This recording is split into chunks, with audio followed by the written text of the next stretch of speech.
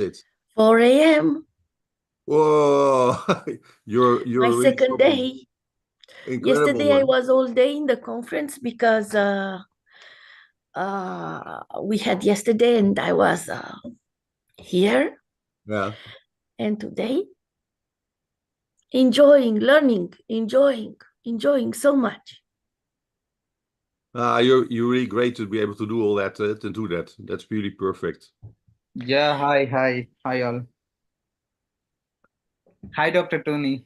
Hi, how are you? Yeah, I just had to change my shirt because we have one of my granddaughters coming over, and just Okay, before the conference started, she spit it on my shirt. So okay. Yeah, Professor Dana, can I start the presentations now? yeah, sure, yeah, Yes, I'm ready for that. Yeah. we have to tell all the listeners that this is non-political meeting Yeah. and any link to any war or political comment will make the the attendant to be taken out from the webinar.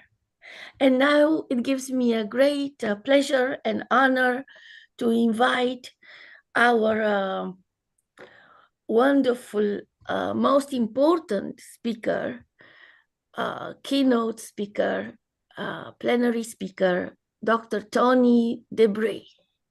We Yeah, will learn a lot from him. Okay, thank you very much. start. I will start the introduction. Okay. Yeah, good morning, everyone. I hope you all enjoyed the day one presentations, and we hope you will enjoy today's presentations as well. We will start with the first speaker, Dr. Tony Debray.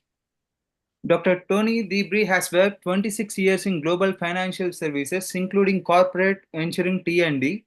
He completed his EEP MBA at Business School at the Wharton School. He has a PhD in BA on digital transformation in FinServ.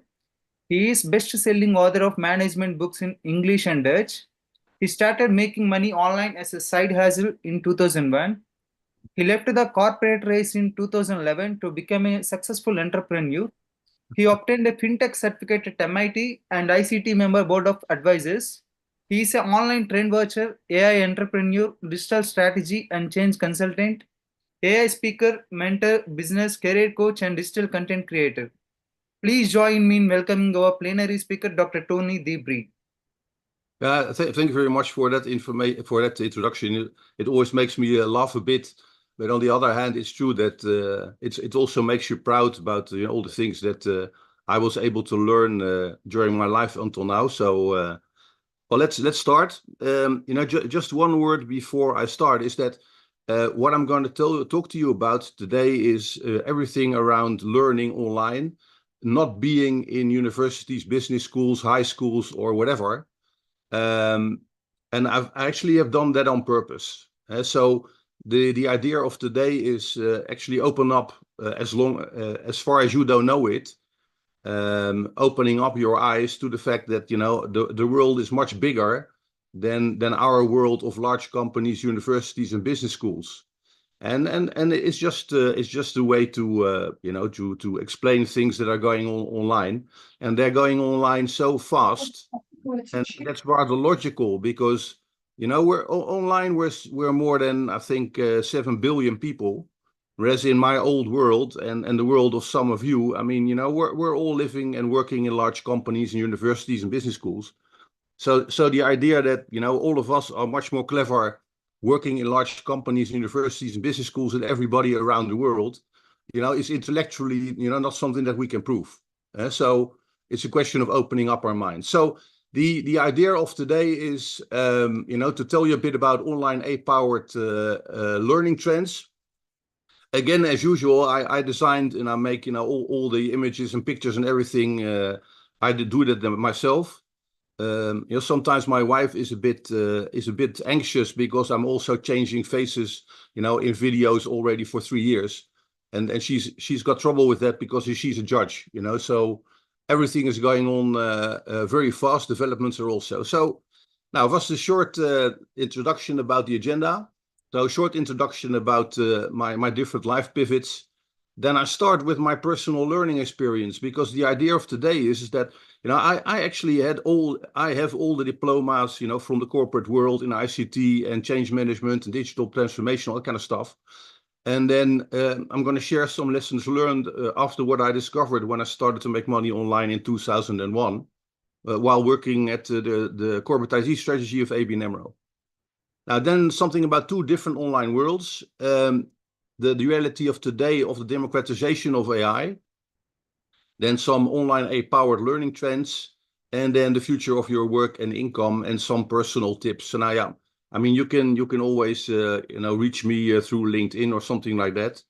And that's a bit the topic of today. Now, I actually started working in e-learning between 1978 and 1985. Now, this is really interesting because at that point in time at the universities, everything around learning was instructor and professor led, and we started I was able to start in the e-learning center in the University of Leiden, which was at that time an expert center on computer aided learning.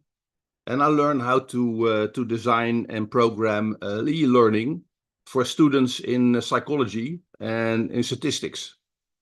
Now, you know that all students are cheating, so what we designed was exams and drill and practices that were randomly organized, randomly generated. So it was still on paper terminals, by the way. There was no idea about screens. So that's what we started to do in between 1978 and 1985. Then I was headhunted by the ABN AMRO Bank to introduce computer-based training and replace expensive internal and external workshops and courses for ICT professionals. And I did a number of stuff in there until I left the corporate world in 2011. Now, the interesting stuff is that I started to make money online in 2001 from home and as digital nomad, as side hustle with short management ebooks. Now, if you look at my LinkedIn profile, it's really funny because most of these ebooks are still very relevant now. Yeah. Then I left the corporate red race in 2011, and what's also might be interesting for all of you is that I left the large dinosaur world. That is that none of my customers are large companies or large organizations, and there are several reasons for that I'll be happy to talk a bit more about offline. But then in 2021, we were all hit online first by ChatGPT and everything that happened. And I decided to change my business model and revenue model. Of course, we also had then COVID. And actually in 2024, so this year, and you can see it actually in the images that I'm projecting, is that, so what I'm doing most of the time now, which is about 1 day a week, is that I'm doing a lot of stuff from our caravan. So, I'm a traveling man. I'm a big fan of Lynyrd Skynyrd and bands from the south of the US. And so starting to do stuff with the Wi-Fi booster in the caravan is really funny because you meet a lot of people. I don't have any office anymore. I've never had any, since 2011. So it's a completely different world. So we're working and learning online, but it's not remote working because there's nothing to remote to. There's no head office or something. I don't have a boss who is overseeing me. We're just working together in virtual organizations and doing stuff that you like and with people that you like. So now this might be something that some of you might shock you, but these are my experiences since 2001, and it's any type of innovation goes much faster online. Which is logical, like I said, because online, except in North Korea and China and a bit in Russia, it's a free internet. So, you can learn with and do something with anybody around the world. Yeah. And so innovation in any type goes much faster. So AI innovation goes much faster online than in our former corporate world, in my corporate former world. What I also discovered in 2001 is that all my corporate hard and social skills were actually irrelevant. Yeah. And that was for a number of reasons. Then the next one is that I also discovered already in 2001 that, our traditional corporate and diplomas and certificates are most of the time irrelevant. So what I'm going to say now is that it's most of the time, because this goes especially for actually social sciences, like economics and management and all that kind of stuff. Of course, it doesn't go for anything that has to do with applicable sciences, like we call that in Dutch. Yeah. Because everything that can be repeated and everything that can be demonstrated by doing it all over again, and every time you get the same result, yeah, of course, then diplomas and certificates might still be relevant, yeah. But if we take the example of us being together here in the conference, I mean, we're not working for the same company, whereas we are doing things together and we're sharing information and relevant knowledge, I hope, without working for the same company, yeah. Now, the other stuff that is really important, that's what my PhD was about in 2001, is that corporate strategy and reference models are irrelevant. Yeah, so that means that anything around lean startup, all kinds of strategy models like BCG model, Michael Porter, etc., is just irrelevant, because it's not a representation anymore of the world we are living in. Yeah. I mean, take an example, positioning. What's positioning, as a company? It's ridiculous. I mean, you can't take a position and then defend yourself or whatever. So the idea about this is that, we have to realize that models are time sensitive. Yeah. So they have to be seen within the area of which it was and in which they were launched. Now, the other one is really interesting also, is that we call that red ocean learning and knowledge. It's irrelevant. Yeah. So, remember that, that in Europe for a very long time, and we thought that the earth was flat. Yeah. I mean, we already know that the world is not flat. So what's really important when we live these very fast changing external worlds, that, that the world is much bigger than that we are looking at. The world is much bigger than we know. And that means that red ocean learning means that you actually learn things that are not relevant or not even true. Yeah. So it's really interesting, because there's a bestseller management book in Holland by one of the biggest tricksters in the world, and she writes a book about about tricking. Yeah. And I mean, what she writes in her book is completely in compliance with her own definition of tricking, because she shares knowledge and experience, which point one is not true, and point two is just, putting people that are buying the book and are following our courses on the wrong track. Yeah. So we call that red ocean learning. So it's not just something that is, doing harmful stuff or saying nasty things about people. It's about what people are saying. Yeah. Now, what's relevant, personal fast learning and right skilling is really key, because in the world, things are going very fast. Now, this is something that I was thinking about when we had a small exchange with one of our colleagues on LinkedIn this morning, on WebLabs this morning, with Francisco, is that, so Peter Senge wrote in the preface of The Living Company in 1997, what he actually wrote was, unlike academics who write about what they thought, practitioners think about what they have lived through, because the source of their thinking is experience rather than concepts. Yeah. So if I take the example of you, Dana, is that, your experience with everything around lasering is very relevant. Yeah. And that's what counts. So when you share your experience about how you do it, then it's relevant. But, people writing about it, yeah, I can write an article about lasering eyes, but I don't have a clue, So I can write down what I'm thinking about it, but you actually live through it, and you live through it, yeah. Now, this is something from Peter Senge in 1997. So that's something that we have to get into, is that, it's not because we're thinking something that is true, yeah. And it's not because I have, all the diplomas in the world. That's what I think is relevant. it's not intellectually true. Now, there are two different online worlds. That's the learner-centric world, and you see all these people, being on clouds, and there's what we call professor-centric world, yeah.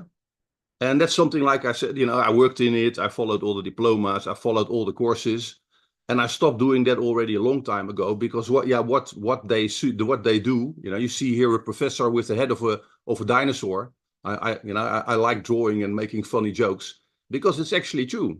If I look at articles that are coming out of Harvard Business Review, all that kind of stuff, excuse me, the word, Donna, the words, but I mean, it's crap. No, it's the same stuff as they were writing in the beginning of the 90s. So, why read it? Why buy it? Why believe it? Why apply it? It's all stuff, yeah?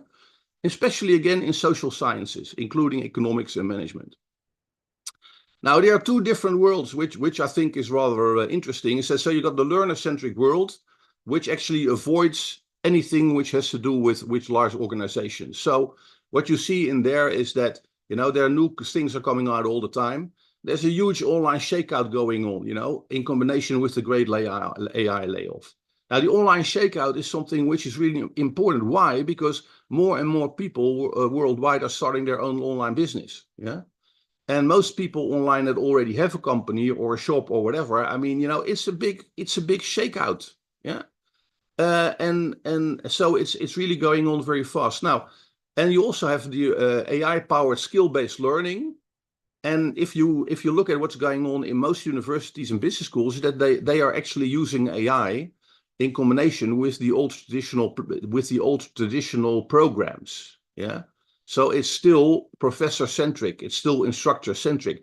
And the idea is, because you're a professor, you're always right, and that's why you teach other people, what they have to learn, and it doesn't really matter if it's true or not, because you're a professor, so basically you're always right. Yeah, that's the way it is looking at.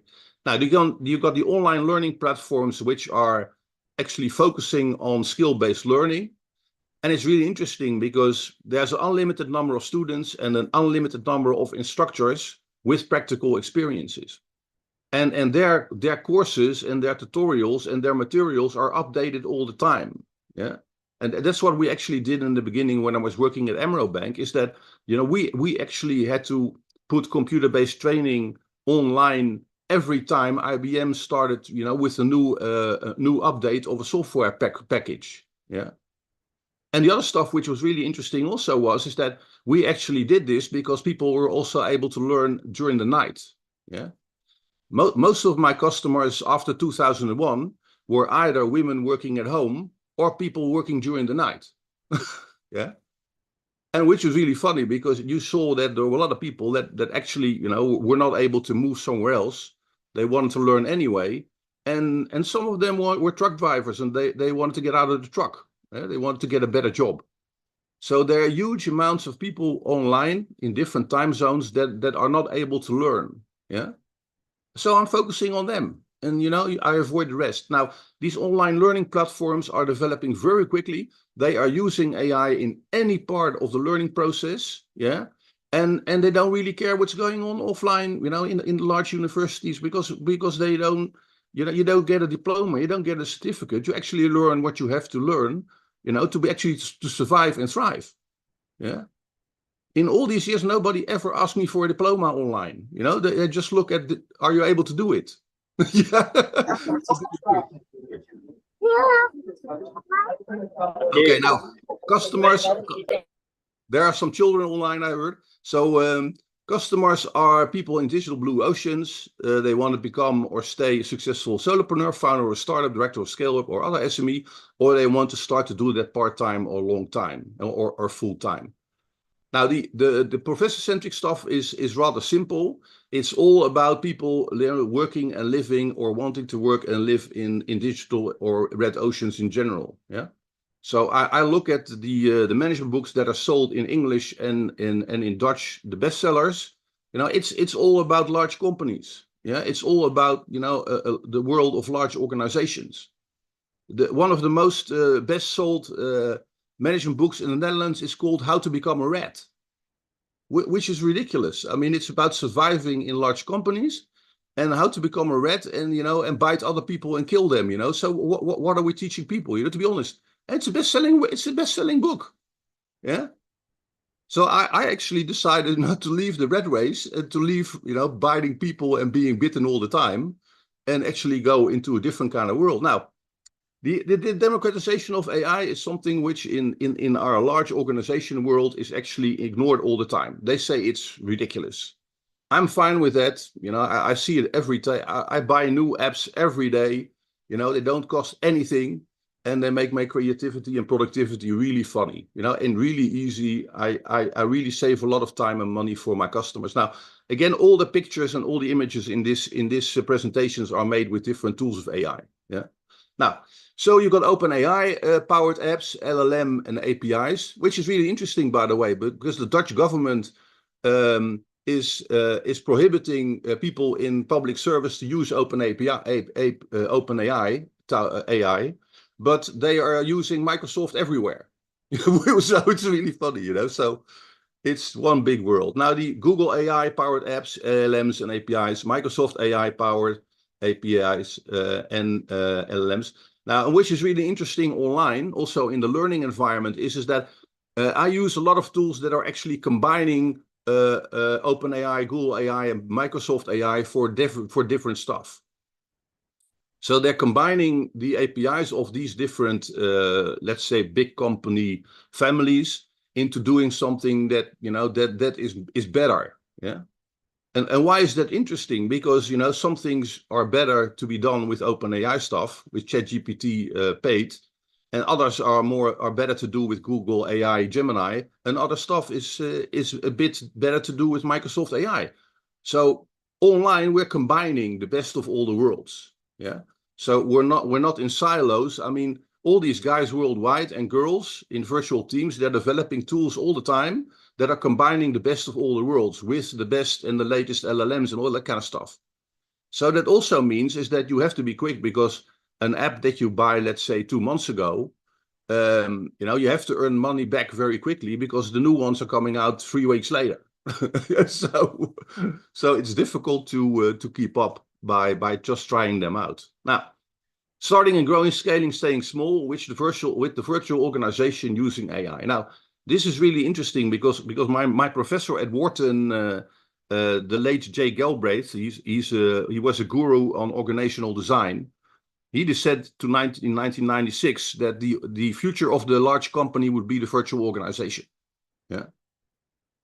Now, the interesting stuff is that when you start anew nowadays, like I did in 2001, I mean, we start as a virtual organization. So I don't have managers. I don't have fixed employees on my payroll. Yeah. And I can do whatever I want without, you know, having my own employees. And that makes us really interesting and really virtual organized. What am I doing? Okay. Now, what are the most important online developments in learning? So again, I'm stressing the word learning. I'm not stressing the word education or instructing, because that's, you know, that's sending. This is learning. Now, it's learner-centric, fast learning. So the world is changing fast. So that means that everything which is going on online in this online, you know, borderless world is fast. That also means everything is short. Yeah, so the videos are short, the ebooks are short. There's a lot of stuff going on around low content. So everything is short. Why? Because you have to learn it quickly. Yeah. And it has to be updated all the time. Now, skill-based learning, personalized learning, which I think is really interesting in terms of what's going on online. It's a democratization of knowledge. Yeah. And I had a discussion with my son last week because we were walking in Normandy. And I tried to explain to him the difference between knowledge, information, and data. Yeah. And so I explained it to him, and I said, look, you know, if I use Google Gemini and I ask questions, what it does is that it looks at data which is gathered online by Google, and it always gives me the answers provided by big companies and universities. Now, knowledge is something, you know, is relevant, and it has to do with experience. It has to do with something which you can be proven and which you actually have or you don't. So now the next thing which I think is really interesting is, and that's what I've been working on since 2001, is that, you know, if learning has to be accessible to everybody, and it has to be inclusive. Yeah. And that's why one of the reasons why I stopped writing management books, because, you know, they're too big, you know, they often the time they're already outdated before they come out, and it's not exclusive because they're very expensive. Yeah. Now, and because of my background and because my father went bankrupt and I went through this cycle myself, everything I try to do is making relevant knowledge and experience accessible to people that actually need it. Yeah.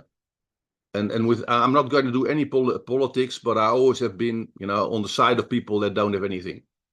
So that's easy, So now the other online stuff is, and I really I really invite you to look up and not to look at each other, is that adaptive cloud-based learning platforms are growing very fast. So not only the known ones like Udemy or or Fiverr or that kind of stuff, but why do I say Fiverr? Because it used to be only things like marketing, but now you can also hire very, very experienced consultants or very experienced teachers for private lessons. So this stuff is going very, very fast. And the other stuff is that you can also now start your own AI-powered learning platform yourself. Starting to sell not traditional stuff, that you can buy everywhere, but you can actually try to make money with relevant experiences and knowledge. And that's what I'm trying to do for the time being. Now, personalized fast learning and right skilling. So what's right skilling? Upskilling and reskilling has to do something with viewed by the company you're working for. Right skilling has to do what's right for you. So if I want to work in a big bank, then I have to right skill myself for working in a big bank. If I want to start my own company, then I have to right skill myself for doing that. Yeah. Now, the future of your work and income, AI-powered work and income trends, the next wave of the great AI layoff. Now, this is really interesting. You don't read anything about it in the large company world, but the great AI layoff is going on at an incredible pace. Even large companies like IBM are laying off ICT professionals by the thousands. Yeah, and the same thing goes for marketing and finance. So it's just going on. The online shakeout, fast-growing online gig economy, fast-growing online freelancing economy, fast-growing online gig and learning platforms. And you really have to act now to ensure the future of your income as relevant AI-powered entrepreneur. And that goes for the students and for everybody that we're trying to learn something. Yeah. And even for us in universities and business schools, if we want to stay relevant, we have to teach people something that they can actually use. Yeah. And not something that that has to do with a very limited part of what's going on in the business world. Now, here's some personal skill tips. This is an image of mine when we were drinking, Italian cocktails during my last holidays in the south of the Netherlands. If you now look at, okay, who do you have to believe? What I'm doing is I follow relevant practitioners. Yeah. So I can follow you, Donna, because you actually are doing it. Yeah. That's relevant. Avoid false experts and harmful tricksters. Avoid any type of red ocean learning. Define and implement the right digital blue ocean strategy. You can do whatever you want online, and focus on that. My LinkedIn profile has everything to do with trying to avoid being approached by people that are living and working in other red oceans. I get offered jobs all the time, and I don't want a job, but they just don't take the time to ask questions or look at your profile. Now, design and build your people-centric AI-powered company right from the start. Find meaning in your work and have fun. It's a fast-changing world. Some developments are really, really, really concerning, but a lot of stuff and a lot of people are going in the right direction. You can get a lot of energy about and from these people. Now, this is something. My last image. I hope I was still in time. So for the large organizations and companies, I'm writing ebooks on demand. So which is really funny because there are a number of ebook publishers worldwide. So they just asked me to write 4 new ebooks for people that are living and working in the large company world and that want to really go on know what's going on. Well, which is interesting because they're short. You can update them all the time, and they're not expensive. So then you really help people. Why should I write a management book of 220 pages costing 26 euros if you can help people actually doing it, instead of talking about it. Well, this was a bit my ideas for today. I hope that it wasn't too confrontational. I mean, we Dutch are rather direct, and that's a question of character, but it's also a question of, now our world is changing very quickly, so there's no time for telling each other stories. I tell stories to my granddaughter, yeah, but we shouldn't do that in reality, I think. Well, thank you for your attention, and if there's any questions, I'm happy to do that. Open to answer them. Thank you, Tony, for another brilliant presentation. I learned again so much. Tell me, I know I asked you before, if I want to publish an ebook, where should I go? Well, I think there are several things. I think so. The first question I would ask you is that, for who is it? What's your target group? Yeah, that's the most important question. General public. And then that I mean, that's still very short, very generic. But the reason why I ask you the question is that that there are ebooks published by large publishers, yeah, but it's actually a digital version of the real book, yeah. So knowing you a bit, my advice would be, is to do it yourself. Right, like with engines, like with Lulu or some. Yeah. Because the thing is that, and this has something to do with the online shakeout, is that if you use Lulu or you use Amazon, that kind of stuff, yeah, I mean the competition is really high, and again that's the reason why you should share your real practical experiences. Yeah. You don't use Amazon or Lulu or whatnot. I don't do it because I in my digital blue ocean, people find me anyway. Yeah, so I'm doing some stuff with my own sites, and because I'm only working 8 hours a week, I'm going to give a lot of stuff online away. Yeah, but my advice to you is that really focus on who you want to reach, because it might be that sharing your experiences by recording little videos is very relevant in your area, because it might be that if you show how to do something, then people can really learn. Yeah. And so again, then the question is, who is your target audience? Because if you want to share your relevant practical experience with peers, then showing people how to do something using video tutorials is probably much better than writing an ebook or distributing an ebook. One of my little advices would be is to turn things into low content. I don't know if you know what low content is. No, what is it? Well, low content is very popular since about 7 years, and low content is things like how to do lists or checklists, or very, very practical stuff. Yeah, people that things that people can print. So you share your relevant knowledge and experience on how to do something in your work, and then you show it, or you also share that in low content ebooks, for instance.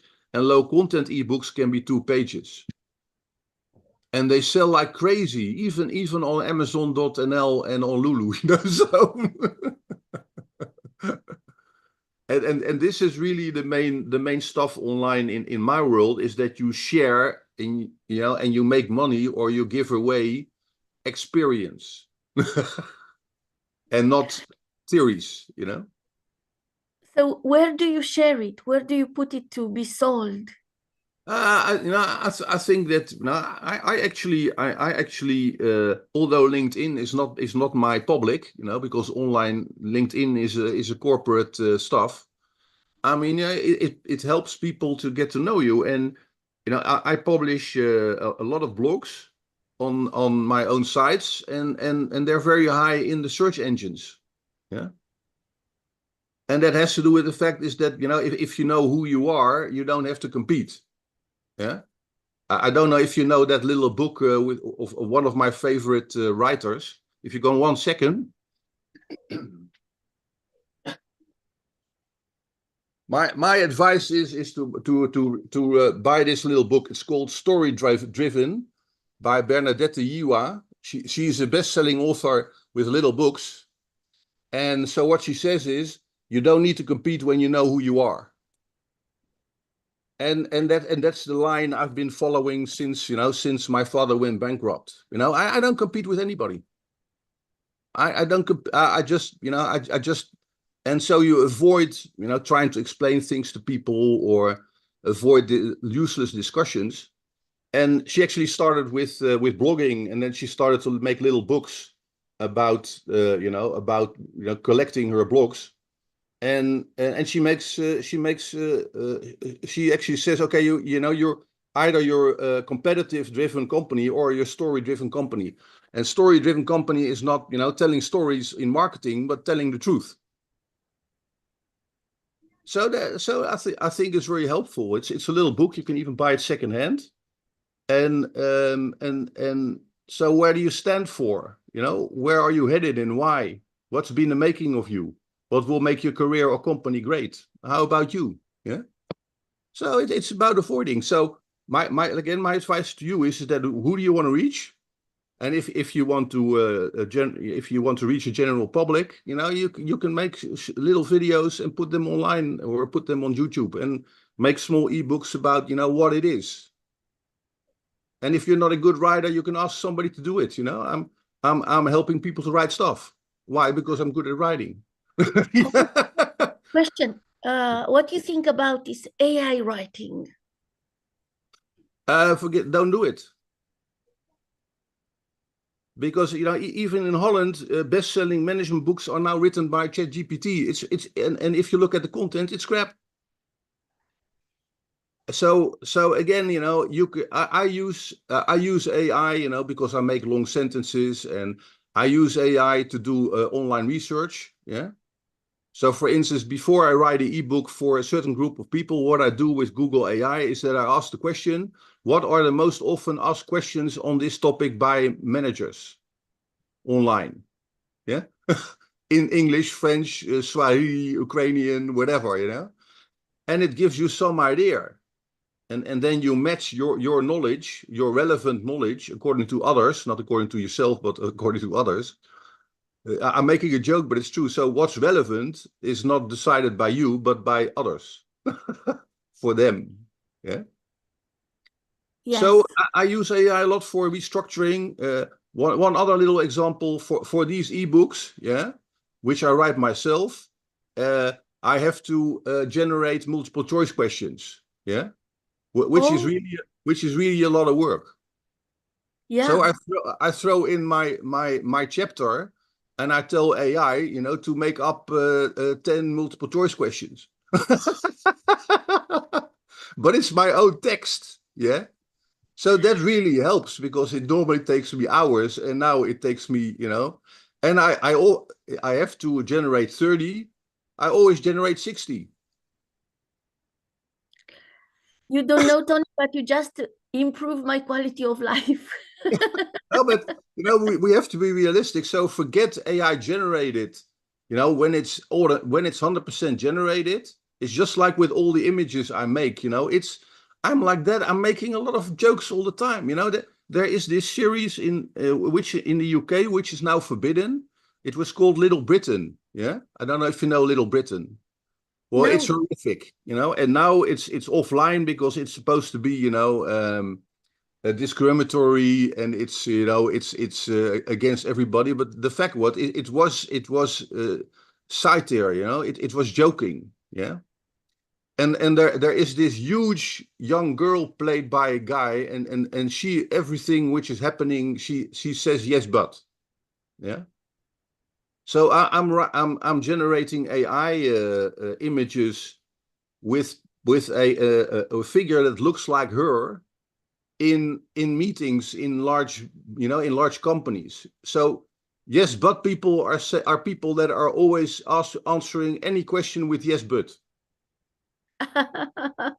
So you're in a meeting and somebody says yes, but, or you're in a webinar, somebody says yeah, Tony, yes, but, yeah, and they kill everything, So I'm writing a little ebook about how to identify and avoid yes, but people. Oh. Which, by the way, can also happen in a personal relationship. So if you're with somebody that is telling you yes, but all the time, get the hell out of the relationship. So it always comes down to human creativity. It's just the way it is. If you want to make, I'm making paintings with AI, but it's still me. I have to learn how to use the brushes and the color. Yeah, but I'm still making them. So don't generate content with AI. Use it, to make your own content better, and use it, to help other people to do the same thing. So the joke with the multiple choice questions is not a joke, it's reality. Wow. It's fantastic. That's fantastic. I have to make those questions. So sure. The headache of it and just to have them generated is just fantastic. And the thing is, it's still your knowledge. It's not, it's not generic. So what you do is you throw a chapter in, or even a small ebook or whatever, but you do it per chapter, and you just say, okay, give me 10 questions. And for instance, in my case, the answer all of the above is not allowed. Yeah. So Yeah. I have to give them multiple choice questions with 4 different options, and only one can be correct. So what I do is say, generate 10 multiple choice questions about this chapter, and the answer of all of them above is not allowed. Yeah, I'm making very long sentences because of my high school background. So I sometimes use AI to make the sentences shorter, but I still then correct it myself. I always am at the end of anything. It's me. It's not somebody else. And that's where it's humans are underrated. It will not replace human creativity. It will replace stuff, which is basic. Yeah. Dr. Tony? Yeah. Yeah, sorry for interrupting that. We have got 2 minutes left of the presentation. Yeah. I'm open to any questions. You can always ask me questions on WhatsApp. Everybody listening, or on LinkedIn. I'm not much on email, to be honest. So I hope this was a bit useful, and I think it was a very nice question, interesting question, Diana, because it's about how you use technology. It's not about technology itself. Yeah. And all this crap from large IT companies, everything has to be IT driven. It's ridiculous. You're not going to automate a dinosaur. It's why would you do that? A last remark about this: that in 2019 there was an article in Harvard Business Review written by 3 guys from McKinsey, and they had interviewed 300 CEOs of large companies, and they said that the culture of the company was still the biggest internal bottleneck for implementing any big change in a large company. Oh, we already know that for 4 years that's the case. So the question is, how do you change a culture in a big company rather quickly? We already know that for 30 years also. So yeah, that's one of the reasons I stopped going into that kind of environments, because I keep on hearing the same stuff. We know the answers, but we don't apply it. So, just so. And then the last one, the biggest business trend online is staying small. Yeah. So when you're older like me, you take on weight rather easy, and it takes a long time to get it away, and then you start to eat again, and you become fat again. And I mean, it's with companies, it's the same. So we are in the niche of how to have your company grow and serve more customers without becoming a bureaucracy. And it's much more interesting because that's the empty field. But that's a field since 2001. You know, how to avoid to become fat and slow and internally focused. That's the new world, you know, trying to find out solutions to things that people are actually worried about, you know. Thank you very much. Thank you, Dr. Debris. Thank you so much. It makes me think at our New York, Dutch city, how efficient it is. And I think of you and New York. I can see the similarities. Manhattan, you know, the Dutch city of Manhattan and you have the efficiency. But also, efficiency. I also have to, last remark I wanted to make. I And always artistic as well. You're an artist. You're an artist. You know, but the thing is that we there's a backside to that, is that, you know, I always say to people coming, you know, looking at Dutch, the unfortunate thing is that, you know, most of us are trying to make money out of the most horrible stuff. Yeah. So we're for instance, for the time being, we're the biggest producer of pills, of drugs. Yeah. Most of the most horrific porn sites are hosted in the Netherlands. Yeah. We actually started with slavery. You know, we started with tax innovation. So at the end of the day, I always say to external people, you know, you have to look at where Holland is located. Yeah. And we are located, you know, at the end of rivers. And so our idea of, you know, a lot of us historically are doing anything to make money. Yeah. Which often is very creative, but we do horrible stuff. Yeah. Oh. And I always say, you know, we even sometimes are selling our mother-in-laws. Yeah. No. If we make money. And then I always add, and sometimes that's not a bad idea, you know. So. Yeah. Yeah, Dr. Tony. Yeah, go ahead. Yeah. Yeah. Thank you. But where is Jungen? He's not there. Where is Jungen? Yeah, Jürgen is there now. Hello. Hello, Jungen. Hey, Dana. Hi, Tony. Hi, Jürgen, how are you? I'm good, thank you.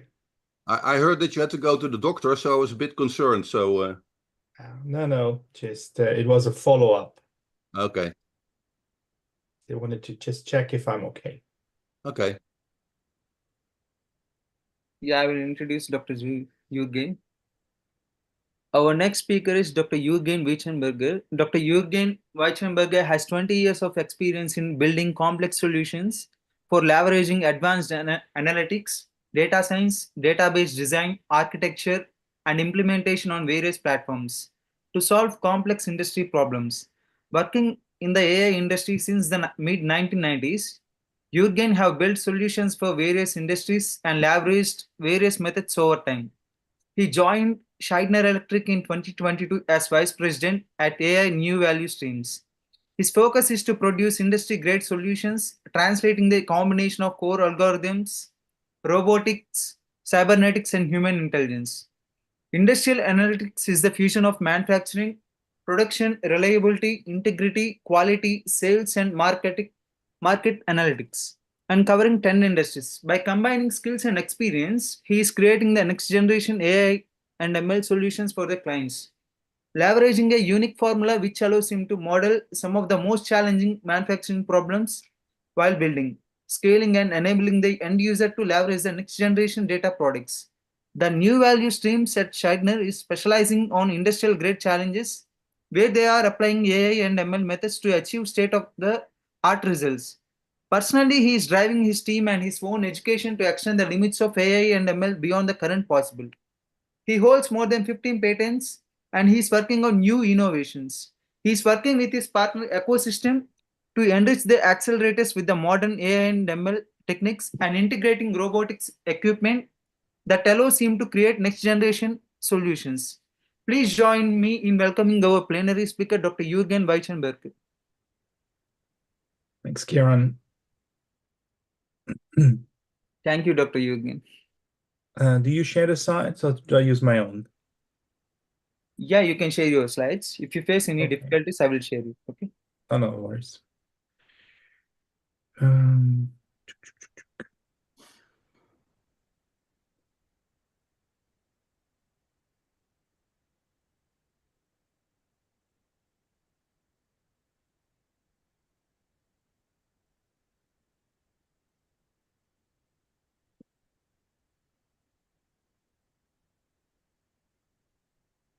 Can I share from my end, Dr. Jürgen?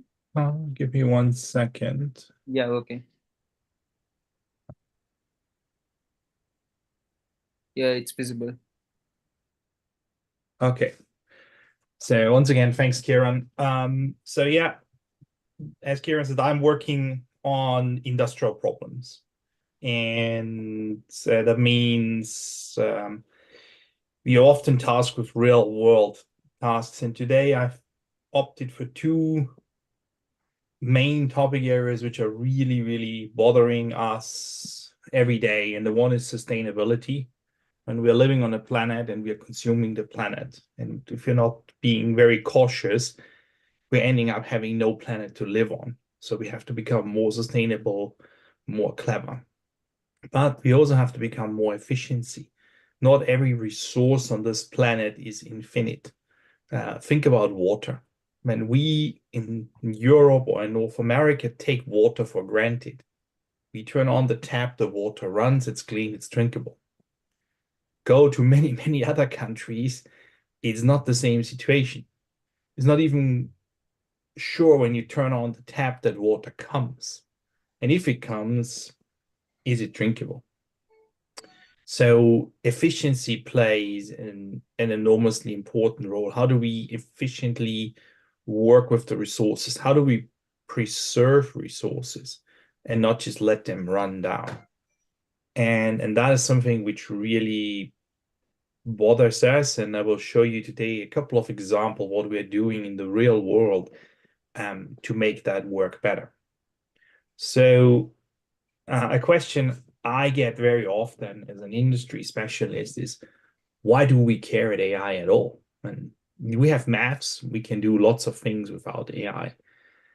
It's potentially true that maths can help you in a lot of different ways and you get elegant solutions. But the one big problem maths has, it's reactive. It doesn't have the ability in the first instance to look forward. Yes, you will say artificial intelligence is also maths, but it's not what we would call the first principle maths. It is a different sort of form of which allows us to look forward. And for us, when we'll be able to looking forward, it opens opportunity. It gives us the ability to do things in a different way. It allows us to sense issues. It allows us also to avoid that we need to shut down a desalination plant to fix something. Instead, we can either remotely fix it or we can use a robot. Kieran said it, I'm working also on robotics. I was just using part of my holidays to visit an upcoming robotics company in China. And I was very, very surprised what Mr. Wang's team is doing and what they have built silently the last 10 years. And they have integrated generative AI already in the robots. So it's really, really interesting. But so all these things start really making a huge things. And so that's why I said is we really believe that AI and data science have transformative potential. We're saying potential because it's still room to prove.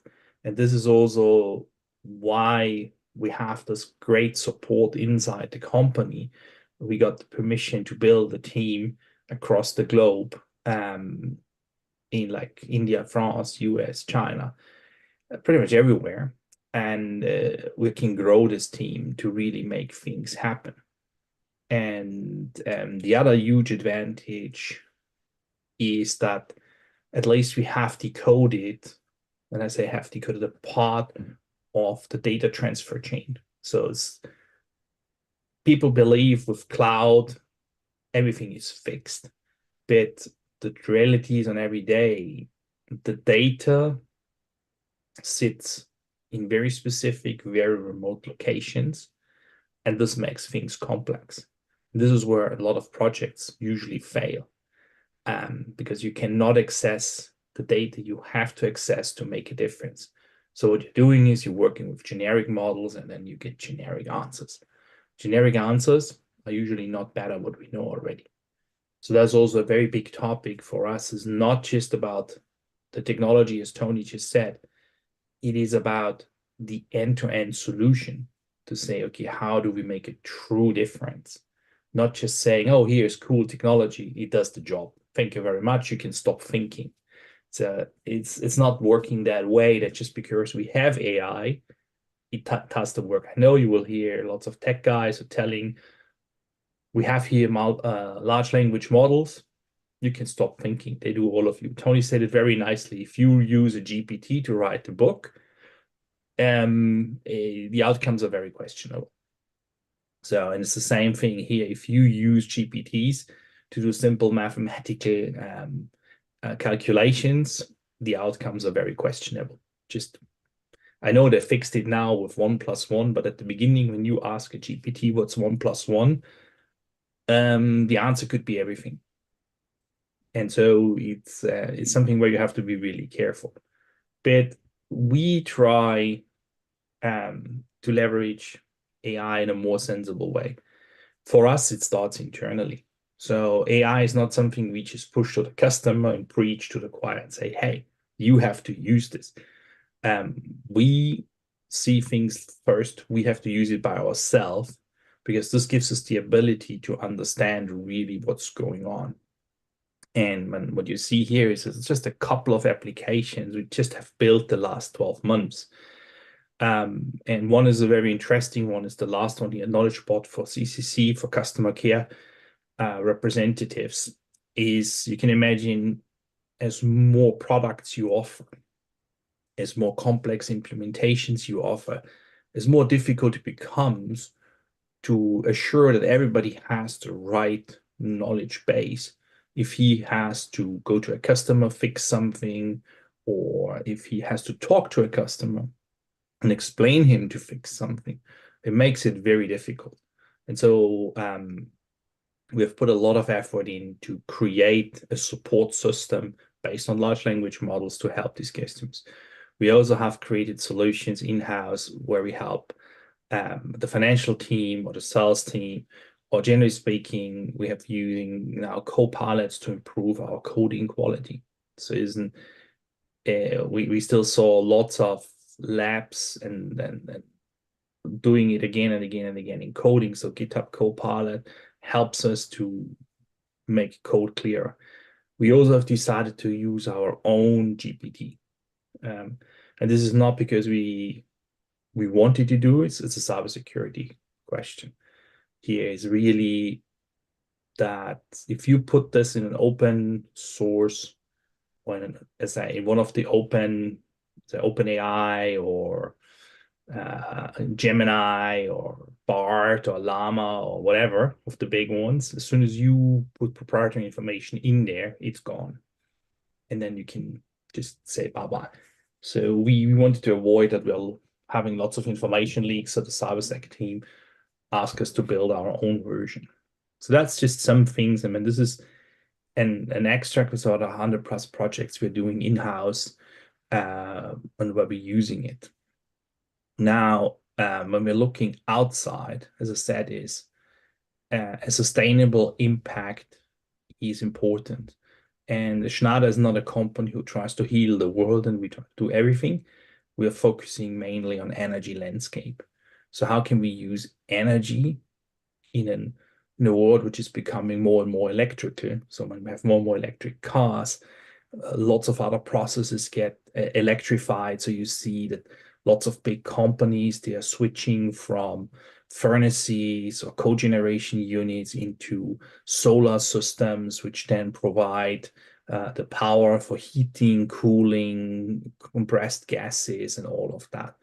And so this requires a lot of different thinking.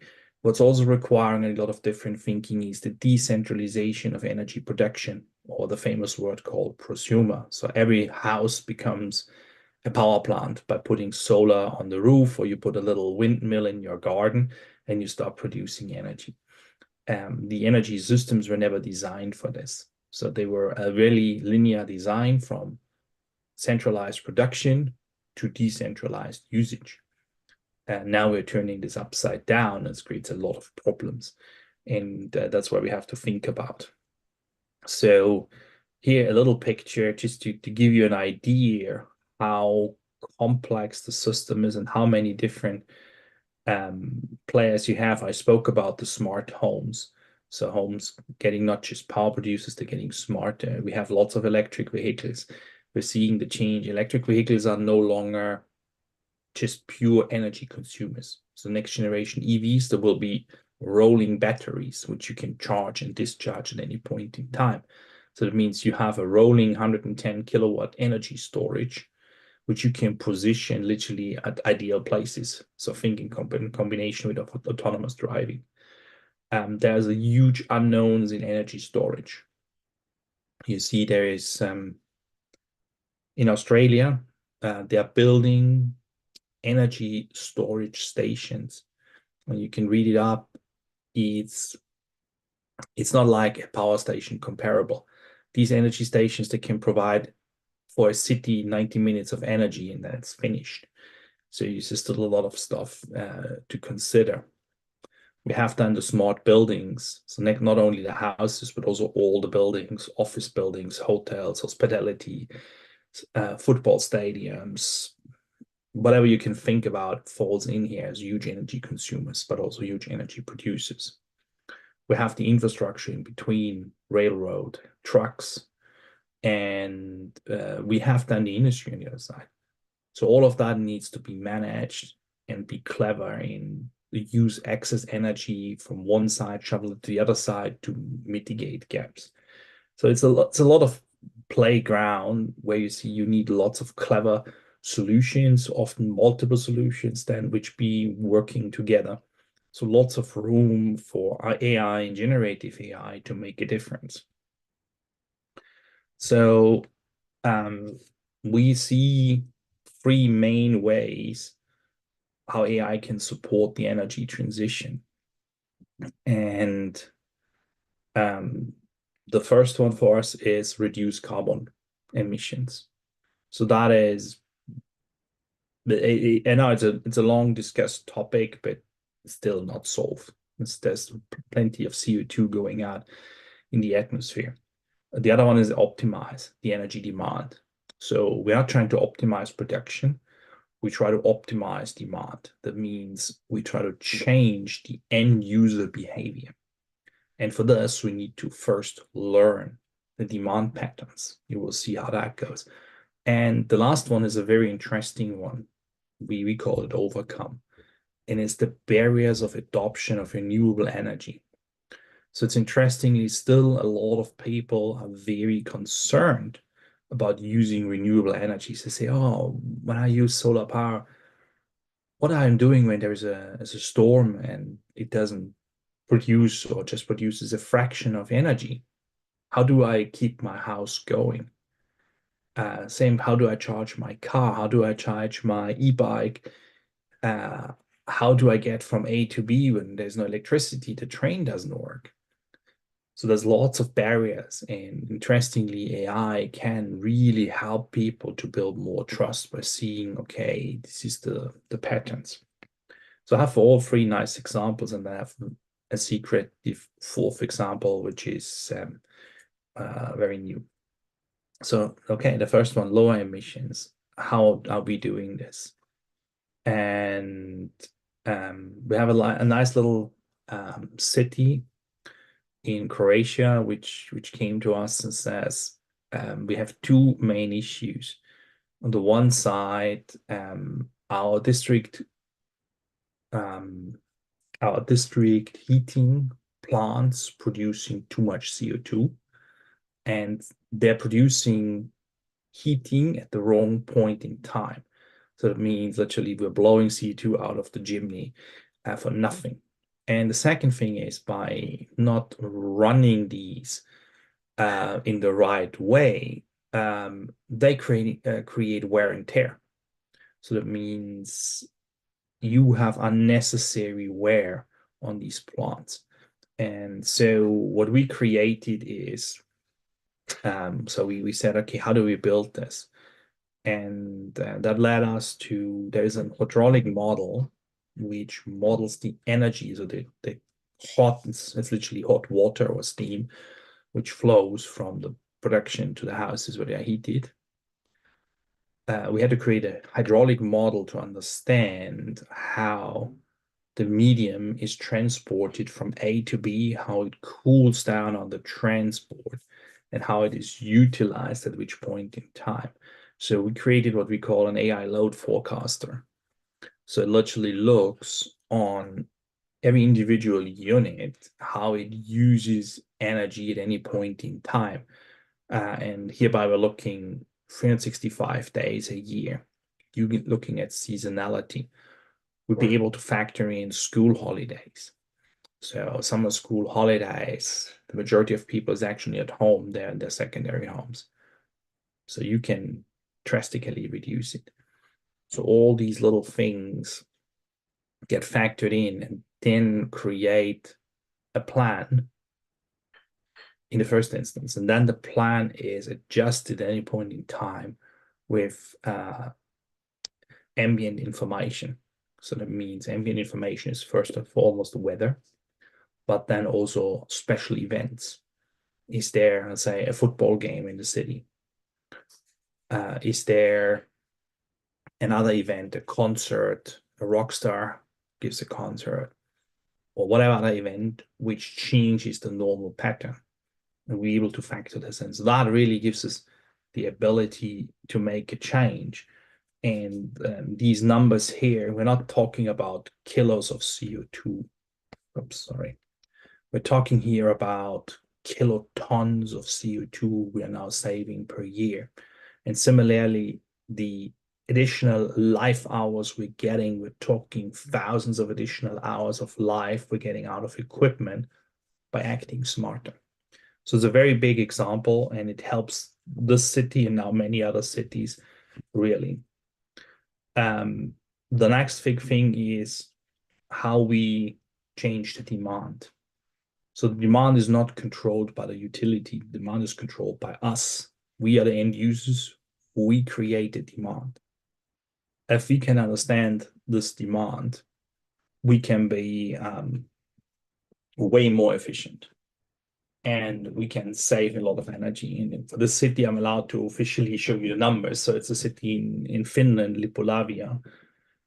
And they came and said, we believe you're not doing well. And when you look at the numbers, yeah, they haven't done very well. They wasted 60% energy.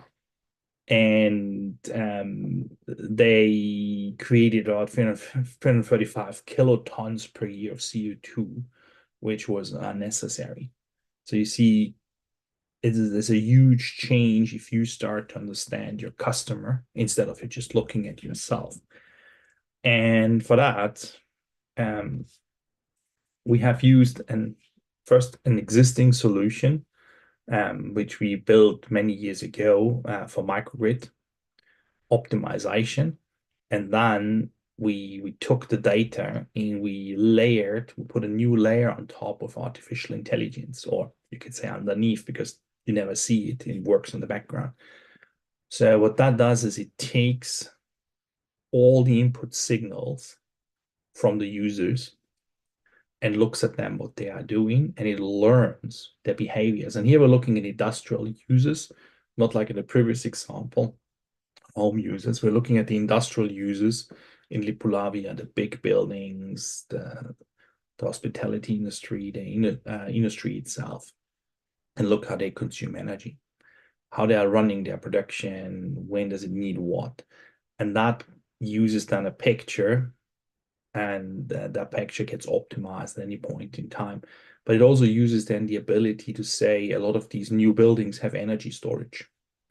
So when do I charge batteries? When do I use my battery charge? When do I give charge back to the community or to others and make things better? So here's really, it's not, again, a one way, it's a bi-directional way. You consume energy, you give energy back if you have excess energy, and make that work at any point in time. So, and a highly interesting bi-directional optimization path, which is able to react in real time to any point in a sort of form of changes. And the last example I brought today is the breaking down of barriers to get sustainability scaled. So how do we convince people that this is the right way to go and they're not losing anything when they're using these new technologies? One of our acquisitions is a company called Qmerit, and they have created a solution. Well, they have started, we finalized it, is on you have a home which is 50 years old and you want to electrify, you want to bring charging and everything in. So for a lot of homeowners, it comes to question, is my switchboard in the house capable of all these new fancy stuff? And that often already is the first hurdle where they shying away and say, you know what, it's 50 years old. I don't want to do that. It's too much work. It's too expensive. I just simply don't want to do it. So we came with a very simple solution. We said, guys, look, just take a picture of your panel and we tell you in seconds that what you can do to improve your home to make it more sustainable. And this comes off a validated foundational model, which then literally says, okay, it knows exactly what it sees, what is there, and how can it act upon forward. So you really try to make the things for these people simple. They don't need to be afraid that they're running up a bill of 20,000 euro just for changing the switchboard in the house and the main fuse to enable an electric charger. So we can give them really proper advice, demystify, and support them in the right way. So it's really demystification where we're using AI to make that work. And it's with very simple large vision models, for example, which are working in that space. And the last example is something we revealed to the world very, very recently. We call it PLC programming Copilot. So if you run a car, you have lots of little computers in there. Yes, they're going to change it now to one big computer, but it doesn't make any difference. If you have 80 little computers or one big computer, that thing has to be, these 80 ones have to be programmed, or the one big one has to be programmed. Programming these PLCs is an art. It's very difficult, and there's not many masters around who can really make a huge difference on that. And the ones we have, they're all hitting retirement age. So we're getting really nervous on how can we maintain high quality programming skills. So we've started to create another foundational model, which is tailor-built to do PLC programming. And when you can say, you ask OpenAI can write PLC code, no problem. But as Tony previously said, it's the same about like you want to write the book. The majority of this code is just rubbish. You can't use it because it's based on some generic inputs, and that allows it not really to do anything meaningful. So we had really to get to a point to say, okay, before you code, you need to understand the problem. So what is the business problem the person wants to solve? So this is one of the advantages of PLCs. They are very flexible. They are like a control computer. And you can put a ton of different logic in there to control your car manufacturing line. But you need to understand the business problem. And if you can't understand the business problem, you cannot write code. So you see the dilemma. The writing the code is actually not that complex. It is understanding the business problem, breaking it down into modules, and then orchestrating again all the modules that are working together. So there's a huge challenge to work with. And what we achieved so far is that I always said we're not killed the job, but we made them more effective. So we were able to take away standard tasks from these guys so that they can spend the time on the real hard stuff, which the machine cannot do today. And then while they are working on the hard stuff, we're using reinforcement learning in the background to learn from what they do and how they build. So we continuously, so we have you could call it a modified RAG architecture to continuously ingest new knowledge into the code generation engine and into the problem solving engine to understand, okay, this is how you demystify that problem and how you come up with a meaningful solution. And that really makes a difference because it's not only an one-off, it is a solution now which learns with every task from the experience of the guys who are soon to be retired. And it becomes a training platform for the next generation people. So they can learn from the experience, plus they can build their own, and it flows in. So that means that system's going to become more and more intelligent over time. But don't be afraid, it doesn't develop its own brain. It's very specific for coding and nothing else. So it doesn't take control of the world. So people are now thinking, okay, we're building here some Terminator, sci-fi, Cyberdyne system stuff. No, that's not what we are doing here. But it really helps in two ways. It makes people more effective, and it helps us to capture knowledge. And that's a huge topic because capturing knowledge is not easy. So now comes one big other thing which I want to just raise your awareness. We've spoken about how many cool, good things AI can do, what generative AI can do. What we have not mentioned is this comes with a cost. So generative AI specifically relies on GPUs. And a GPU has between 10 to 100x more energy demand than a CPU. So take the simple example I mentioned earlier of 1 + 1. If I ask my Casio pocket watch 1 + 1, it takes about a watt of energy to tell me it's 2. If I ask a generative AI solution 1 + 1, it takes at least 1 GPU, which equals to 400 watts of energy to respond to the task with an uncertain outcome. Yes, I might get now 2 in most of the cases, but as it's a probabilistic system, I can also get something different. So you see, we got from 1 watt to 400 watts. And that creates a big issue, because if we would follow the energy requirements all these new data centers are pulling up around the world, we would consume more energy than the world produces at the moment. So we are a huge, huge problem. And that is what we are trying to attack with one of our partners, Compass. How can we make data centers itself more energy efficient?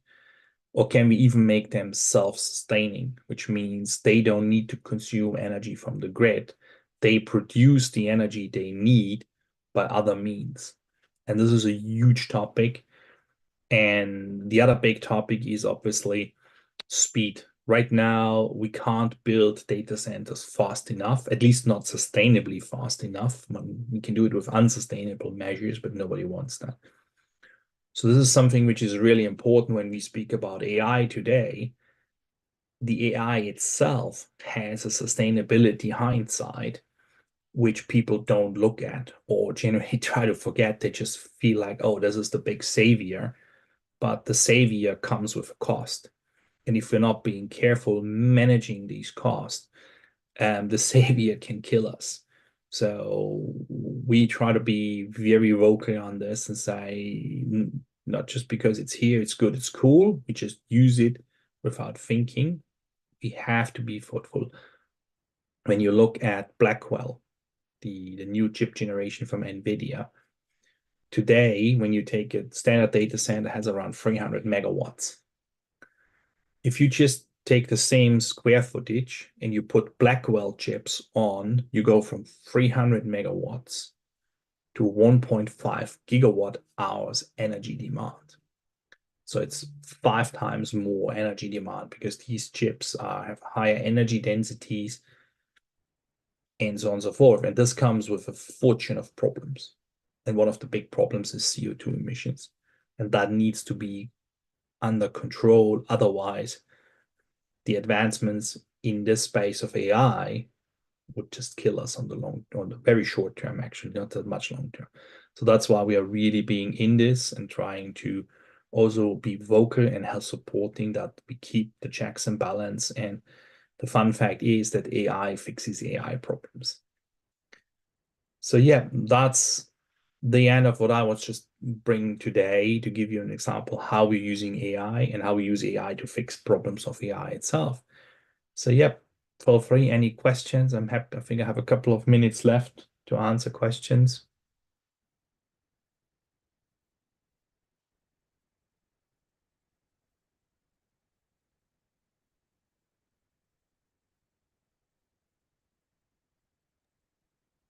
So thank you, Jürgen, for that. I have a couple questions I'd like you to answer. With the AI technology, can you speak, what is the future of finance and AI maybe 20, 30 years down the line?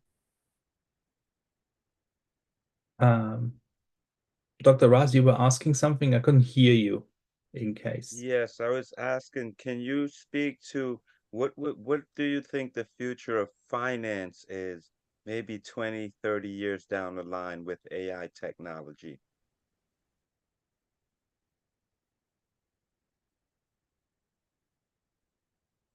Kieran, could you hear? Yeah, it's little bit. Dr. Raz, could you please speak a little bit louder? Okay, sorry about that. I was asking about the future of technology with AI. What do you think in 20 years, what is the finance going to look like, global finance? It's currently very difficult to project because when we are reaching the limitations of silicon as a raw material for chips on the one side, but there's already a next generation evolution with graphene chips coming. And graphene has in many ways advantages because of the temperature it operates on, the temperature it can suggest, and also the transistor density. So how many transistors can we put on a micro inch?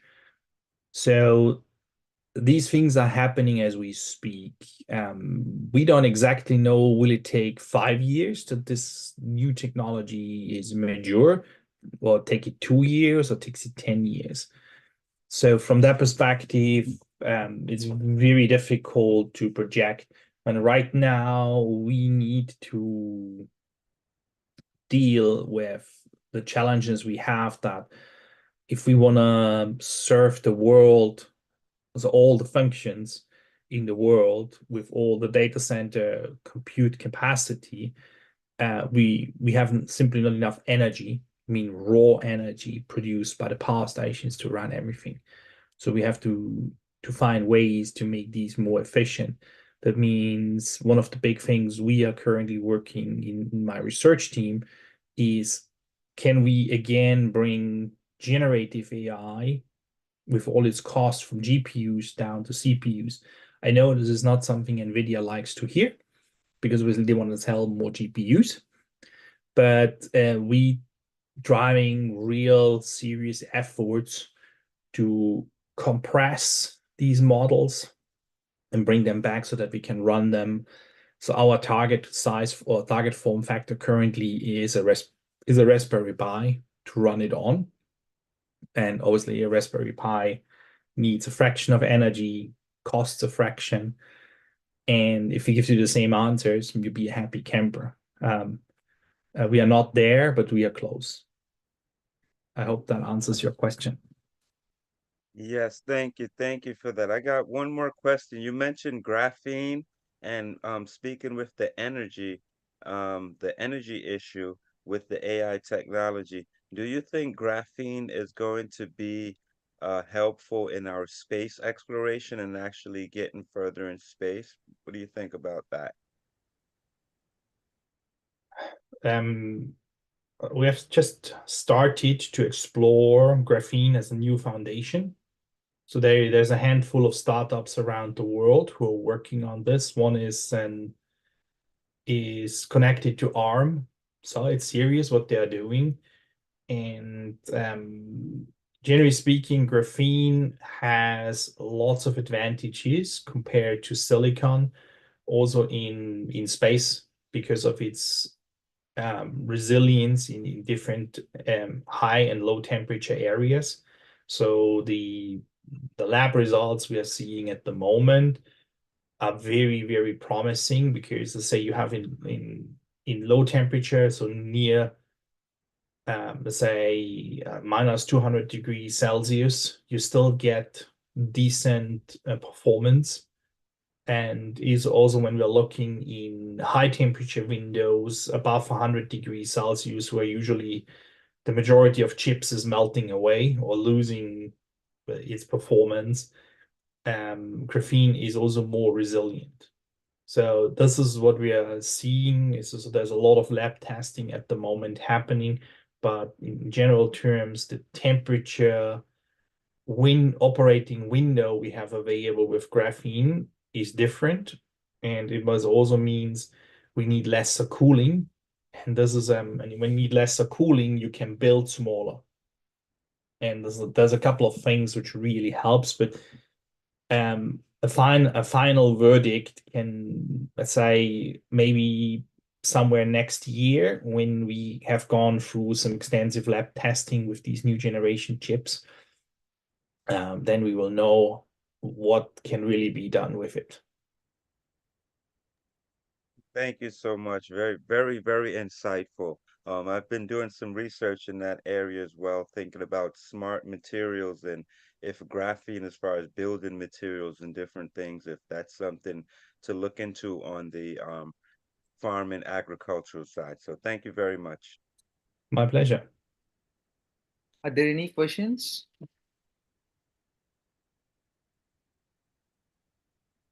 Thank you very much for a great presentation, Dr. Eugen. My pleasure, Kieran.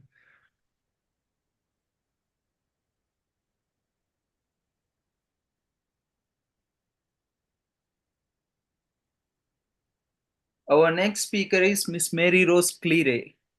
Miss Mary Rose Cleary is a seasoned data strategist with a unique blend of experience in big data, knowledge management, and international affairs. Her passion lies in leveraging data and analytics to solve complex challenges and unlock value of diverse organizations and global initiatives.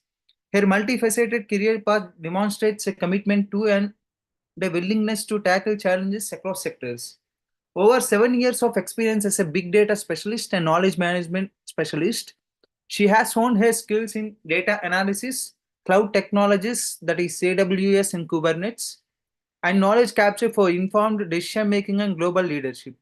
She holds an EMBA from Quantic School of Business and Technology and a certificate in Big Data and Social Analytics from MIT. Additionally, she possesses a diverse range of certifications in areas like project management, international law, leadership, and fashion design, showcasing her experienced skill set. She is committed to using her expertise in data, knowledge management, and international affairs to tackle the world's most pressing challenges. Please join me in welcoming our keynote speaker, Ms. Mary Rose Cleary.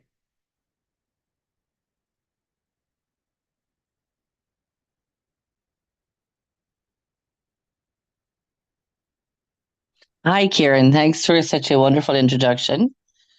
Thank you very Just much. bear with me. Yes, Mhm. ma'am. Just going to share my screen with you. Yeah, please, please. Mhm.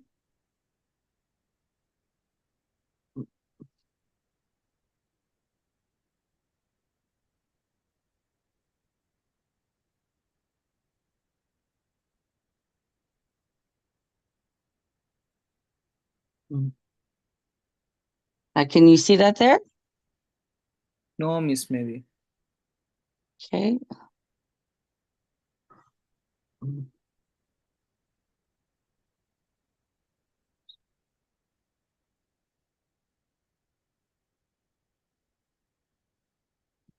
Mhm.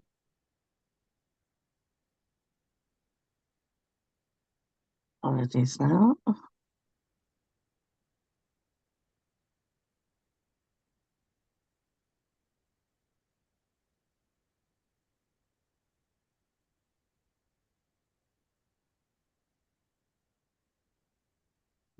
Mm.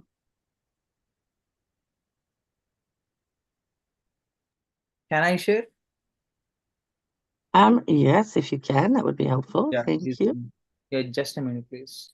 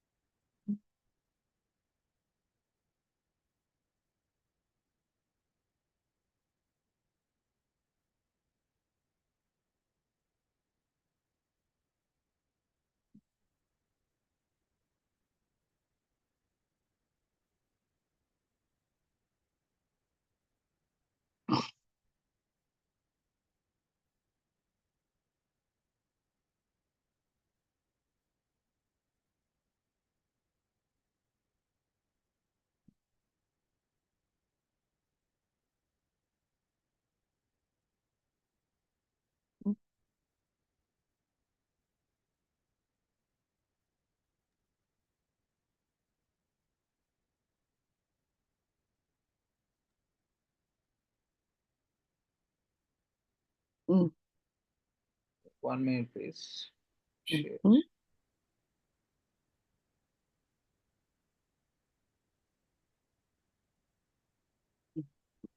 Mm.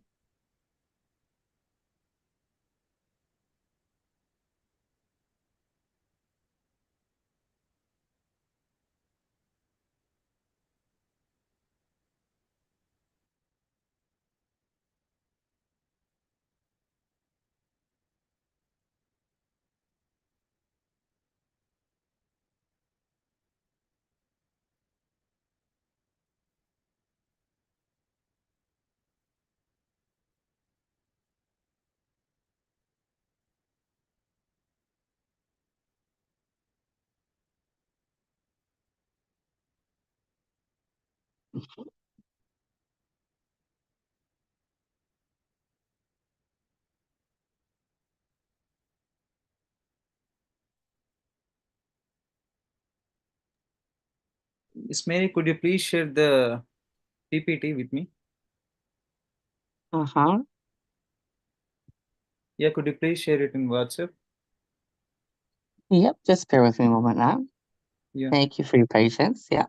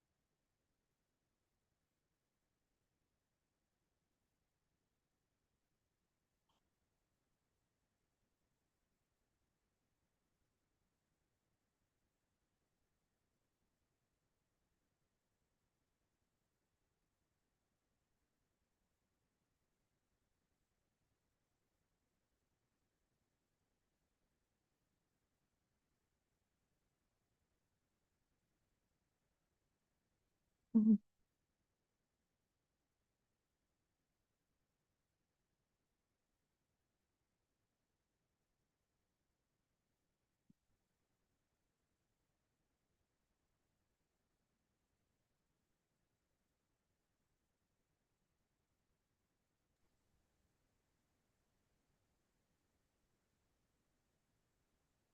Are you able to see my screen?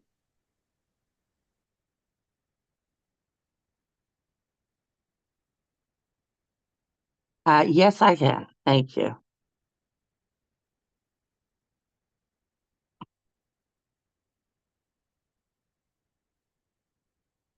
Mhm. Okay, wonderful. Listen, thank you so much for your patience and for that wonderful introduction. And a big thank you to you for your organization and putting together such a great selection of topics and fellow speakers, such enthusiasm and knowledge for AI developments. So today I'm going to be talking to you about natural language processing, or NLP, an area that's undergone a meteoric rise, evolving from niche academic disciplines into the cornerstone of artificial intelligence. Its ability to bridge the gap between human language and machine understanding has revolutionized countless industries and applications. But primarily my focus, I will be delving into the journey of NLP from a strategic perspective, looking at techniques and applications across diverse domains, including a brief overview of the Olympic Games, city planning, and urban development. We'll also look at the current landscape of AI tools leveraging NLP and big data, as well as, of course, the promising future of NLP. You know, according to global markets, today, the NLP world occupies $1 billion stake and is estimated that by 2030, it will reach 156.8 billion US dollars. And by 2025, over 85% of large organizations plan to adopt NLP, driven by various factors. So next slide, please. So as NLP has evolved significantly over the last few years, especially, some of its basic applications still include real-time language translation, spam filters for emails, voice assistants and chatbots, text summarization, autocorrect features, sentiment analysis, and much more. While incorporating a range of techniques and strategies, NLP leverages common techniques such as tokenization, the breaking down text into individual words or subwords, stop word removal, which eliminates common words that carry little semantic value, stemming and lemmatization, reducing words to their root form. Of course, part of speech tagging, assigning those grammatical labels to words, very important. Named entity recognition, identifying class and classifying named entities. Dependency parsing, analyzing the grammatical structure of sentences, of course, are very important, which brings us into sentiment analysis, where determining the sentiment expressed in text is ever increasing. And then machine translation, on from that again, translating text from one language to another. All of which, of course, helps in the text summarization, which generates concise summaries of lengthy texts, as well as text generation, creating new text formats from existing content. Now, these techniques, combined with advancements in machine learning, have enabled NLP systems to achieve remarkable capabilities. And some of the leading strategies driving NLP in 2024 are, could we move on to the next slide, please? Thank you. The advancements in large language models, LLMs. So the architectures enhancing LLMs allow for the development of more efficient and powerful architectures like transformers with a focus. Sorry, can you hear me? Oh, no. Wait.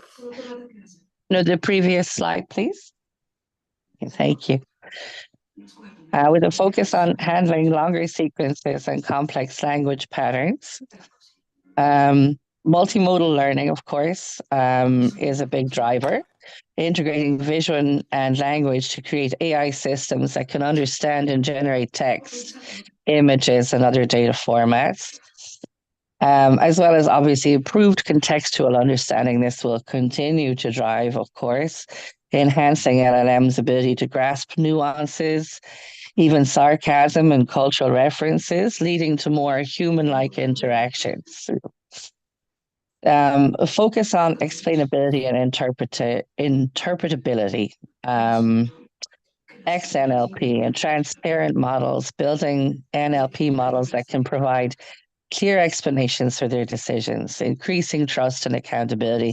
And this is a big one in terms of driving strategic decision-making for approaches and buy-in to NLP as a developer for certain AI approaches. Also, you have bias mitigation, developing techniques to identify and reduce biases in NLP models, which ensures a level of fairness and equity, as well as auditing those models to implement rigorous evaluation process is to assess model performance and identify potential issues. Yep. Our next driver, of course, is low resource language support, where you have a level of transfer learning, leveraging knowledge from high resource languages to improve performance in low resource languages. Augmenting data to generate synthetic data to increase the amount of training data available for underrepresented languages, where training data being made available is key, of course, as well as multilingual models and developing models that can handle multiple languages simultaneously, which in a post-Brexit world will certainly enhance global accessibility. You also have domain-specific NLP. Industry-tailored solutions like specific domains like healthcare, finance, or law are creating NLP models that excel in tailoring specifically to their industry.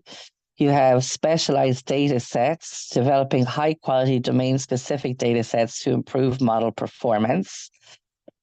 And knowledge graph integration, combining NLP with knowledge graphs to enhance information extraction and reasoning. There's a high demand for these activities. Another driver is ethical considerations, of course. This is a hot topic, I think, currently, where privacy protection and developing those robust data privacies and implementing measures to safeguard sensitive information, bringing us to a responsible use of AI, adhering to those ethical guidelines and principles, and ensuring that responsible use of AI systems is put in place. As well as, of course, leading on from this, evaluating the potential social and economic impacts of NLP applications, looking at the real social impact that these developments are bringing about. These all come under serious ethical considerations as we move forward, of course. From that, we do have a level of active learning, which keeps our human-in-the-loop approaches relevant and fresh. You're combining that human expertise with machine learning to improve the model performance efficiently and constantly pushing it forward and driving the advancement and the learning available and possible. You then have, of course, your iterative development is still relevant, where human feedback and evaluation continues to refine models, as well as human AI collaboration, where creating systems that humans and AI will work together to achieve better outcomes. There is, of course, as we are all aware at this stage, a high demand for NLP for real-world applications, such as conversational AI. You have chatbots, virtual assistants, and developing more natural and better engagement with these particular areas, as well as sentiment analysis. Leveraging NLP to understand public opinion and customer feedback is, of course, a very large driver as well. Text summarization, creating concise summaries of lengthy documents, which feeds into your machine translation, improving the accuracy and fluency of machine translation systems. And by focusing on these strategies, researchers and developments can drive significant advancements in NLP and unlock new possibilities for AI applications across various industries. And this brings us back to why these strategies are drivers and why NLP itself is important. We must remember that at their core, computers are very basic. They do not understand human languages. And to enable machines to think and communicate as humans would do, NLP is the key. It is through this technology that we can enable systems to critically analyze data and comprehend differences in languages, slangs, dialects, grammatical differences, nuances, and more. Now, while this might seem rudimentary, the refining of models with abundant training data optimizes results, further enabling businesses to deploy them for diverse purposes, including uncovering critical insights from in-house data, deploying automation to simplify workflows, communications, and processes, personalization and hyper-personalization of experiences, implementing accessibility features to include differently abled people into computing ecosystems, or fueling innovation in niche domains such as clinical oncology, fleet management and supply chain, data-driven decision-making in autonomous cars, for example, and much more. The next slide, please. So the Olympic Games offer a unique platform for showcasing the power of NLP. By analyzing vast amounts of textual data from news articles, social media, and athlete interviews, NLP was able to provide valuable insights for athletes, coaches, and organizers. I actually attended some of the games in Paris and can attest to the feat of organization and high functionality that the French capital put together for the occasion. Among some of the key prominent features were performance analysis, extracting those key performance indicators from textual data to identify trends and patterns in athlete performance. Sentiment analysis, by monitoring social media sentiment, organizers gauge public opinion and identified possible issues. Language translation, of course, facilitating communication between athletes, coaches, and officials from different countries. And event summarization, generating concise summaries of events, is helpful in keeping stakeholders informed and engaged as ever. Next slide, please. So taking this further, and instead of large program and project management activities like hosting the Olympics, NLP is largely implicated in city planning and urban development. NLP is transforming the way cities are planned and developed. This is very much a reality, not simply an ideal. By utilizing NLP techniques in their leading development strategies, cities can gain a deeper understanding of their residents' needs and preferences. For example, city engagement.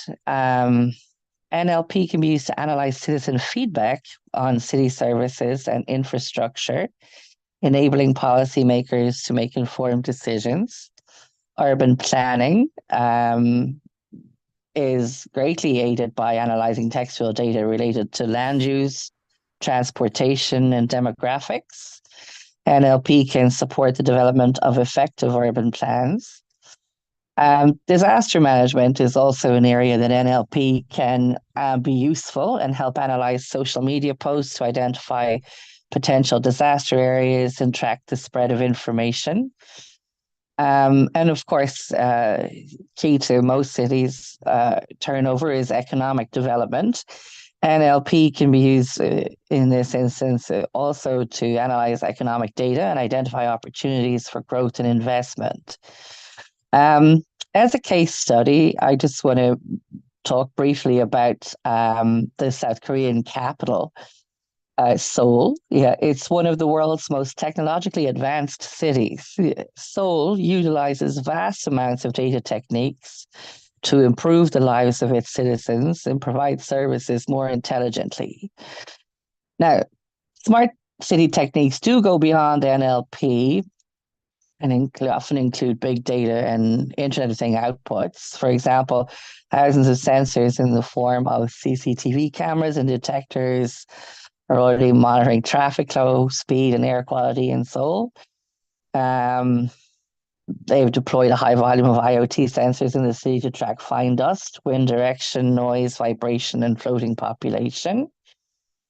Seoul's smart city platform for the mayor's office is something of note, I think, certainly. The mayor's office in Seoul is equipped with a huge touchscreen. It can be voice activated and it shows the current state of the city at a glance. The innovative system is called a smart city platform and can also be accessed with a smartwatch, tablet PC, mobile device, and smart TV.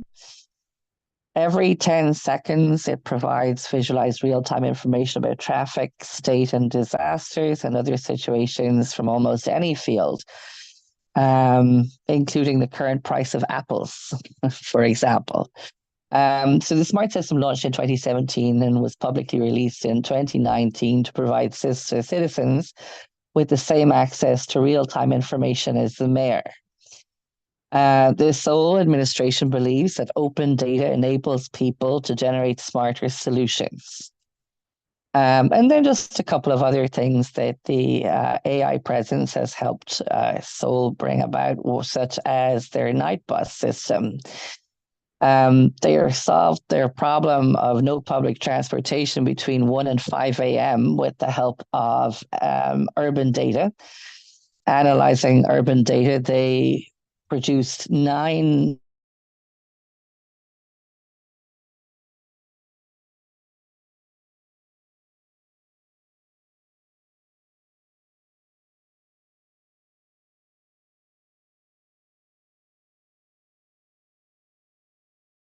of their healthcare strategy. The Seoul metropolitan government decided to install devices in homes of senior citizens with poor health living alone. The sensors detect motion, temperature, humidity, and lighting in real time. If no movement or unusual activity are noticed, are detected, you're notified to visit the house. With the help of such monitoring, high-risk emergencies can be detected early, and a lot of lives of elderly citizens saved.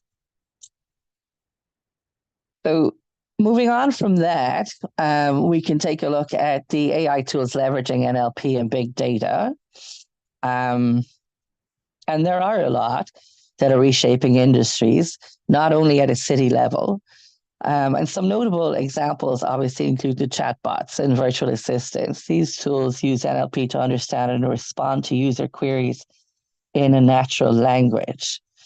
The sentiment analysis platforms as well analyze large volumes of text data to extract sentiment insights, as well as machine translation tools, providing accurate and efficient language translation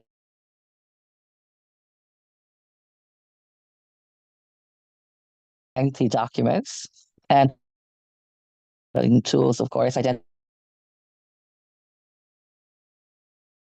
main topics. Now, from a strategic perspective, I want to take just a closer look at the uses of the currently hyper-popular chatbots and smart assistants. So the chatbots society to engage with the user language, the way a person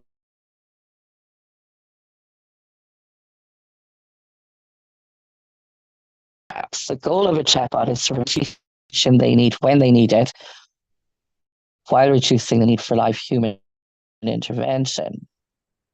Artificial intelligence and NLP technologies allow systems to understand a user's request in their own words in an engaging conversational dialogue. NLP-powered chatbots, which can be thought of as another form of smart assistant, respond to textual inputs as with other agents, how the system understands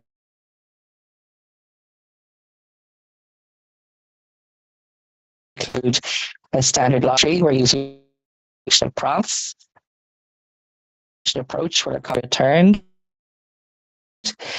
according to the keyword identified, a machine learning approach that uses large data sets to train the system, a symbolic AI approach that uses natural language technology to understand the intent and context of the query, and a hybrid approach that leverages multiple. Many businesses, the chatbot is the primary communication channel on the company website or app. It's a way to provide always-on customer support, especially for frequently asked questions. Today, we can't hear the word chatbot and not think of the latest generation of chatbots powered by large language models such as ChatGPT. And in contrast to the NLP-based chatbots we might find on a customer support page, these models are generative AI applications that take a request and call back to the vast training data in the LLM they were trained on to provide a response. It's important, of course, to understand that the content produced is not based on a human-like understanding of what was written, but a prediction of the words that might come next. That's why applications like ChatGPT are more suited for creative tasks, such as generating a first draft, writing code, or summarizing texts, rather than tasks that rely on a specific domain or knowledge base, as many customer service-oriented chatbots do.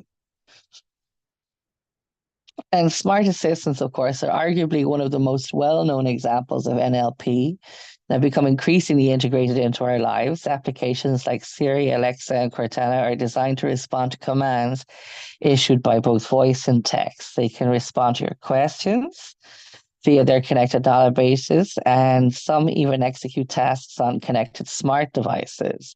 These applications actually use a variety of AI technologies. NLP breaks down into parts of speech. Natural language understanding allows machines to understand language, and natural language generation gives machines the ability to speak. Ideally, this provides the desired response. Still honing these kinds of technologies, of course, and compared to chatbots, smart assistants in their current form are more task and command oriented. Things to consider for approaches to NLP, or areas that NLP hasn't fully yet resolved yet, would be the benefits and challenges of NLP. With an augmented approach to NLP, of course, we have lots of benefits, such as increased documentation efficiency and accuracy, where NLP-generated documents accurately summarize any original text that humans can't automatically generate. It can also carry out repetitive tasks, such as analyzing larger chunks of data to improve human efficiency. You also have the capability to automatically create a summary of large and complex textual content. Natural language processing can be used for simple text mining tasks, such as extracting facts from documents, analyzing sentiment, or identifying named entities. It can also be used for more complex tasks, such as understanding human behaviors and emotions. A large benefit we are all benefiting from. NLP is useful for personal assistants as well. So as Alexa, we mentioned this just recently, enabling the virtual assistant to understand spoken word commands. It also helps to quickly find relevant information from data sets containing millions of documents in seconds, which is a huge benefit from a business perspective, where businesses continue to upgrade their engagement with software to actually draw out the benefits of NLP. For example, their use of chatbots for customer assistance. NLP can be used in chatbots and computer programs that use artificial intelligence to communicate with people through text or voice. The chatbot uses NLP to understand what the person is typing and respond appropriately. They also enable an organization to provide 24/7 customer support across multiple channels. And this, of course, is becoming ever increasingly popular. Performing a sentiment analysis is simpler with the current tools of NLP. Sentiment analysis can be used for categorizing and classifying social media posts, for example, or other text into several categories, whether they're positive, negative, or neutral. Or also used, of course, in the finance world in terms of predictions. Advanced analytics insights is where we're headed there, that were previously out of reach, have come into reach, which is a huge benefit of all of these developments. The recent proliferation of sensors and internet-connected devices has led to an explosion in the volume and variety of data generated. And as a result, many organizations leverage NLP to make sense of their data and to drive better business decisions. So some of the challenges to consider when looking at NLP as part of your approach would be things like misspellings. And natural languages are full of misspellings, typos, and inconsistencies in style. For example, the computer is compounded when you add accents or other characters that are not in your dictionary. And of course, language differences,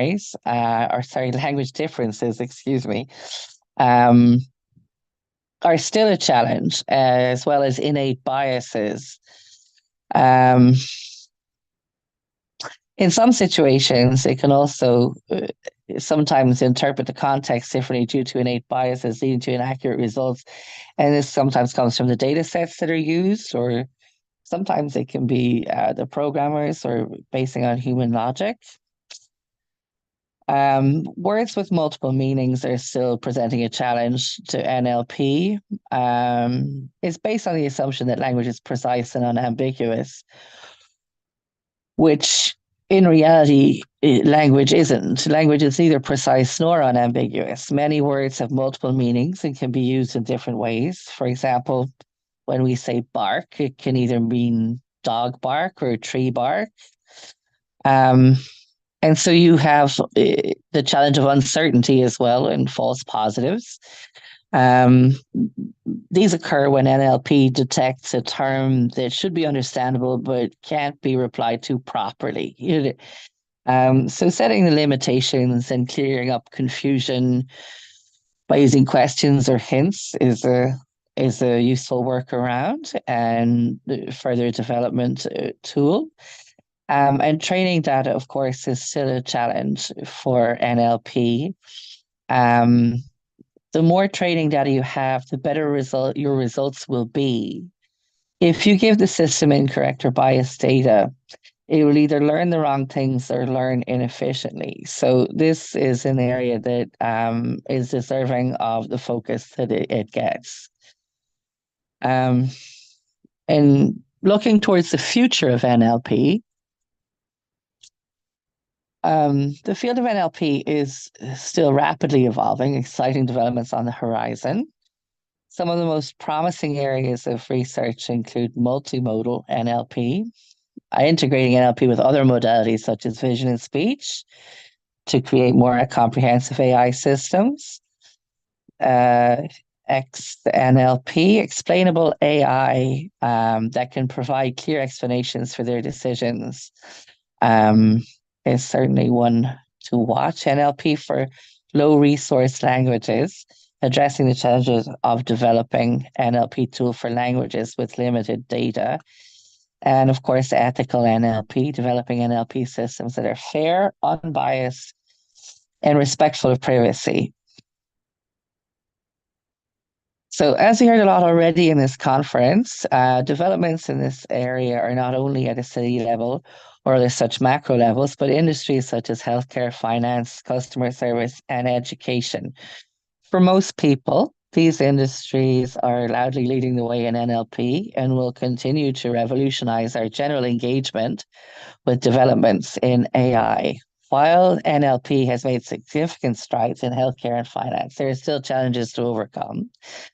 And these include data privacy, data quality, and the development of robust explainable models. Despite these challenges, of course, the potential benefits of NLP in these industries are immense. By addressing these challenges and using our decision-making to move forward and continue to invest in research and development, we can unlock the full potential of NLP to improve patient care, enhance financial decision-making, and drive innovation. So the journey of NLP has been remarkable, and its impact on the world is only beginning to be realized. As NLP continues to advance, we can expect to see more innovative and transformative applications emerge. By understanding the core techniques, strategies, and challenges of NLP, we can better appreciate its potential and contribute to its future development. So thank you so much for your attention.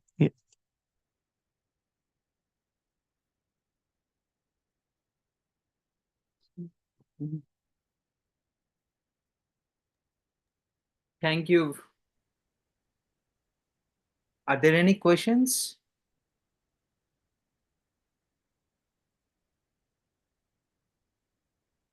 Thank you very much for a great presentation, Ms. Mary. Thank you very much, Kieran. Thank you. Yeah, our next speaker is Professor Rodolfo Valaga. Professor Rodolfo is a management engineering senior manager, executive consultant specialized in digital innovation startup, university professor at the Polytechnic of Milan, University of Turin, and author of publications for International Journals of Electronics Business, I1 Solo 24 Ore. For some years, he has been dealing with artificial intelligence, trained in AI at the Caron Business School of Chicago. He has worked in NLP, prompt engineering, and AI-generated video. Today, he is recognized by LinkedIn as top artificial intelligence voice. Please join me in welcoming our speaker, Professor Rodolfo. Hello, everybody. Can you hear me? Yes, we can hear you. Thank you, Kiran, for your kind presentation, and thanks for your organization. I will share my screen with the slides. Just a few seconds. Yeah, thank you, Professor. Yeah, you can go ahead. Okay. Are you able to see my presentation? It's visible. Perfect. Thank you.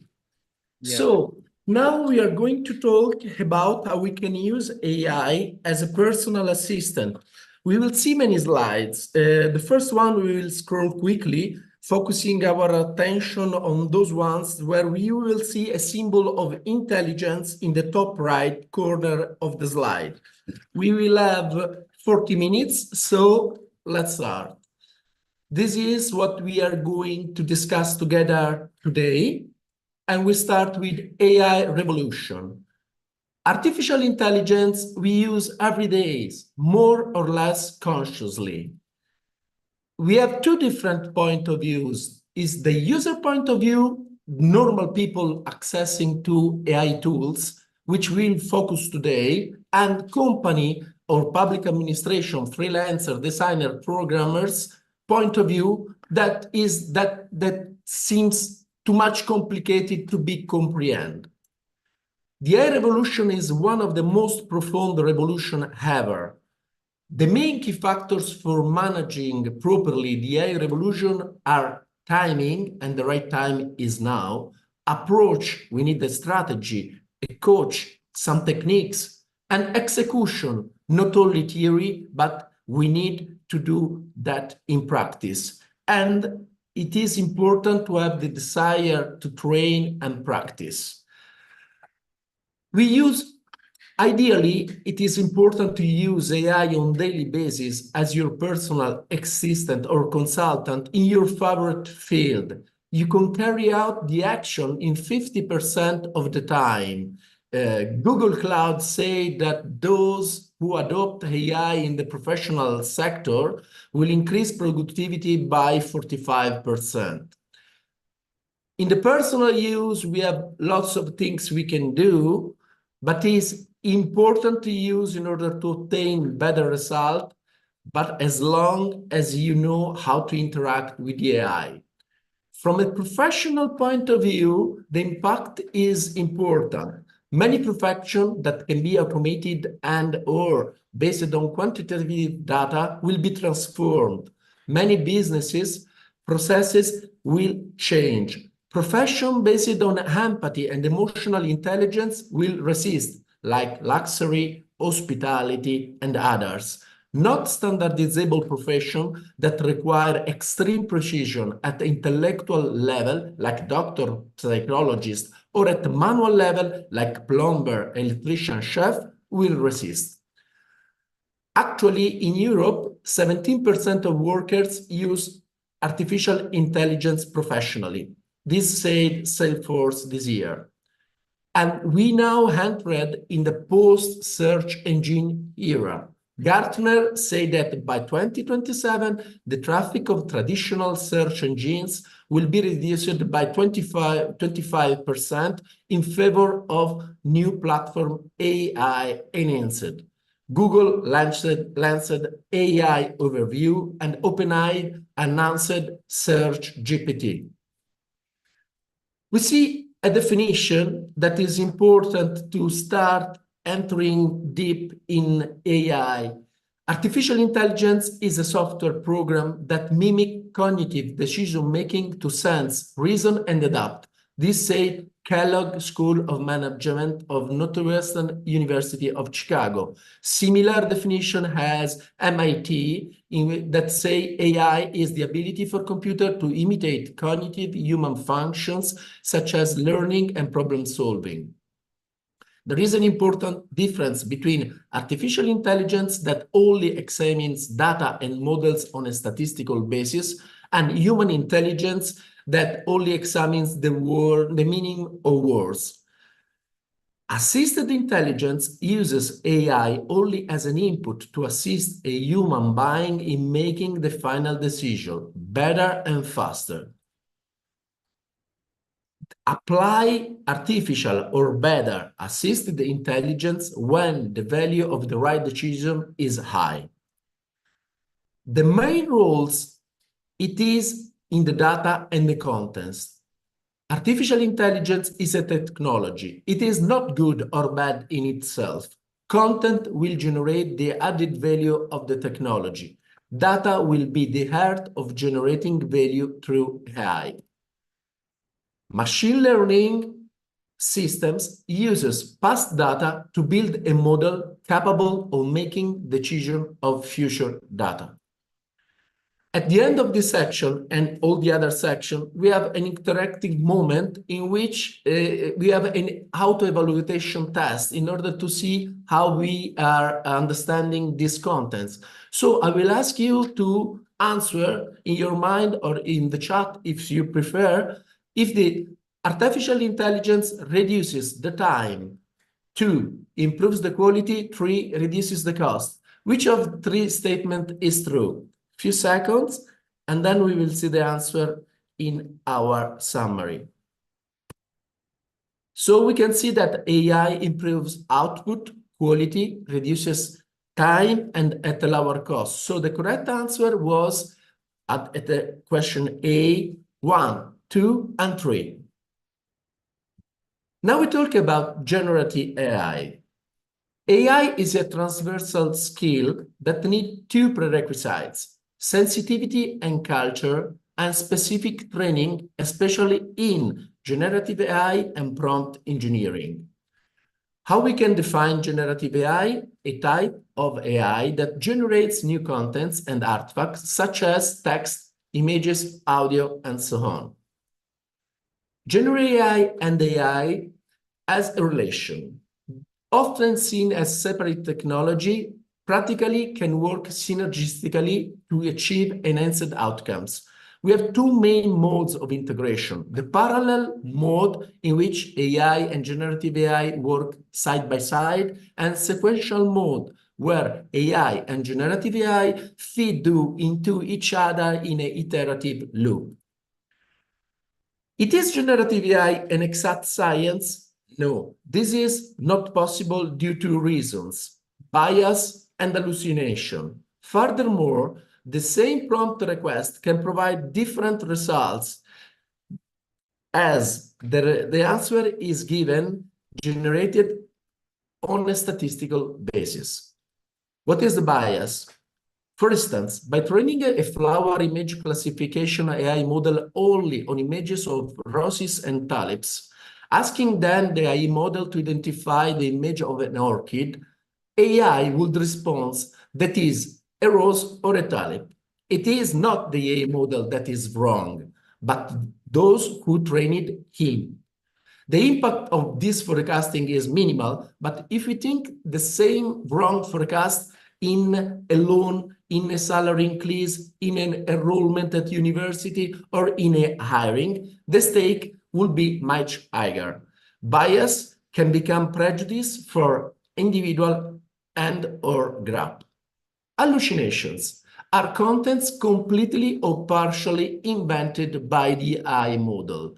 The output may seem plausible, and the result is the result of random linguistic association within the AI model. Here, a test again. Generative AI first makes prediction, second generates new contents, third reduces hallucination. Which of three statements is true?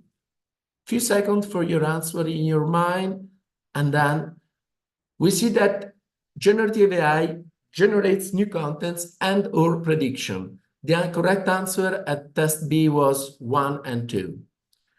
Now we talk large language models and chatbots. A large language model, it is a type of AI that has been trained on vast amounts of text or data. An LLM will learn from existing content or data to generate new original content. LLMs are algorithms that use it to understand and generate natural language. LLMs generate content from a statistical point of view. The parameters are information learning during the training process, and the number of parameters, the more they are, the better the algorithm will be. GPT-2 has 1.5 billion, GPT-3 has 175 billion, GPT-4 has 1,760 billion. So the growth of the parameters in the large language model is exponential. The token is the smallest unit of data used by LLM to process and generate information, such as text, image, video, audio, or code. Tokens in textual language can be represented, for example, by character, a symbol, a space, or a sequence of characters or words, and a context window will be the number of tokens that an LLM can work with at any time. Here again, a test moment. Large language model generate content from a semantic point of view, first. Second, need initial training. Third, always select the token most likely to respond to the request.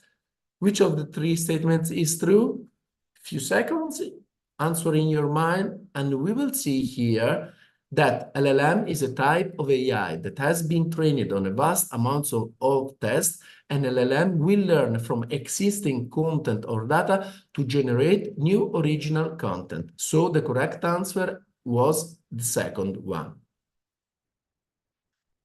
We start talking now about LLMs and chatbot, the generic ones. A chatbot is a software application or a web interface that is designed to mimic human conversation through text and voice interaction. Please consider that the latest AI chatbots can pass tests to get into the top American university. What uses we do about the chatbot? The main application area of the innovative chatbots are customer support, process automation, education, search engines, human resources, social media, software development. The Turing test demonstrates that since 2023, a computer can speak without being recognized by human being in 50% of humans. This is a study of San Diego University. Now we talk about the closed models of LLMs and chatbots. Closed models do not allow access to the code. Users can only see the output that the model returns. The example of main closed models are the famous ChatGPT by OpenAI, Microsoft Copilot, and Google Gemini. ChatGPT, the chatbot from OpenAI, a company founded in 2015, financed also by Microsoft, is based on a large language model called GPT, Generative Pre-trained Transformer. We have two product family, GPT Chat 3.5 that is free, GPT-4, 4 Turbo, 4 Omnimodal, and 4 Omnimodal Mini that are accessible with subscription. Copilot is the Microsoft chatbot based on Microsoft Prometheus LLM that uses the artificial intelligence of OpenAI, practically ChatGPT-4. We have two product family, Copilot that is free, Copilot Pro for individual, and Copilot 365 for businesses that are accessible with a subscription. Google Gemini, it is the Google chatbot and is based on the Google Gemini language model. We have two product family, Gemini that is free, Gemini Advanced, and Gemini Enterprises that are accessible by subscription. So the first question is, which free chatbot to use? We have to consider the different characteristics of each chatbot, choose which one it is better for each cases. So we start analyzing ChatGPT that has some unique feature like task where precision is important, task with an high creative impact, high precision in test generation. Copilot, on the other side, have other unique features, unlimited free use, generating and editing images, consultation from a mobile app, then has other important feature, not unique, like real-time information, so it is connected online, voice-controlled consultation, and attach photos and images. Gemini has the 5 unique features: verification of the information generated, integration with various applications and services, image searches, know the source of an image and whether it is protected by a copyright, video search within YouTube. Gemini has also other 3 important characteristics: information updated in real time, voice-controlled consultation, and describe sentiment, tone of a photo or imaging, or it is also able to compare 2 or more images. But the most powerful LLM is another one. It is Claude 3 multimodal LLMs by Anthropic. We have 3 models: IQ, that is the smallest but very fast version, Sonnet, and Opus, that is the largest and smartest model, trained on a combination of dataset and updated periodically. You can access for free use, but it is limited just for a trial, or there are paid plan with more features and greater use. Here you can see that Anthropic Cloud 3 Opus has a superior gradient level reasoning than GPT-4, scoring 50.4% compared to the 35.7% of GPT-4. Claude 3 better performance showed also in solving mathematical problems, writing code, and understanding logistical reasoning. We had also other closed models like Amazon Q, that is the Amazon chatbot designed for employee work and customizable to the company. Apple Intelligence, a platform created in partnership with OpenAI in order to personalize the experience on Apple devices. Apple will integrate ChatGPT into its product, iPhone, iOS, iPadOS, macOS, by the end of 2024. So here again a test. What is the relationship between LLM and chatbot? First option, LLM and chatbot are both software models. LLM software application and chatbot is a model. LLM is a model and chatbot is a software application. Which of these three statements is true? Few seconds to think and answer in your mind, and then we'll discover in the summary that chatbot is a software app that imitates human conversation, textual and vocal. So the correct answer is the third one. Now we talk about open models. Open models are models that allow users and developers, even external ones to the company, to have access to code to create their own chatbots. There are different open source approaches. The code can be completely available. The code is available with some limitation, and the code is partially available without sharing training data. Llama is probably the most famous open model created by Meta Facebook, has two product families, Llama 2 that has 7, 13, and 70 billion parameter, and the Llama 3 that is presented last April that is multilingual, multimodal at the moment in testing phase in United States. Mistral is an open source LLM model of Mistral AI, a French startup that created this LLM with the support of European Union and financed by Microsoft.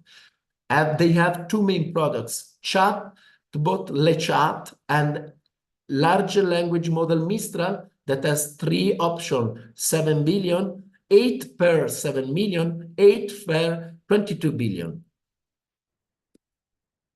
Then we have Grok. Grok is an open source LLM model of xAI, the Elon Musk company, that is free and is accessible only for the premium subscribers of X, formerly Twitter. It generates responses with a certain degree of irony. Code is available in the open source mode on GitHub. Commercial use of the code is also possible, but they don't share the data used to train the AI model. We have two versions at the moment, Grok 1.5 Vision, able to process visual information, and Grok 2, that is now work in progress. Perplexity is the most surprising AI platform, also founded by Jeff Bezos and NVIDIA. The chatbot, powered by an AI search engine, is built using ChatGPT and Claude. And we have two family versions, one that is free of charge for basic research and specific research, including academic, and a version that is accessible under subscription. Gemma, it is the open source AI small model by Google. Small models can be run on a developer's laptop or PC and they are powerful and high-performing, trained on selected data and optimized for security. Reinforcement learning based on human feedback. Chatbot RTX is the chatbot launched by NVIDIA that allows you to choose which LLM to use. It is a multimodal system and create personalized chatbots using your own data processed only locally on your PC and with the maximum guarantees in terms of security and privacy. ChatRTX is free and allows users to add their own local file as a trained data. This is what we know and is called RAG, Retrieval Augmented Generation.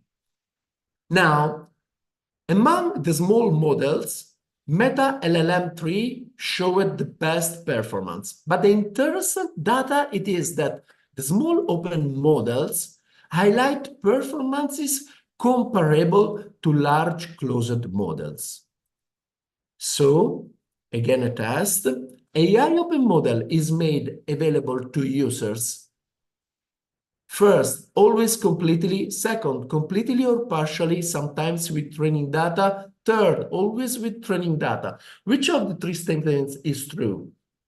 Few seconds to think and answer, and then we discover in the summary that the code can be made available completely, like in Mistral, or with limitation just for some number of users, like Llama by Meta, or partially without training data. For example, Grok by X Twitter. So the correct answer was the second. Now we talk about small language models and chatbots. Soon we will have AI in our pockets, integrated in our PC, tablets, and smartphone. The people will find themselves using AI more or less consciously. Those who have already trained in this regard will have a great advantage. There is a requirement for this, 40 tera or trillion operation per second. This is the minimum capacity that a machine must have to be able to perform artificial intelligence operation locally. Smart language models are trained with a lean approach. They are executable on mobile devices and locally in AI PC and AI smartphone. Running SML on your devices allows locally processing of sensitive data, offline access, and cost saving. SLM are powerful chatbots already available, like Google Nano, Microsoft Phi 3 Mini, Claude 3 IQ, Llama 3 8 billion. Now we talk of a very important session. Please keep your attention high. We discuss about the impact of AI in our culture. AI, it is trained in English or is training us in US culture. GPT-3 is trained with 92.75 words in English. Llama 3 has a similar linguistic composition of sources. Almost 90% of words came from English. The strong dependence of US sources influences the answer, especially in issues of a cultural and social nature. Predominantly English talk training from American sources and are not to be suitable for use in other language and not be very suitable for explaining other aspects of other cultures. In 2023, 71 AI models were produced in US, 21 in the European Union, and 15 in China. The CEO of NVIDIA say, intelligence cannot be homogenized, culture cannot be homogenized. Each region has a different sensitivity and has a very different story. We must allow each region to generate its own digital intelligence. Also, Wired say accepting all in English means giving up an important element of soft power. So, which is the role of the manager in this moment? Manager will have to move between wisdom and creativity. For the first time in the history, we are witnessing the dissociation between language and talk. The real challenge it is to use AI without being subjected to it. Practically, AI beat us, but not so much. AI surpasses human performance in several tasks: image classification, visual reasoning, understanding the English language. However, AI stands still behind in more complex task, competitive level mathematics, common sense visual reasoning. This stands for university this year. Above all, AI is not emphatic. They are not able to capture, generate emotion or irony, and is not able to cultivate lasting relationship and trust. Who is responsible for the AI now, in this moment? There are no global standard in AI. There is no real worldwide comparison of risk and limitation. There are still no universal rules. So for now, there are no specific rules, and there will be not until 2027. So we are all responsible for AI at the moment. The AI Act, the first global regulation on AI, will become executive on May 2027. Generative AI models have been regulated as well as final product solution as a technology in itself, following the principle that the higher the possible risk, the stricter the regulation. This is a story about writing an award-winning book with AI. The writer, Rick Cuden, wins a literary prize and then confesses, I wrote the book with ChatGPT. I will do it again. And she's not the only one. 5 of the 45 finalists of the 2024 Pulitzer Prizes for journalists have disclosed that they have used AI, but they have the honesty and decency to declare it before being possibly rewarded. There are some tools for discover who used AI or not. Patronus AI is an AI tool to defend the copyright of text and to detect the percentage of copyright content generated by AI. Nightshade, it is an AI tool to defend the copyright of images. They alters works of art posted on the web, changing pixels so that in the eyes of an algorithm, they look like completely different content. Now we talk about specific LLMs and chatbot for text generation. LLM for text generation produce written content as output. Main ways to work are text to text, image to text, audio to text. The multimodal LLMs generate multiple types of output contents, not only text, but also audio and images. The AI platform generates various types of contextual contribution: formal test, creative test, marketing test, commercial test, legal test. The main models are Jasper, a multimodal chatbot, probably the best AI assistant for writing, very fast and in 25 languages. Copy.ai, that is a chatbot especially for generate search engine optimization content, simple and in 25 languages. And WriteSonic.com, that is a chatbot for generating marketing content in 30 languages. Now we talk about specific LLM and chatbot for generating translation. LLMs for generating translation produce translated content as output. The main platform tools for machine translation at the moment are Google Translation in 133 languages, LLM and generalist chatbot for generalist translation, and LLM and specific chatbot for professional translation. We will see that the specific and professional models are DeepL, excellent quality in 26 languages, Microsoft Translator in 105 languages, Systran Translate in 55 languages, and Phrases.com with 500 languages. We have to consider the weaknesses of the LLM chatbots for translation, and they are loss of context, idioms and dialect expression, dependence on training data, and real-time translation at the moment are not at a very good level. What is prompting and what is prompt? Prompt, it is a set of instructions provided as input to an LLM to obtain the desired translation. Note, it is very important that humans review the translation generated by AI-powered translator.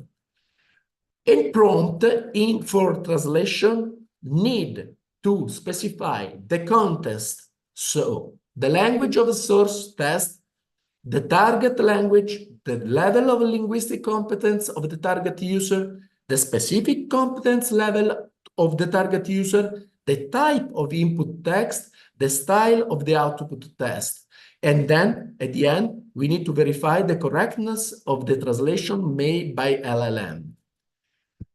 We can have one-shot or incremental prompt. In a one-shot prompt, we write all these things all together in one single phrase. With the technique of the incremental prompt, we say the same information, for example, in 3 steps, asking after each step if the LLM has understood what we have asked. For the long translation, the better thing it is to translate one sentence at a time. At the end, we can write a prompt to display the entire translation in a table, placing the individual sentence to be translated alongside the respective translated sentences in each row. So, test also in this case, a prompt for generating translation is 1, the request necessarily made in a single shot. 2, the set of instructions provided as input. 3, the request necessarily made incrementally. Which of the 3 statements is true? Few seconds, and then we describe in the summary that a prompt is a set of instructions provided to the model to obtain desired translation, one shot or incremental. So the correct answer is the second one. Now we talk about specific LLMs and chatbots for image generation. By 2025, the 30% of marketing content will be produced by AI tools for generating images. This said Gartner. Image generation LLM produce output. The main ways they operated are text to image, image to image, audio to image. The subscription model are Midjourney that created realistic and imaginative photos and graphic contents. It is the most advanced text-to-image tool at the moment, but the command prompt is ideal for those who have at least a little programming knowledge. DALL-E by OpenAI is the second subscription model to transform textual description into images. It is easy to use. It is the main alternative at Midjourney. Jasper showed, that is the third, showed intuitive interfaces and automatic learning capability. There are also free models like Leonardo AI, Stable Diffusion, Adobe Firefly, and Photon. The performance showed of the 3 paid models, the plus that are stability, highly customizable, variety and diversity, and the third that is free with some limitation. Midjourney, high quality, custom setting, variety and diversity. DALL-E, max speed, high usability, editing feature. Stability, furthermore, it is an open source code. Dear Professor. Yeah. Just wanted, sorry for interrupting. Just wanted to inform you there that we have got 10 minutes left of the presentation. Okay, thank you. So also here we have some option, the lean prompt structure that use subject, style, accessory element, and we can enter all together. For example, Snoopy taking a selfie, 15mm wide angles lens, and DALL-E generate 4 variation. We can choose the preferred one, and we can request DALL-E to make other variation or to editing, making in painting or out painting. And this is the final output. Or we have a full prompting in which we specify the main subject, the secondary subject, lens objective, colors, location, style, view, framing, focus, light, studio lights, temperature, shadows, effects, in order to have a complete prompt like a long shot photo from behind of a guy walking in the desert with a ruined backdrop, tilt shift photo, sunrise, long shadows. These are the 4 images generated, and we can choose the same one and then modify. An important thing that we often hear that it say that AI will steal jobs from humans, but practically AI will not replace photographers. Forward-thinking photographers will be able to evolve as they better images the final result, formalize better prompts, and grasp nuances and generate real emotion. We can distinguish AI-generated photo using wasitai.com and aiornot.com.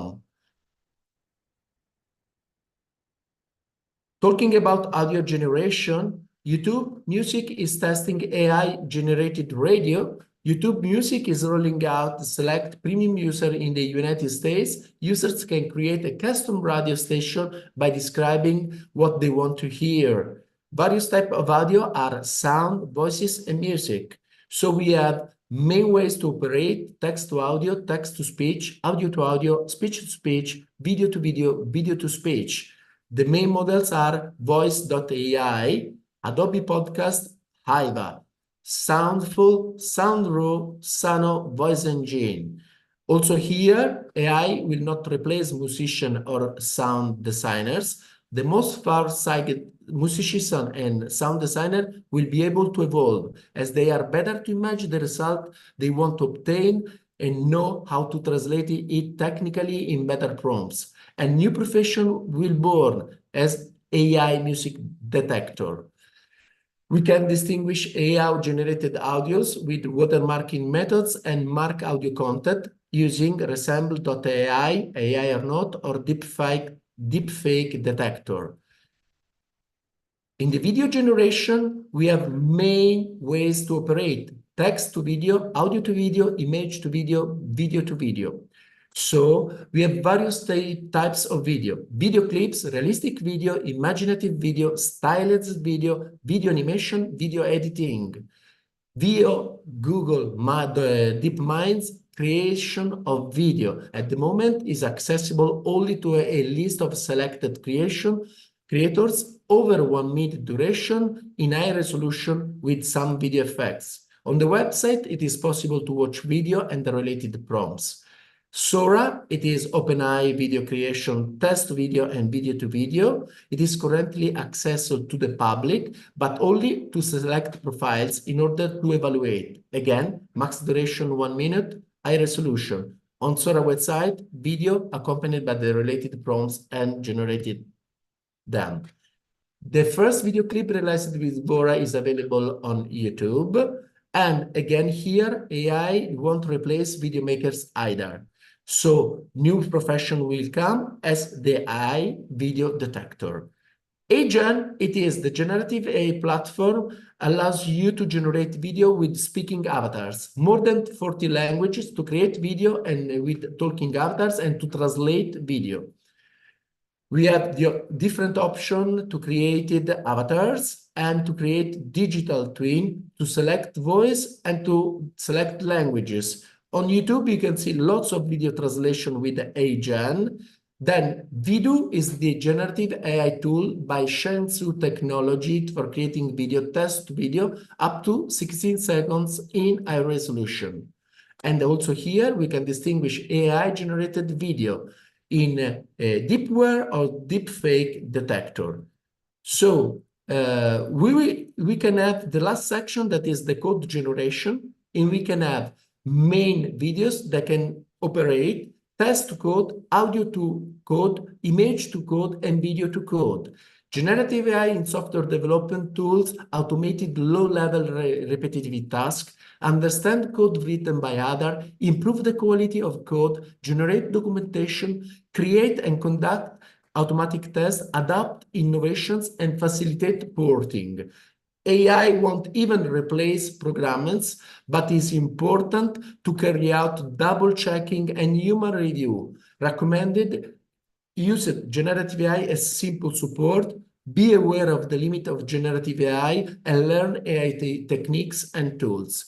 Lots of assisted intelligence platform GitHub Copilot, DeepCode, Docusaurus, Tab9, CodeQL, DocuGen, and professional code development, Amazon SageMaker, Amazon Comprehend, OpenAI, API, Microsoft Azure, Google Cloud, AI Labs, Cohere, Hugging Face Spaces. So if you have some minutes, I will go on. Otherwise, I leave some time for some question to our public. Kiran? Yeah, Professor. Okay, can I proceed? Yeah, can. Thank you. How to integrate AI into your daily routine? So, AI tools change quickly. There is an AI for that. It is a directory of AI tools. In you can find all the AI tools available at the moment. I showed just few tools in order to understand what we can do. Creator ML is used by YouTubers to choose the title and the cover for a video.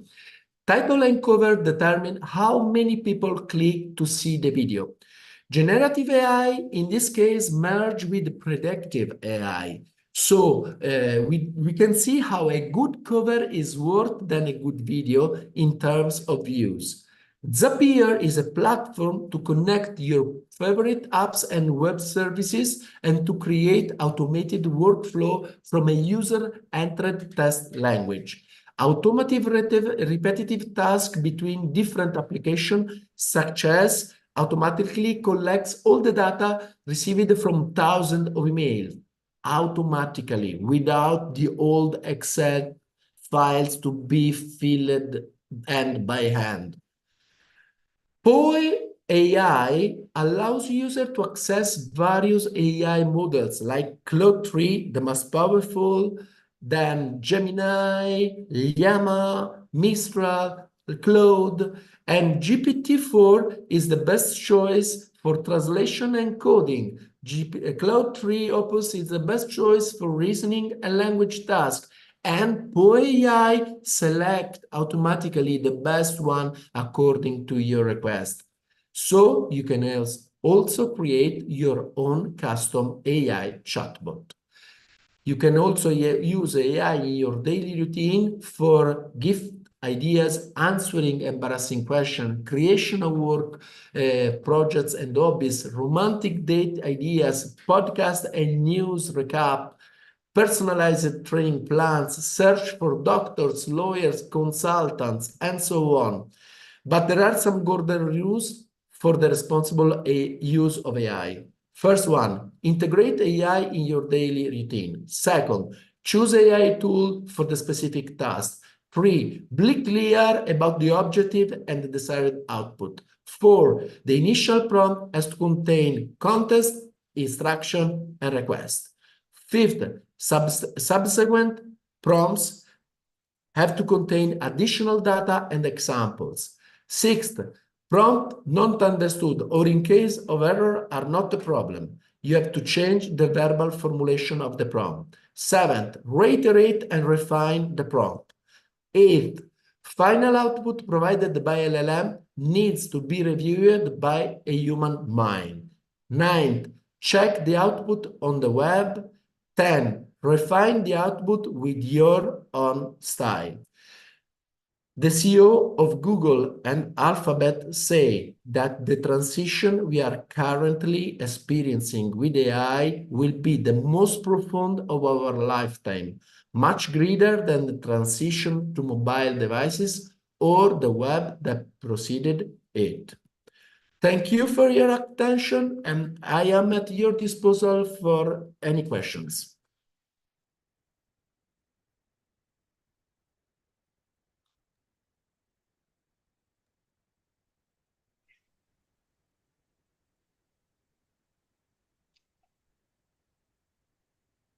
Yeah, thank you very much for your great presentation, Professor Rodolfo.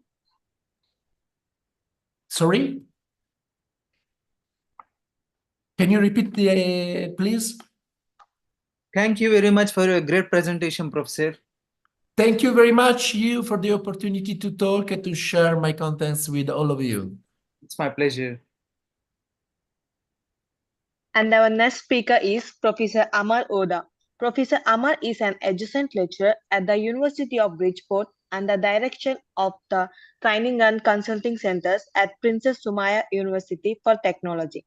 He specializes in artificial intelligence research, focuses on cybersecurity, and has extensive experience in AI development, blockchain technology, and economic growth. His work has significantly contributed to advancements in technological and economic sectors.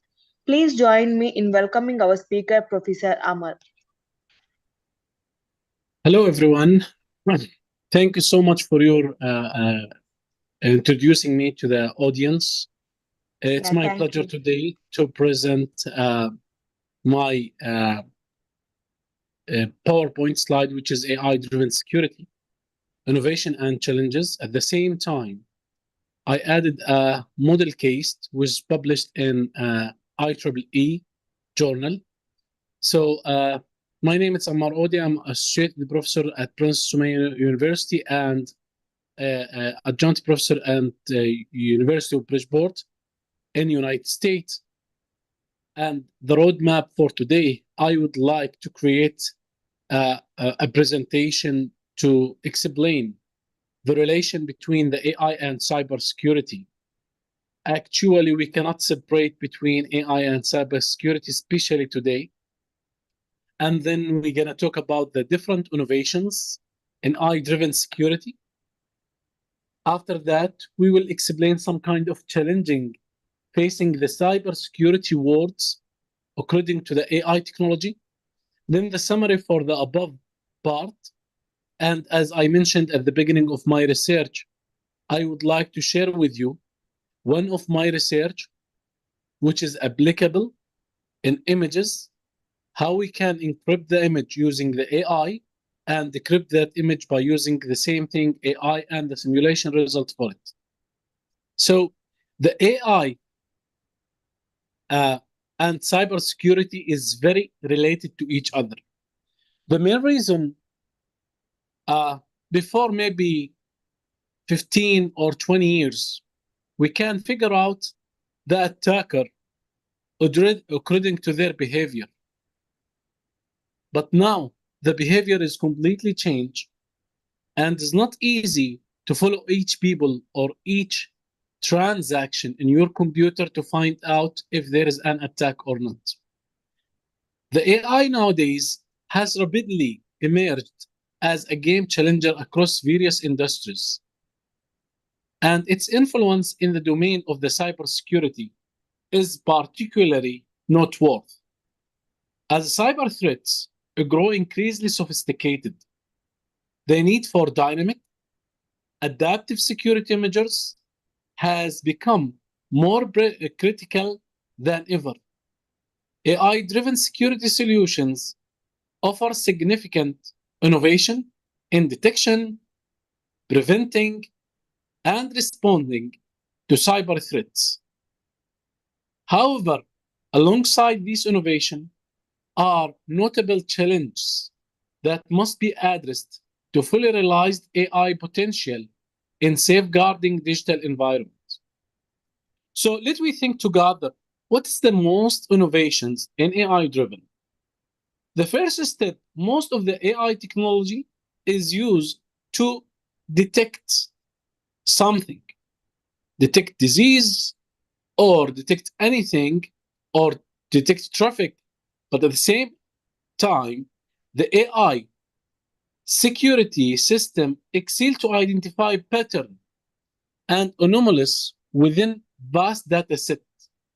For example, if we're talking about the banking system, can you imagine how many transactions occurring on each bank per day or per hours, okay, in single bank? If we assume it is just 10,000, and if you in your country you have just 10 banks, that's meaning you have 100,000 transactions per hour. And you can find out how many transactions occurring per day. So machine learning can analyze the network traffic to find out any DOS attack or anomaly detection and user behavior in real time, detecting suspicious activities and potential breaches that traditional system might overlook. This capability has transformed threat detection from reactive to proactive process. And our target to make all of our process is a proactive process. AI will help us to make any security detection using the proactive process.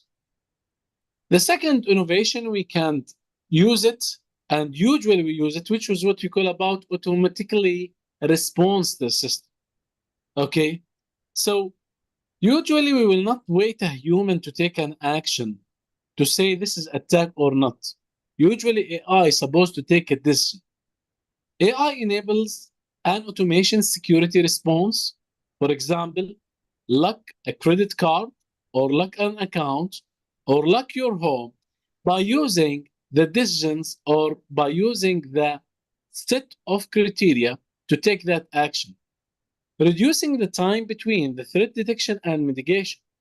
For instance, when threat is detected, AI system can automatically isolate compromises devices.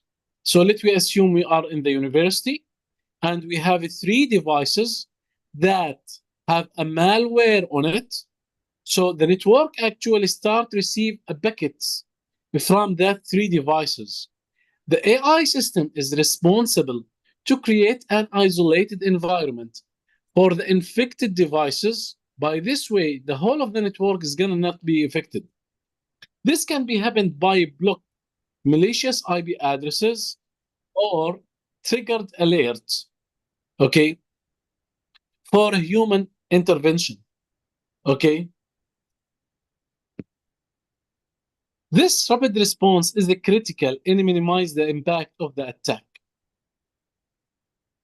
The third point about the innovation in AI security is AI models, or what we call about predictive analytic.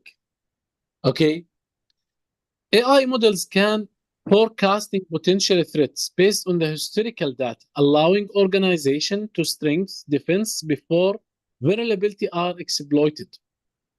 As we mentioned, the proactive and same thing, predictive analytic, not only enhance readiness, but also help us to allocate the resources more effectively. Focus on the area with the highest risk, with the red alarm. This is what we call about the predictive analytic. At the same time, we can use AI to adaptive learning. Adaptive learning that sometimes the AI can learn from historical data and at the same time can continuously learn from new data. Adapting to evolved threats, unlike static security measures, AI-driven system can evolve alongside cyber advisors, improving their defense mechanism over time. This adaptive capability is essential in combating zero-day attack and emerging vulnerabilities. So if we say all of these kind of innovation, again, I just give you 4 examples.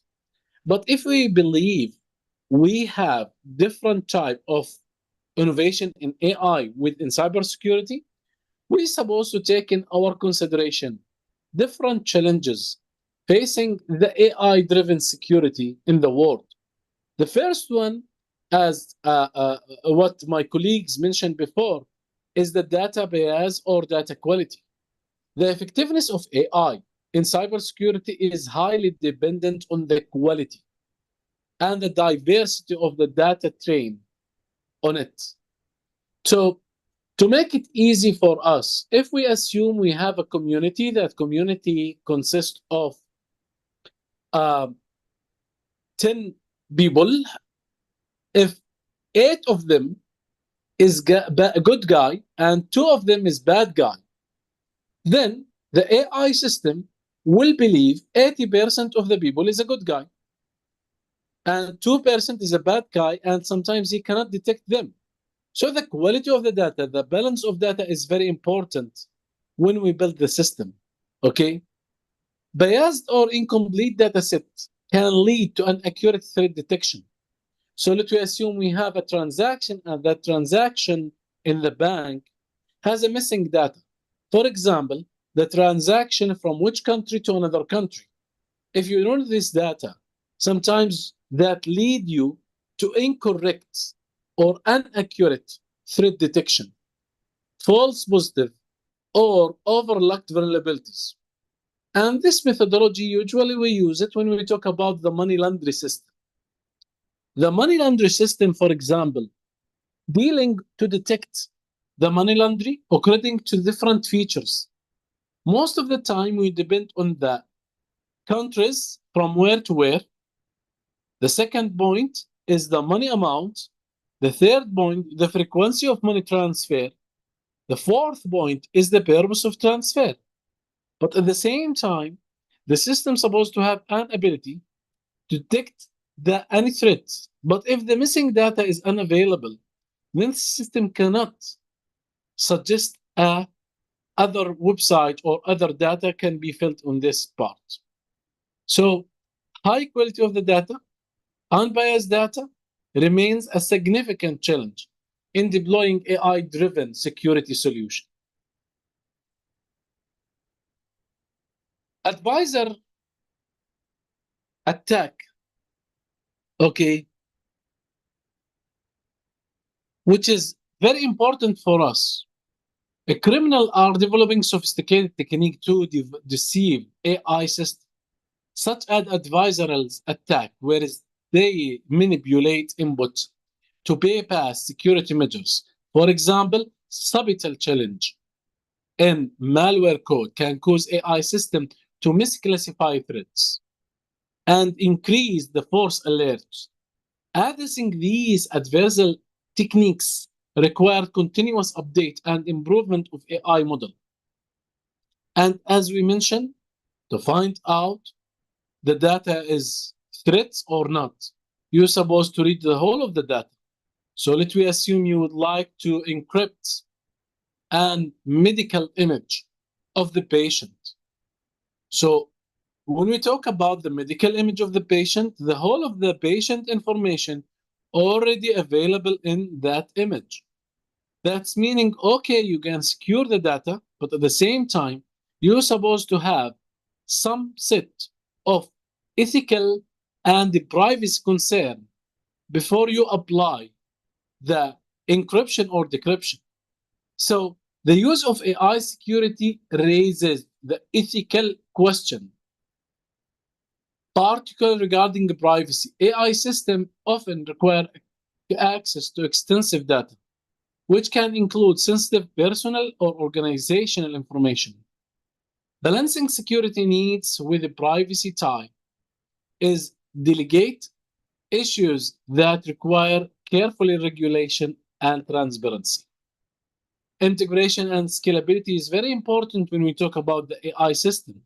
So integrating AI-driven solution into existing cyber system infrastructure can become complex and costly. So some of our research dealing with the encrypted the data and decrypting the data using the deep learning, and that encrypting and decrypting in the IoT system. The IoT system depending on the sensors, and unfortunately the sensors depending on power. And when we apply or when we implement the deep learning, it's consuming a huge amount of power. So you're supposed to find out a way to make the data integrity or cybersecurity solution integrity with the AI solution and able to be scalable, okay, by scaling the AI system to handle large enterprises or diverse environment involve significant computational resources and expertise. Organizations must carefully plan their AI adaptation strategy to ensure seamless integration and scalability. And actually, the AI supposed to depend on the human expertise. Despite AI capabilities, the human expertise remain crucial AI system can generate inside the automation response, but they still require human oversight to validate decisions, interpret complex scenarios, and handle ambiguous situation.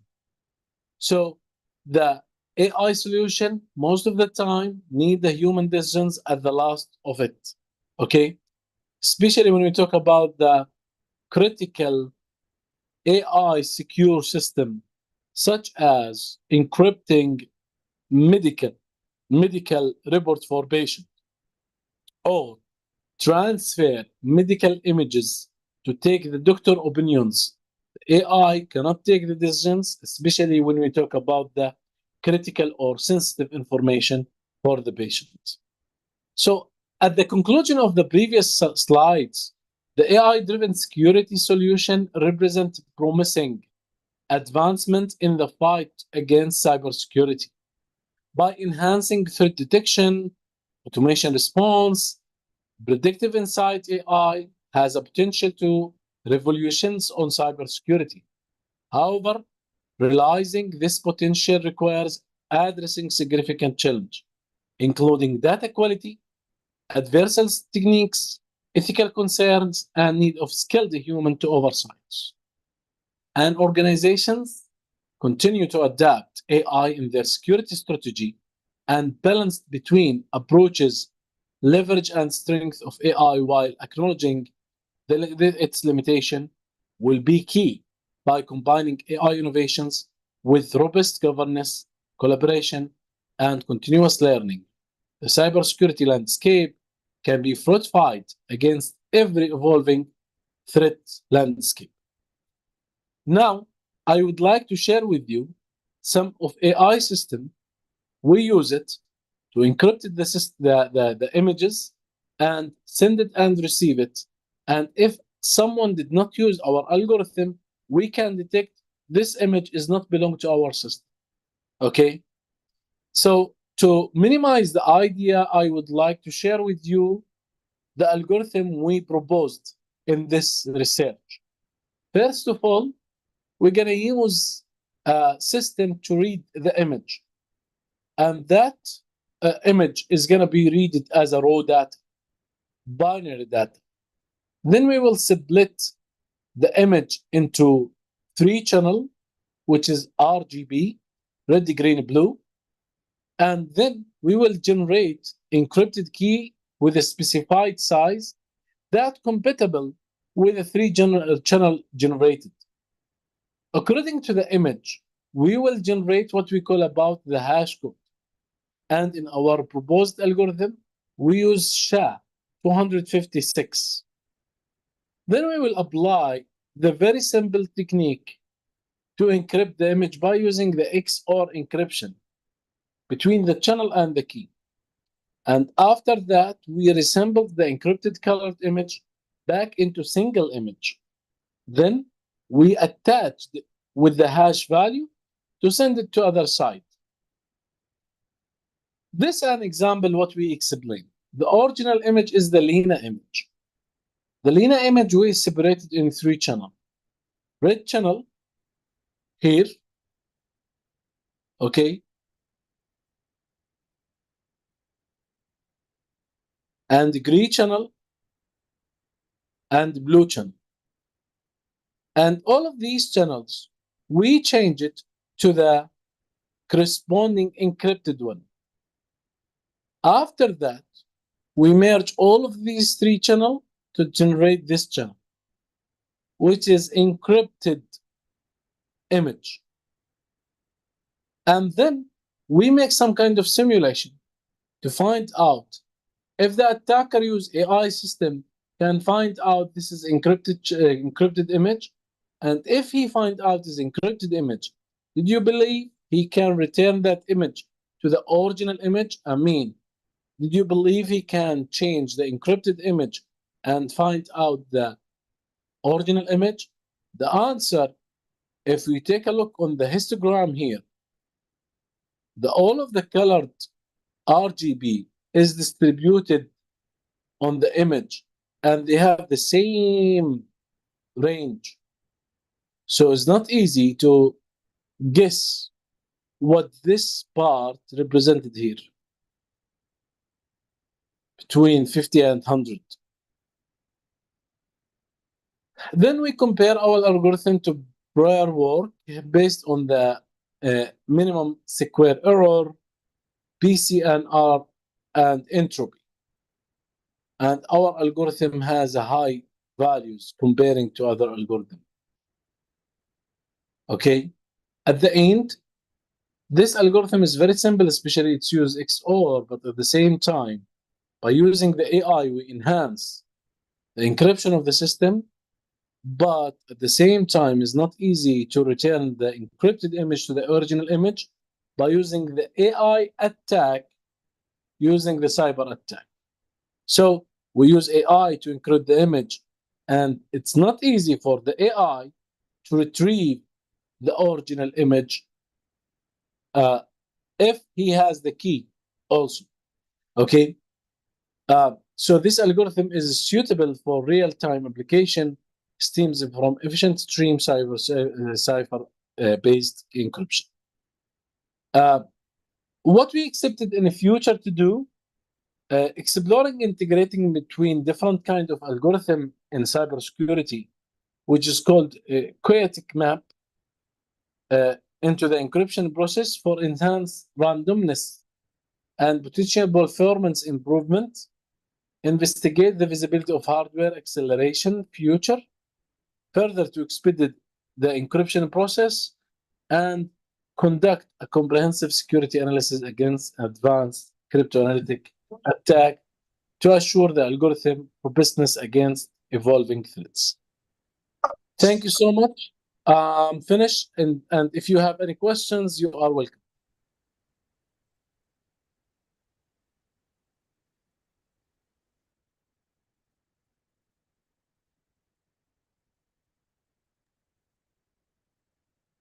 Thank you very much for a great presentation, Professor.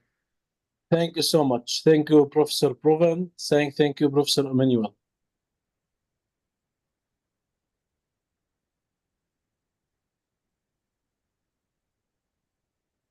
Our next speaker is Mr. Douglas Amanti. Mr. Douglas has made major contributions to the advancements of cutting-edge artificial intelligence technologies, most notably through his work on algorithm design and implementations for Sophia's robot disclosure system at Singularity and NET.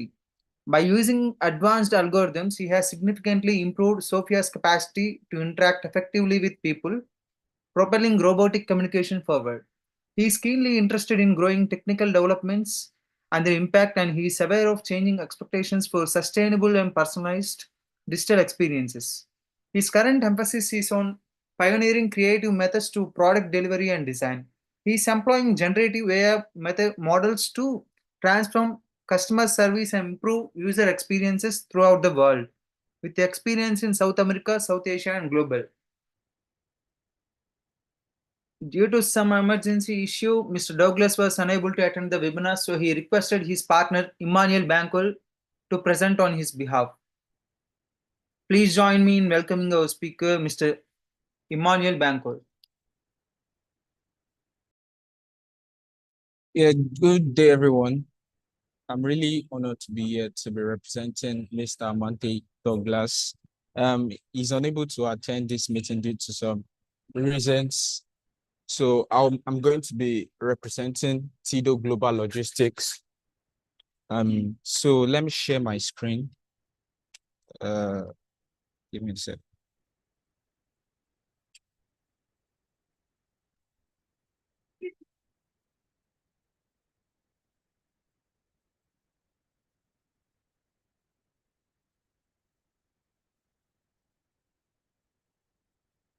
Trying to share my screen.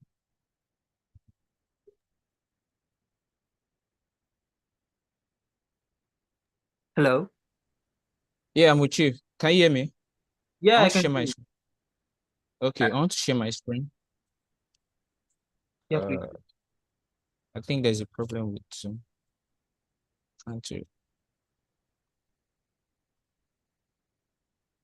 Okay, can you see my screen? Yeah, it's perfect.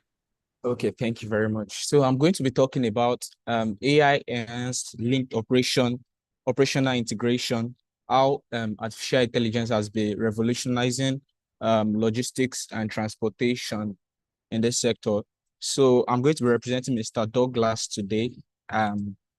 So basically, this is the agenda for today. A brief introduction, then we'll go into the main event. So we'll talk about common problems that has been faced in the industry. We'll talk about how artificial intelligence can affect the industry. We'll also talk about the project objective and practical applications. So going into it, a brief introduction. This on the left is Mr. Amante Douglas, the CEO of TIDO Global Logistics here in Nigeria. And this is me, Emmanuel Bankole Emmanuel, and I am the CTO in developing the technologies that are being used in TIDO Global Logistics. So this is a brief introduction of what I'll be talking about. So I'm going to talk about how AI is going to improve the efficiency in the logistics sector, and also how it can benefit stakeholders and clients. So that's just a brief information of what I'm going to be talking about today. So let's go into what we do in TIDO Global Logistics. So in TIDO Global Logistics, we are a comprehensive trucking business dedicated to optimizing logistics efficiency, reducing costs, and ensuring timely deliveries for various industry, diverse transportation needs. So basically, we offer 24/7 customer service. We pick up goods, and we do trucking for constructions, for moving of goods and warehousing and all that. So that's just a brief information of what we do at TIDO Global Logistics. And so basically, I'm going to go through the logistics sector. The logistic and trucking industry has shown significant growth over the past decade, contributing a substantial portion to revenue. As of 2021, the logistics industry alone valued over 8.4 trillion and is expected to exceed 13.7 trillion by 2027. So this information is what the economist has gone through. They've gone through the analysis, but this information didn't include the fact that artificial intelligence is going to come into the logistics sector, which is going to exceed what has been calculated here. So overall, the logistics sector represents a significant percentage of a global economy, contributing around 10 to 12% of the global GDP. So this percentage includes various components like warehousing, transportation, freight forwarding, with road freight trucking being a major contributor. The global logistic market, including trucking, is a cornerstone of international trade and has seen consistent growth driven by increasing e-commerce and global trade demands. So basically, this is telling us that based on the trade, the e-commerce, logistic, it's a very important part, plays a very important role in e-commerce, and it has always contributed to global GDP. So moving on, the trucking industry, I'm not going to go through this that much, but like basically the trucking industry is a section in the logistics sector that helps in construction, that helps during construction and global supply chains, all those things that has to do with movement of goods from one place to the other around the globe. So I want to go to what artificial intelligence is basically. So artificial intelligence has been a great accomplishment in past decades. Like we've seen it in the medical sector, we've seen it in the technological sector, which is the computer sector. We've seen it in agriculture. We've seen it working right now in transportation, in aviation and all. So but like lately, we've been trying, at TIDO logistic company, we've been trying to see how artificial intelligence, AI and enhanced law can help us and improve our services, can benefit clients and stakeholders. So we're trying to bring in artificial intelligence into the logistics sector. So integration of artificial intelligence into logistic and trucking sector is going to be a game changer, obviously, for both clients and stakeholders. And it can do a lot in the logistics sector, like handle effective vehicle loading. So I'm going to go to that in few sections to come. Also, fleet routing and tracking in real time, efficiency and profit maximization.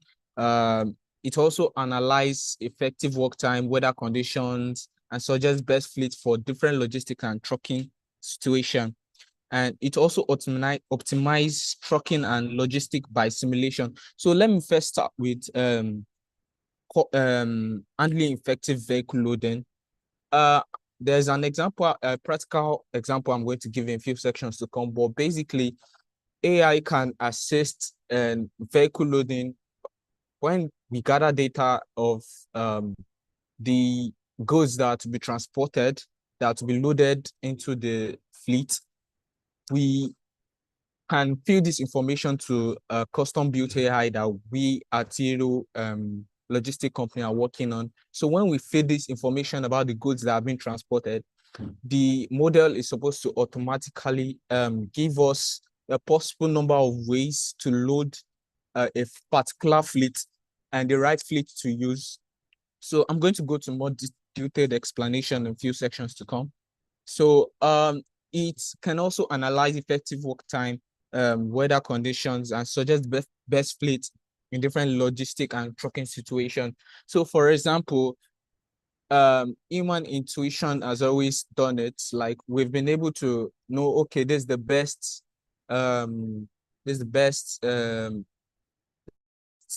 fleet for a particular situation, for a particular project, but AI can also suggest more information, like based on the performance, the type of fleet, and the best the environment also affects the decision that the AI makes in order to suggest the best fleet to use. So that's what the model will be doing. That's what we are working on. Moving on. So yeah, we know the real question is, why should we implement artificial intelligence in the logistics sector? Will it make any significant changes in the logistic and trucking sector more than it has been? So my answer is yes. AI is going to do a lot in the logistics sector, and it's really going to increase the productivity rate of the drivers, the clients, and also it's going to give more profits to the stakeholders. So I'm going to a practical application of how AI enhanced AI has enhanced the logistics sector. So here's a practical before I go to, so I'm going to do a quick presentation on the integration and implementation of how the AI is going. So, well, AI can do from small to huge personalized tasks in the trucking industry, which this range like in complexity of implementation, which means as the bigger the task, the complexity of implementation increases. So these are basic algorithms that can be used to train a model and the logistics sector. The basic linear regression, this can be used to analyze information like the revenue, the expenses, and all those things. And AI the model can find the best techniques, the best info. It can analyze those data and information that's fed into this type of regression model. Then K clustering can be used in the fleet loading, which I'm going to go through in the upcoming practical. So reinforcement learning can be used by the drivers and the riders, which the model learns in real time and can correct itself on wherever information it has not been trained on before. So going into the practical explanation, this is a use case scenario.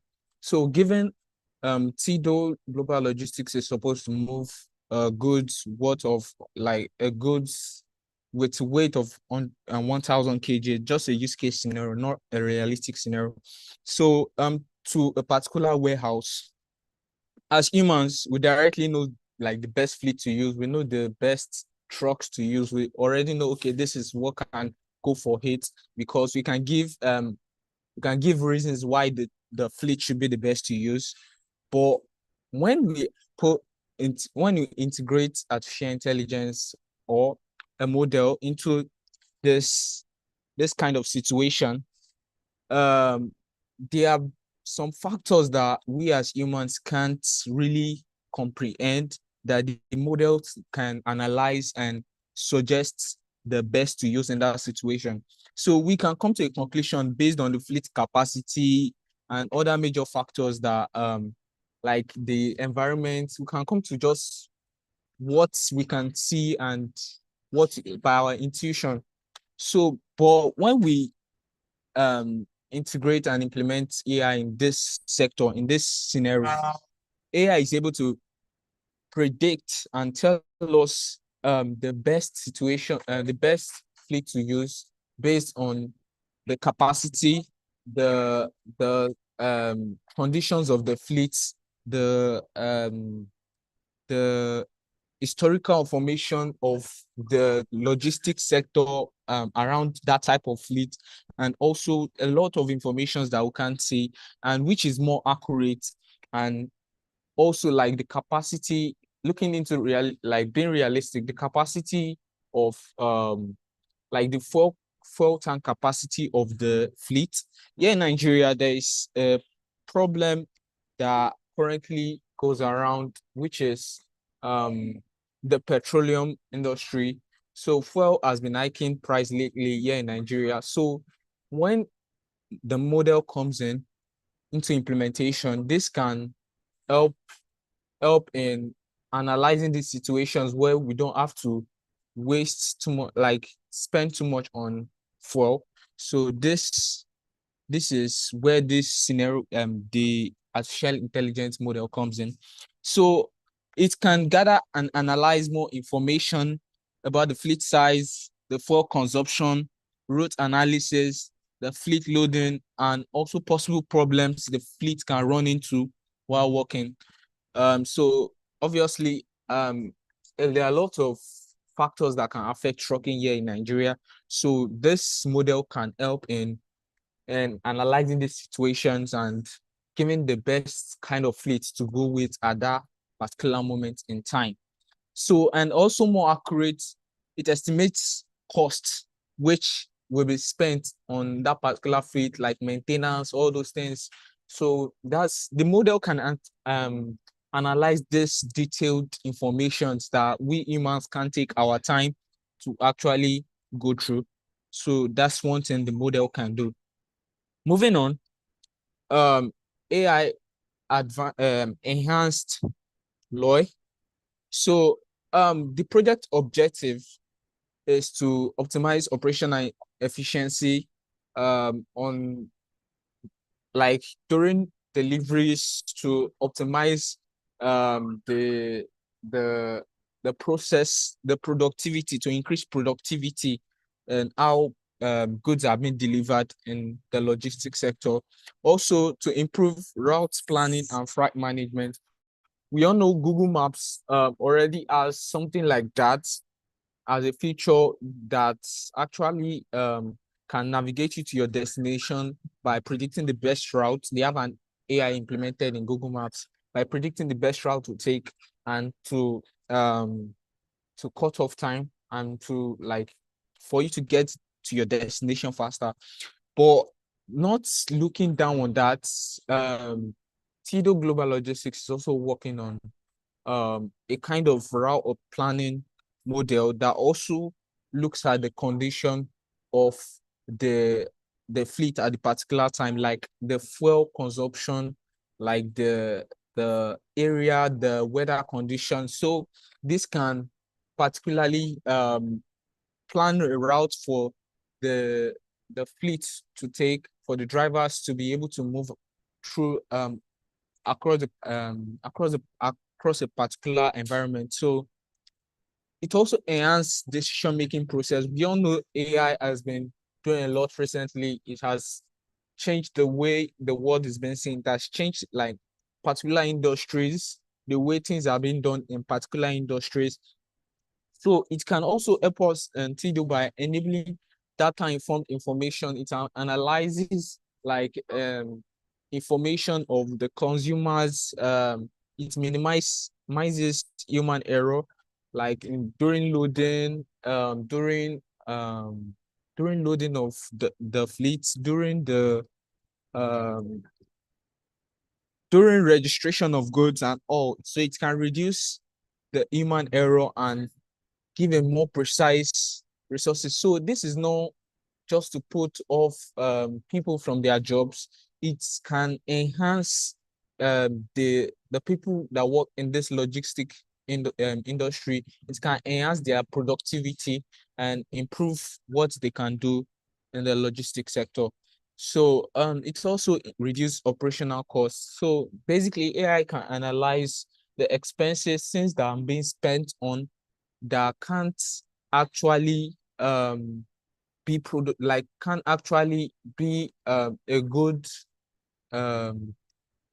something that is like so it's basically analyzes operational costs, things that are money that are being spent that are not accountable for, and also the productivity at which those goods those expenses are being spent on.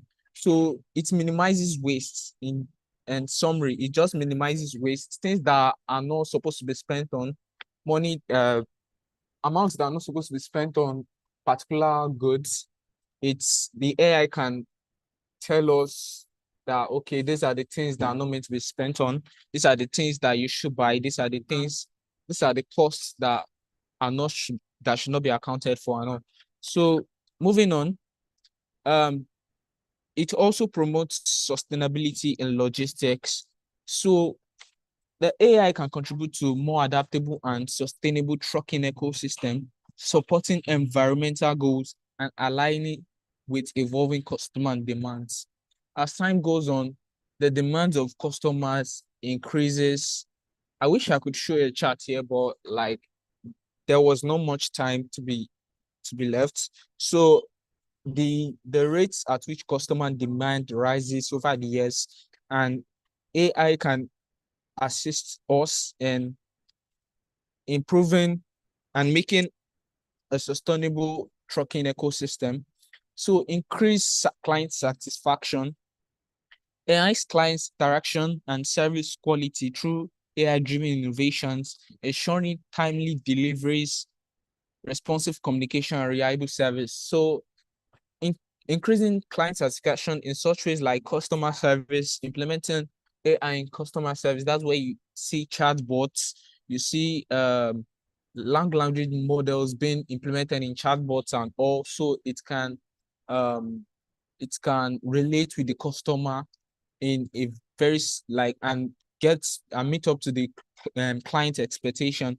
So it can also adapt to the market, create a flexible logistic framework that can swiftly respond to changing market demands and consumer preference, maintaining competitiveness in the trucking industry. Here in Nigeria, there's a very large competition when it comes to moving of goods around, like in the trucking industry. So this is where artificial intelligence can help us increase the how swiftly we respond to the changing market. It can help us analyze these changes of where our consumers are, the area where like the consumers are not, like, so we can see where to focus our attention on. based on trucking demands and all. So basically, AI can adapt to market changes. It can also ensure stakeholder value. So it can align AI-driven improvement with stakeholder interests, delivering measurable benefits in terms of operational efficiency, cost savings, and customer satisfaction. So this is also based on what I've been saying before. It helps in modifying our operational efficiency, which make us very, very efficient in the global sector, in the logistics sector. So yes, AI has problems. So there are major problems generally, and in the logistics sector we face across AI. So based on the use case provided above, of this one of the solutions, so we are developing a solution that helps in fleets fleet loading and also fleet management and all, which AI is being implemented and integrated into it. So sentiment, sometimes human decisions can affect the prediction of AI models, like drivers and riders during logistics, like clients placing orders with significant, which can significantly affect the performance of the model if proper precaution and careful measures are not placed before deployment. So if this AI is deployed without rigorous testing, without good data, without the right type of data, it can lead to the sentiment can be overlooked, and then we humans can make decisions that has not been made before, or can just significantly affect the model, like ordering a fleet, which can significantly like affect the whole model that has been built. So overfitting and wrong prediction and estimations in simulation. So this problem mostly occurs on the developers end, the machine learning engineers. So when they don't properly train the model by not using the right machine learning algorithms, when the model is being trained wrongly, it can lead to a lot of problems, and it can cost the company a lot. So also accuracy of training data and costs of training. So to train a model actually costs a lot. So which is why the model has to be planned effectively before training. The whole idea has to be properly planned and has to be effectively planned before going into training and before deployment. So which can save costs. So this is one of the problems that artificial intelligence has right now, the cost of training the model. Also bad data, which Mr. Amar has spoken about, like the quality of data matters to how the AI is being trained. And also when the AI Mr. Emmanuel, yeah, Muchi. sorry for interrupting. Just wanted to inform you that we have left 10 minutes. 10 minutes. Okay, thank you very much. Yeah, thank you very much for that. So bad data, like when the AI tries to predict based on data it has not seen, or it has not been imputed to the system before, it might malfunction in ways that you can't probably like you didn't expect. So this can be a problem which can also cost the company. So which is why a proper data pipeline should be developed, like the flow of data from wherever it's been imputed to the machine, to the system, to the deployment.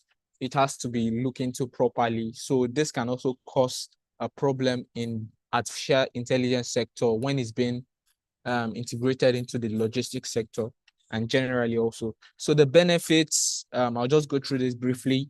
On the client side, we have the time and cost optimization. We have AI can tailor delivery options and updates. So based on the app we're building also, it can tailor the right option for fleets that the client can order based on the information the client enters, so it can improve their satisfaction. So AI-powered chatbots, as we know, and virtual assistants offer around clock customer support. So this also does work that can cause fatigue for humans, repetitive tasks. So that's what this does. It just solves that problem where there is AI customer support 24/7. Also, AI systems can identify unusual patterns and potential fraud in transactions, enhance security and trust. So there is a lot of fraud and law of likes fraud likes events around in this country. So, but like integrating AI can actually help us detect fraud in those transactions, can help us predict those frauds in those transactions, which is part of the security end of AI. So AI can provide personalized recommendation for shipping options, packaging options, and also delivery times based on client preference and historical data. So having this historical data, and when the model is trained on that historical data, it can recommend the best option, the best shipping option, best packaging option, like fleet loading and all, as I spoke about earlier. And also stakeholder and businesses, how is AI benefiting them? For example, it can benefit them when it comes to decision making, profit making, like when they are making their profits, time and cost optimization. They don't have to spend much on the only thing they actually have to spend more on is the training of the model, which is just for a short period of time, unlike spending over time. So also another thing I'm not sure I've spoken about is predictive analysis. I think Mr. Bama also spoke about that. So AI can help us analyze the state of each and every fleet, and it can help us know which fleet has to work over time. This can also help in the fleet suggestion and all.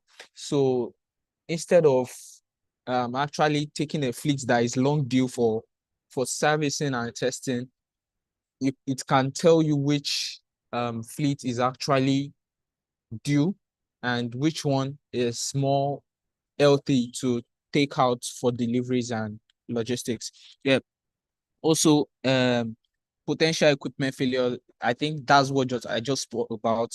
Like, it can predict equipment failures in the vehicle.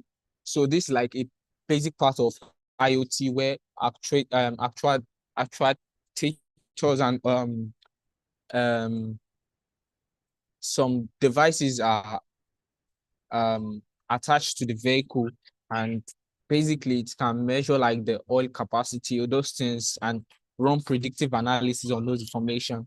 So AI optimizes warehouse operation and automated sorting, picking, packaging. So there are actually models that are being implemented on hardware like robotics that helps in movement of goods. And mostly I've seen this in the shipping dock. Like, they are actually robots that are moving around that have been implemented with AI, so it doesn't crash into each other. It can do those things and sort out the goods and all. So moving on, in conclusion, so given the wide range of applications to artificial intelligence in the logistics and trucking sector, its impact is set to be highly significant because AI has projected to increase the global GDP by 1.5 to 2% by 2030, which is a very significant increase and a substantial breakthrough compared to the traditional growth rates. So this is a transformative technology, promises enhanced efficiency, reduced cost, and improved service quality across the industry. So I think this basically modifies the way at which artificial intelligence works. So it also improves the trucking sector. I think that helps greatly. Like, it's a breakthrough in the logistics sector. But for clients, benefit return tracking, you can track your goods with GPS and all, and predictive maintenance. Yeah, it can predict the errors that human fail to look into. Then customized solutions. I just want to bridge through this. So furthermore, AI contribution to sustainability through eco-friendly routing and reduced emission. So this also supports in reducing carbon emission by predicting the best route and achieving a lesser time of delivery. So this helps greatly in decision making for the drivers. Furthermore, investing in AI not only supports growth and even innovation within the logistics sector, but also drives broader economic benefits, contributing to the global economic advancement. So I won't go into this because I think the first point has highlighted that. So basically, it's going to increase the GDP of the logistics sector. So therefore, AI is highly beneficial to both clients and stakeholders, and its strategic investment is crucial for maximizing its transformative potential. So this is going to really do great and great breakthroughs in the logistics sector. There are infinite number of ways that the artificial intelligence can be implemented into the logistics sector, which will be a great contribution to this sector. So thank you very much for the time for listening to me. I'm really grateful. So any questions I can take before?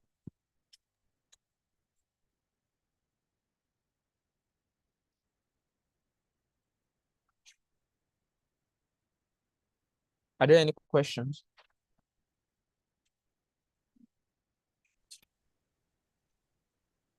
Thank you very much for a great presentation, Mr. Emmanuel.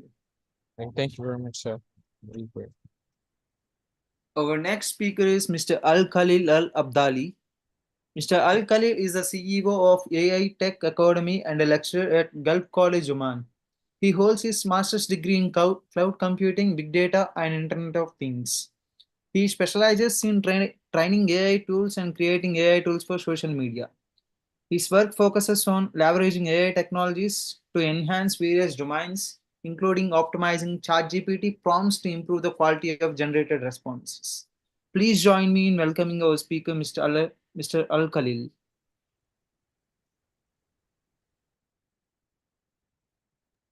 Hello, assalamu alaikum wa rahmatullahi wa barakatuh. Can you hear my voice? It seems like I no. can hear you. All right. Hi, how are you doing? Yeah, doing great, Mr. Al Khalil. Thank you, Mr. for joining me in this rich content of doctors and professors. I was really enjoying the last few hours, and yeah. So I'll be sharing my screen as usual. So thank you for the outstanding introduction. Thank you. So basically what I'm doing here, I'm researching on how to enhance the response from ChatGPT. And especially I'm using ChatGPT itself here and only. So in this lecture, we might go through ChatGPT first. So of course, most of you know that ChatGPT was developed by OpenAI, and it's basically a language or a large language model that's able to mimic the human style. Yeah.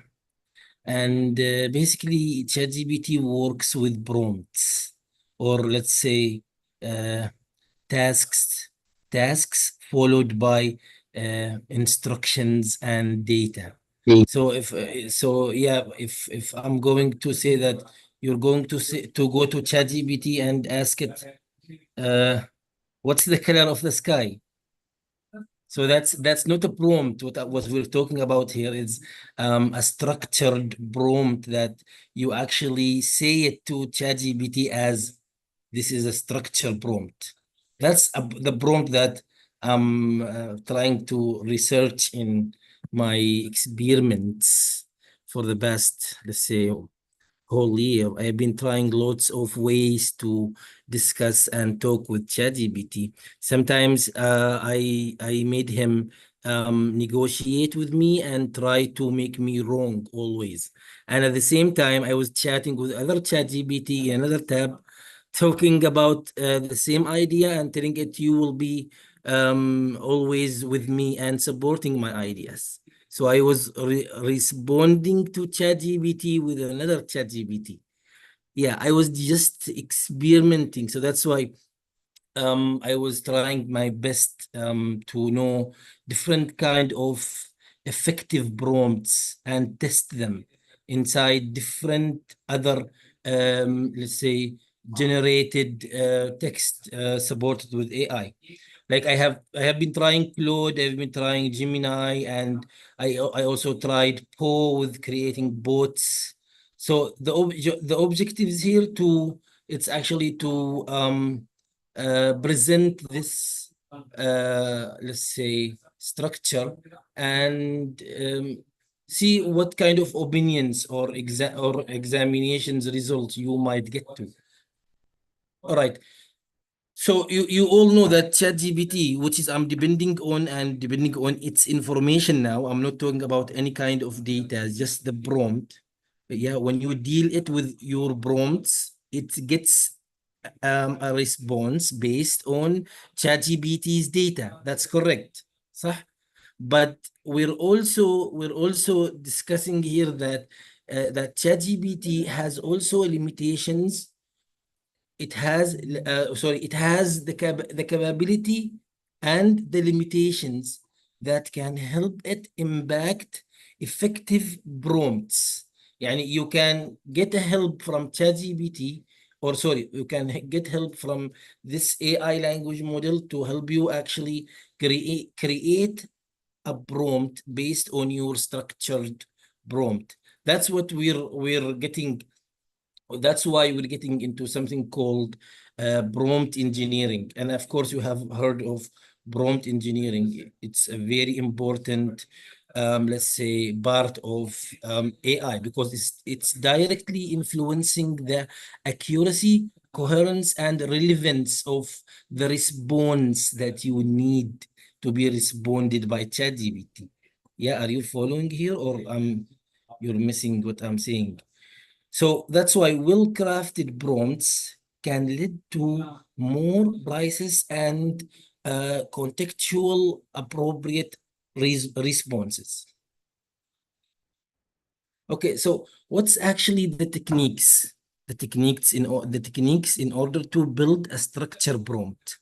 So basically, first of all, you need to specify in a clear word your frame. Like you should say to ChatGPT, I will be talking about a topic A. So since I'm talking about that topic, you have to consider a persona for it, or you have to consider an like targeting audience. You have to suggest you're telling it what kind of prompt you will write, and then you will actually write it. So first you have to put it in a frame, and then you show some examples in one chat.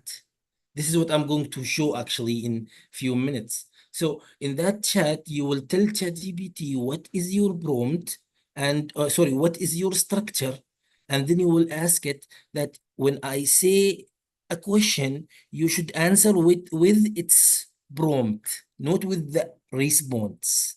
You got the point over here? This is called auto structuring, which is you will also ask ChatGPT always to just structure prompt. Then you will take that prompt into another, let's say, chat with ChatGPT, another chat with ChatGPT, and then you give it that structure prompt as a question or as a prompt. So it's going to do what? It's going to generate what exactly you wrote in that structure prompt. Yeah. Okay, so if we're talking about some kind of best practices for crafting the prompts, effective prompts are those that are clear and specific, providing contexts and direct language that shows what exactly the steps of your output is supposed to be. So the final prompt that gets from ChatGPT, it should always be on testing and changing phase. So in that we call it training within the conversation. So in that conversation, you gave it main point, and then it gave you responses. Then you will talk to it within the conversation to modify and change. This is called testing and changing phase. So later on, it will give you the full response along with your prompted, let's say, questions between the conversation. All right. So these kind of prompts can help in which يعني, applications and fields. So basically, it always affects the way that this organization is using the model. And of course, all of the doctors and speakers before me, they were talking about the difference between each language model capabilities. So you can also have your own GPT in your organization, but still you need to give it a prompt. Is that correct? Of course, you will give it its own personality. You will give it its own, let's say, kind of data that your company is using with your clients. Like for example, if you are a marketing client, if you are a marketing company, you will be teaching this GPT about your client. So you will give it prompts. So that's why it's helping in customer services. It's also helping in content creation, because later on, if you have your own GPT, it will study your organization within your information that's generated online, or your different bills and different news. Then it's going to create content like let's say maybe news, or it can write a summary of each event, and it can also create images and videos. Maybe it depends on which AI you train to. But this is also, I'm talking about if you have your own GPT and you give it the prompt that actually identified it as content creator GPT for the organization. So is that programming, or that's actually a prompt? Have you ever tried in ChatGPT and tell it act as my professor and discuss the excuse of me not coming to the university because my car tire is punctured? Yeah. So it will discuss with you. It will act. It will work based on your prompt. So that's also, you can do it with data analytics. You can do it with content creation. You can do it with personal assistants. It depends on what kind of words you use with these generative models. And this is exactly what's happening within ChatGPT. Sometimes you're talking about something, and then suddenly you will say a difference in the way that he should answer, and then you will see always he's responding to the previous task you talked about. So this research methodology actually includes data collection, which means I should also allow lots of other ChatGPT prompt writer to try and write prompts in within the computer lab that I were working on in college. So I tried collecting lots of different prompts, and I analyzes the structure that most of them are using without even planning to. So I saw there is a structure which should also be given to ChatGPT in order to automate its prompt building. So yeah, what I did basically, I found that when you optimize prompts in ChatGPT, basically in 4.0 GPT, which is the basic one, it's fine even with the free subscription, because ChatGPT here is acting as a large language model, which can be run, or you can use it with prompts only. So that's what I say. I saw that the response, it's the same if you're using the structured prompt. And I can say a structured prompt is big as this one, you can see. So this is, it's not big. This is a simplified structure for ChatGPT. You can just say, you can just tell it an example, persona, an expert in the field, command, action and goal, outcome, type of the outcome. You just give this to ChatGPT, but what does this mean actually? So persona means the role and expertise of the speaker. Like you will tell ChatGPT, I need you to be an expert in content creation field, and then write me an action plan on how to create a product, an online product. And then you will give it a command. This command actually, it's the actual need, actual goal that you want to achieve within this let's say conversation with ChatGPT. And then the description, what are the sorry, not the outcome, what is the يعني result? Do you want it to be an article, or you want it to be within slides, or you want it to be a summary or a report? And then this style should be what? Is it like a formal style, casual? Is it funny style? It depends on your your goal, what you want general from ChatGPT. So let's take a look over here at what I did here.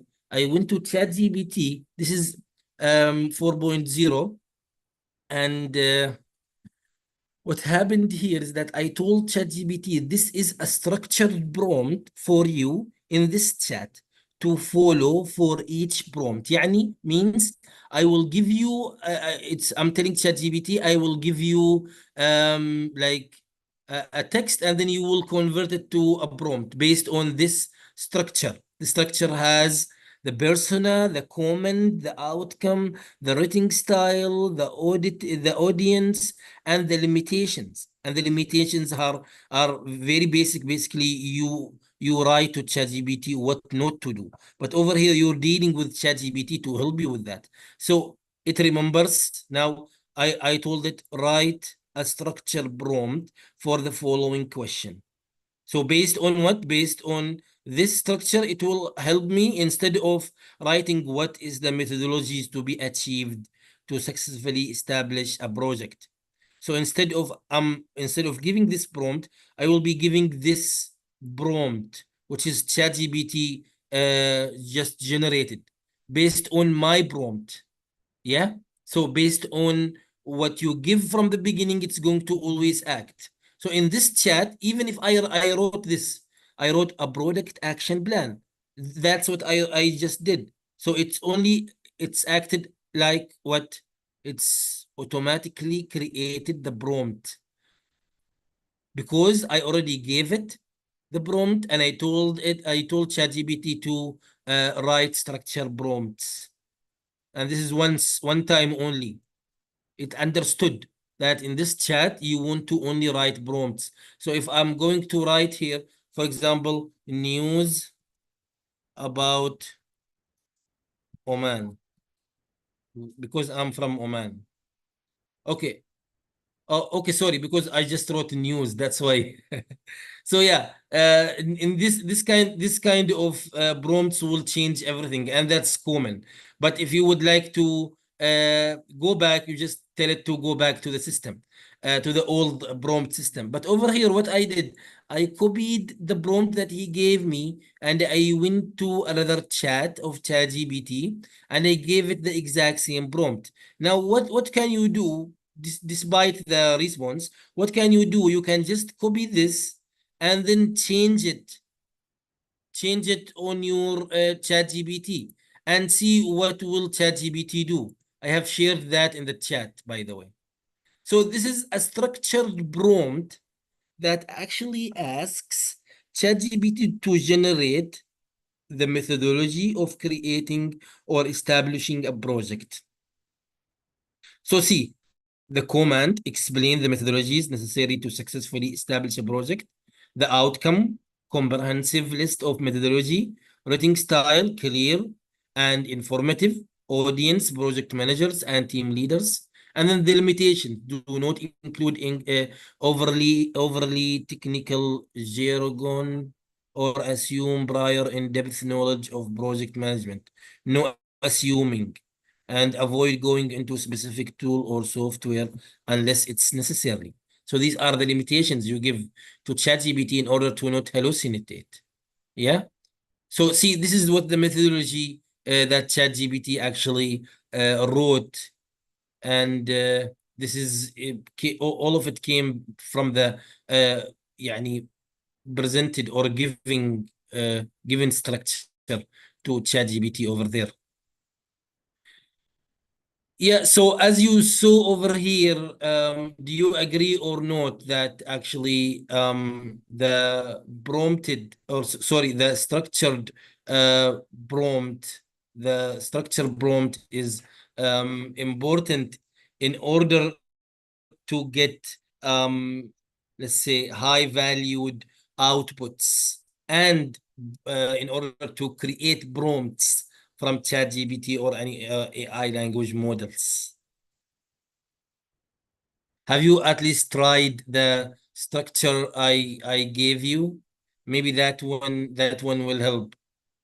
So basically, prompt engineering plays a vital role in enhancing the quality of responses generated by ChatGPT. This presentation highlights the importance of well-crafted prompts and offer high insights into future optimization in AI applications. Thank you very much. I think that's it with my presentation. And I wish you have lots of questions. Any questions? Are there any questions?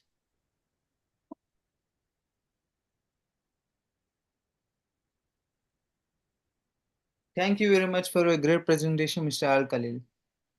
You're most welcome. Thank you for listening, everyone. See you. Thank you. Our next speaker is Dr. Ras. Dr. Ras is a distinguished figure at the intersection of neuroscience and artificial intelligence. With a background in neuroscience, Dr. Ras deeply understands cognitive process, which he seamlessly integrates into his work in AI.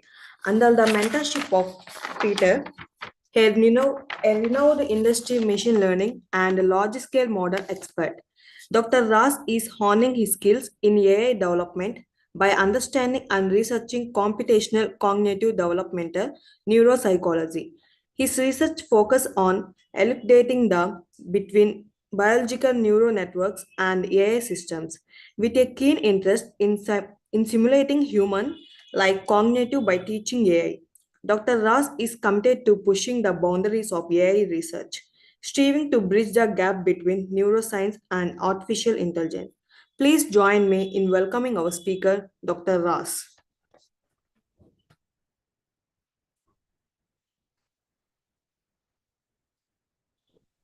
Hello. Okay. Yeah, hi, Dr. Ras. Hello, I'm attempting to share the screen now. Let me know if it works. Uh, No. Is that sharing? Are you sharing the screen? Yeah, so you're not seeing it? Yeah, I can.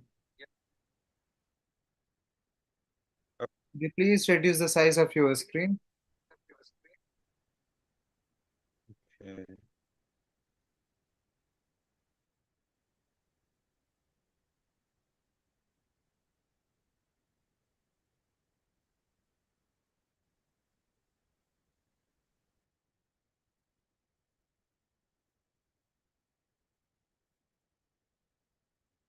All right.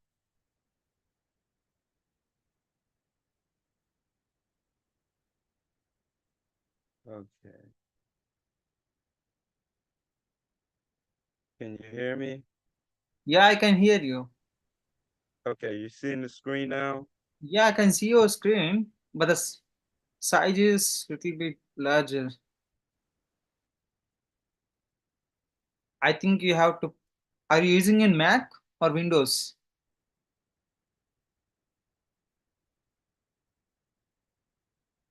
Hello?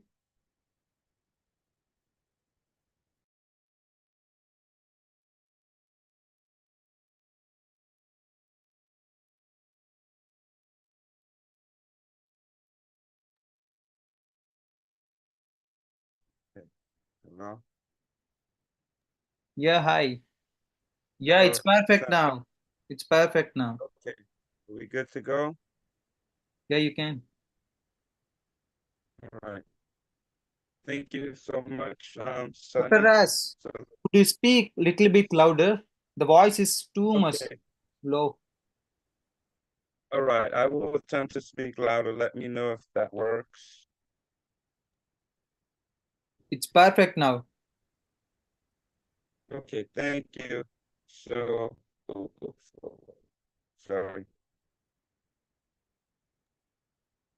Okay, so I'm Dr. Ross Geddes. Thank you for having me, Sunny, at the second global webinar in data science and AI and data science. And I would like to talk about for my talk, what is the future of robotics in ag tech, educational training and industrial farming? Okay, all right. Okay, so for the future of robotics and agricultural technology, for Dr. today's Ras, talk, I sorry would for like to, interrupting. Your voice is not clear. the audio is not, okay. How about now? Is that better? The same. All right, give me 1 second here. Yeah, please. 1 second.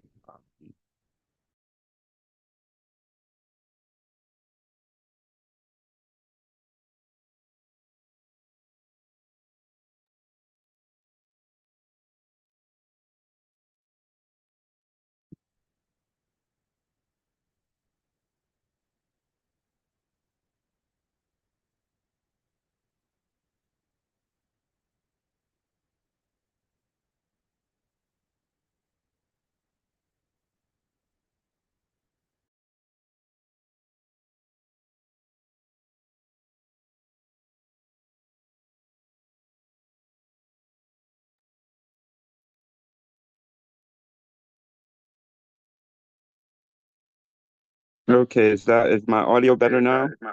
Better. It's better now. Okay, 1 second. All right, are we good? Can you hear me? Yeah, I can hear you perfectly now. Okay, sorry about that. All right, so for my talk, I wanted to agriculture, explore the integration of AI and data science in farm and robotics education and workforce development.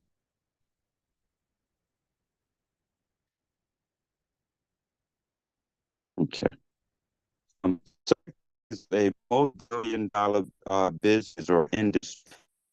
Just last year, over $8 billion given collectively, and the cutting edge technologies are finally gaining market in 2024, which is projected to be a $8.4 billion business in ag tech. And there's also government grants and state institutions that have incentives for precision with agricultural technology that uses data and science in real time to help with harvesting crop.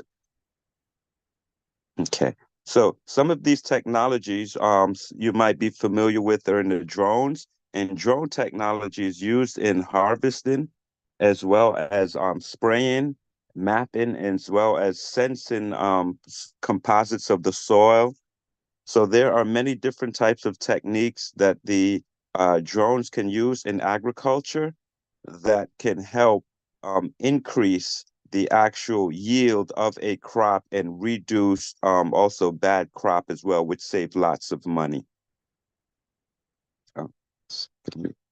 Also, in agricultural technology is also hydroponic vertical farming, which uses the water system, elevated water system inside, which is recycled through the plant through a device that keeps the water cycling through the plant and replenishes the nutrients, which leads to, again, greater crop. So using the AI technology and the data science from these techniques and devices, we've been able to see a lot of increased yield in the farming industry, which can lead to more, can lead to more product or increased revenue.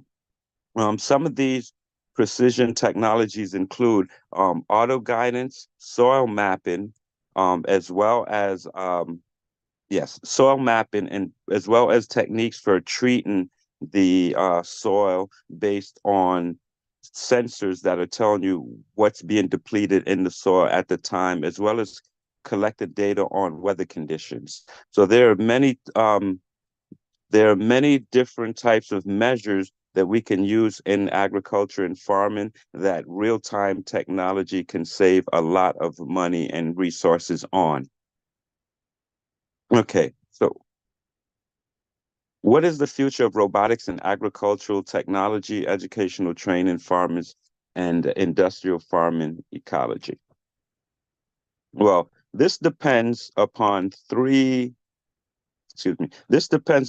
factors.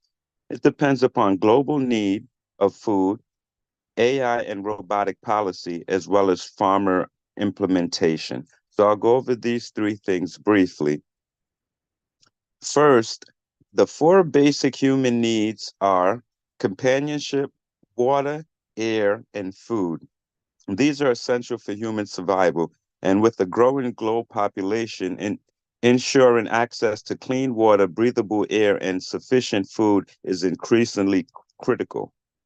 In fact, when considering feeding the globe now and then, we know that the estimated population of the world is at 7.6 billion individuals currently, and it's projected or estimated to be at 8.5 billion by 2030 and to 9.7 billion by 2050, suggesting or implying that agricultural systems must provide more food with fewer resources as the years go on.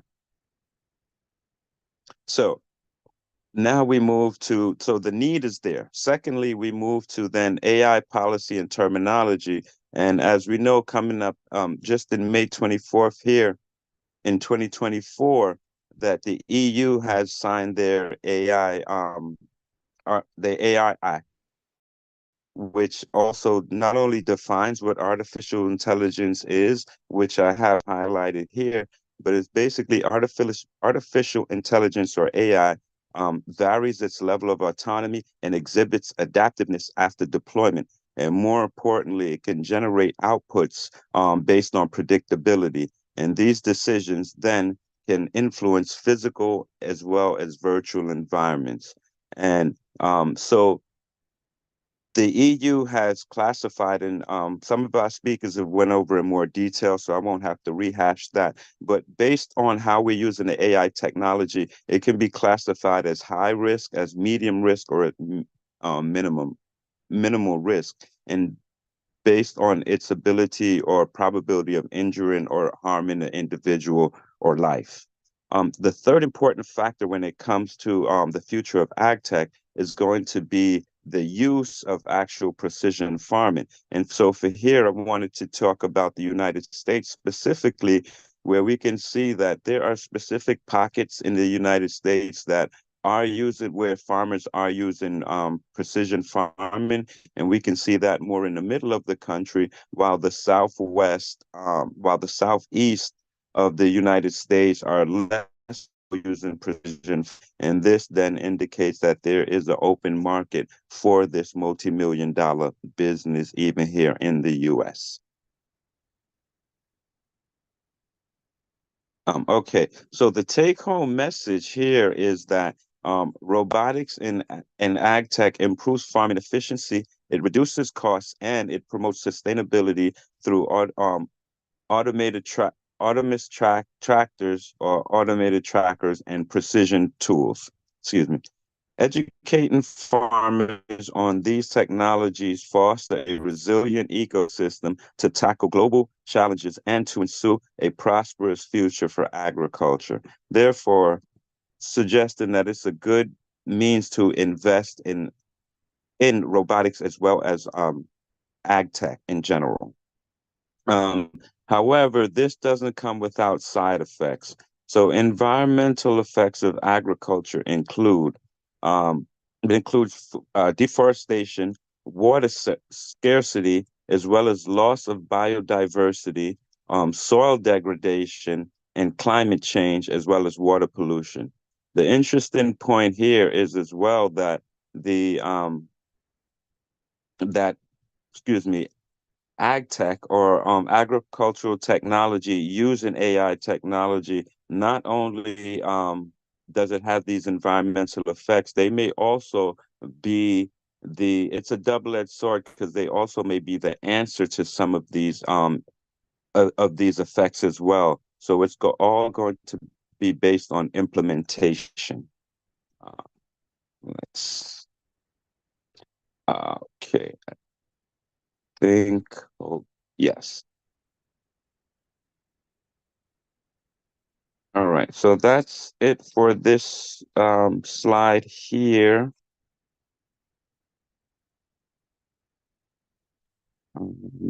I can take that off the screen.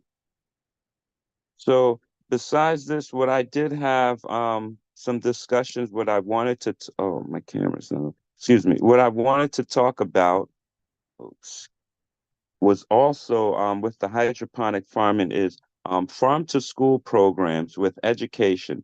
So the need to educate farmers in the future, there needs to be a collaborative effort between the industry as well as the educational system in if the future of ag tech is to survive because individual farmers and small farmers will not be able to be competitive if farming is going to be solely based on this type of technology. Also, another important point to add is when using AI or global technology, and now this gets into the cybersecurity and what was spoken of before, but using this type of technology where network and data is being passed around, it's very important that personalized data is protected, but also to be able to understand where are the points in the system that bad actors may be able to get into the system and cause nefarious activities because once we go to a global or a communicative system where something might be put in the water based on AI technology and not necessarily a human oversight, which we should most in all cases have human oversight at some point. But needless to say, as we automate these processes, it's important to take measures and note that where nefarious actors can come into play because that can then harm the global population. So with that, I think I'll take any questions about agricultural technology and the workforce, as well as robotics. Let me see. Okay.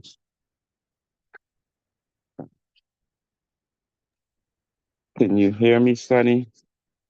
Yeah, I can hear you, Dr. S. Okay. There are no questions from the audience.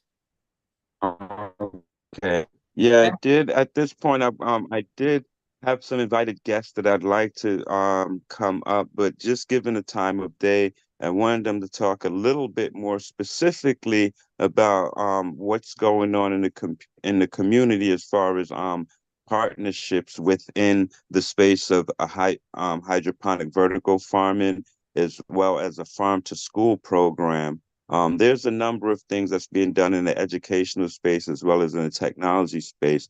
And the other thing I wanted to speak about lastly, Sonny, this came up earlier too, but thinking of smart materials in industrial farming, there are in industries, crop industries that are or that can serve as a whole new industry if we're able to understand how to utilize these materials or get them into a space where we can use them for building materials, for clothing, and other things. And so these natural materials are being rediscovered for their uses, such as bamboo, such as hemp, and such as banana leaf.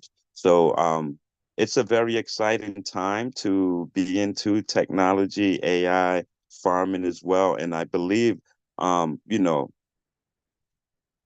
one of the biggest things we think about is individuals going to sleep hungry, starvation, right? People dying of hunger. And I think this is something realistic that we could solve in our lifetime with the technology that we have if implemented correctly. And so it just takes the right collaborations and the right effort. So with that, I'll take any questions.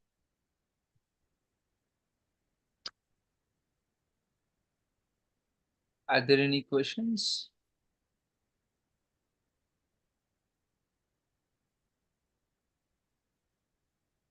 Thank you very much for your great presentation, Dr. Ras.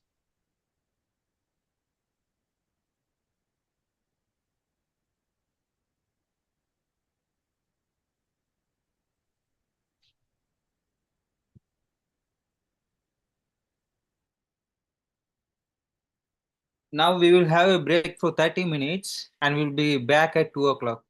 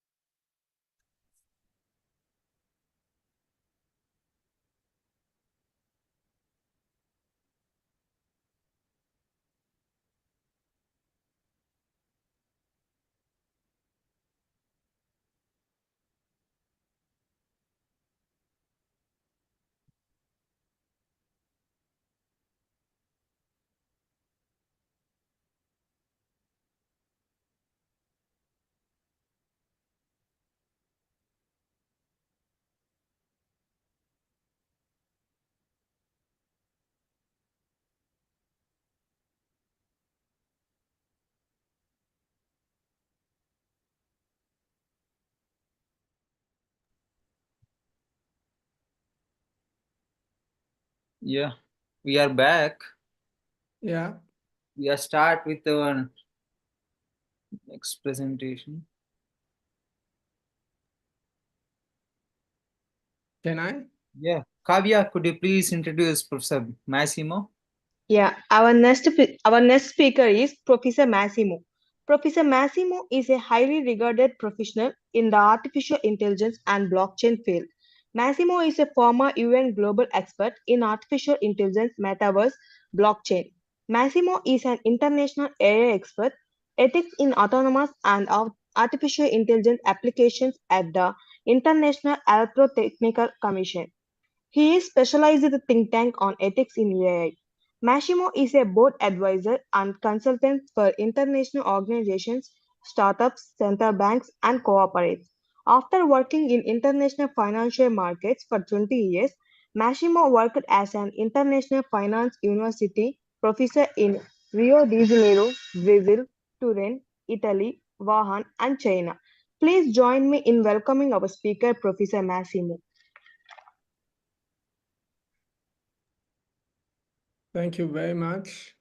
I don't know if you can see my Yeah, presentation. could you please share it? Yeah, I mean, I already shared it. Can you see it? No. Could you please share once? Yeah, I've done it, but I'm not sure you can see it. Yeah. Let me see. Can you see it now? Yeah, we can see now. Okay. So, can I start? Okay. Yes, you can. Yeah. Okay, thank you very much for the invitation. I am Professor Massimo Buonomo, former United Nations Global Expert in AI, and I work also as advisor to international organizations, companies, startups in the AI, blockchain, and anything related to the deep tech field.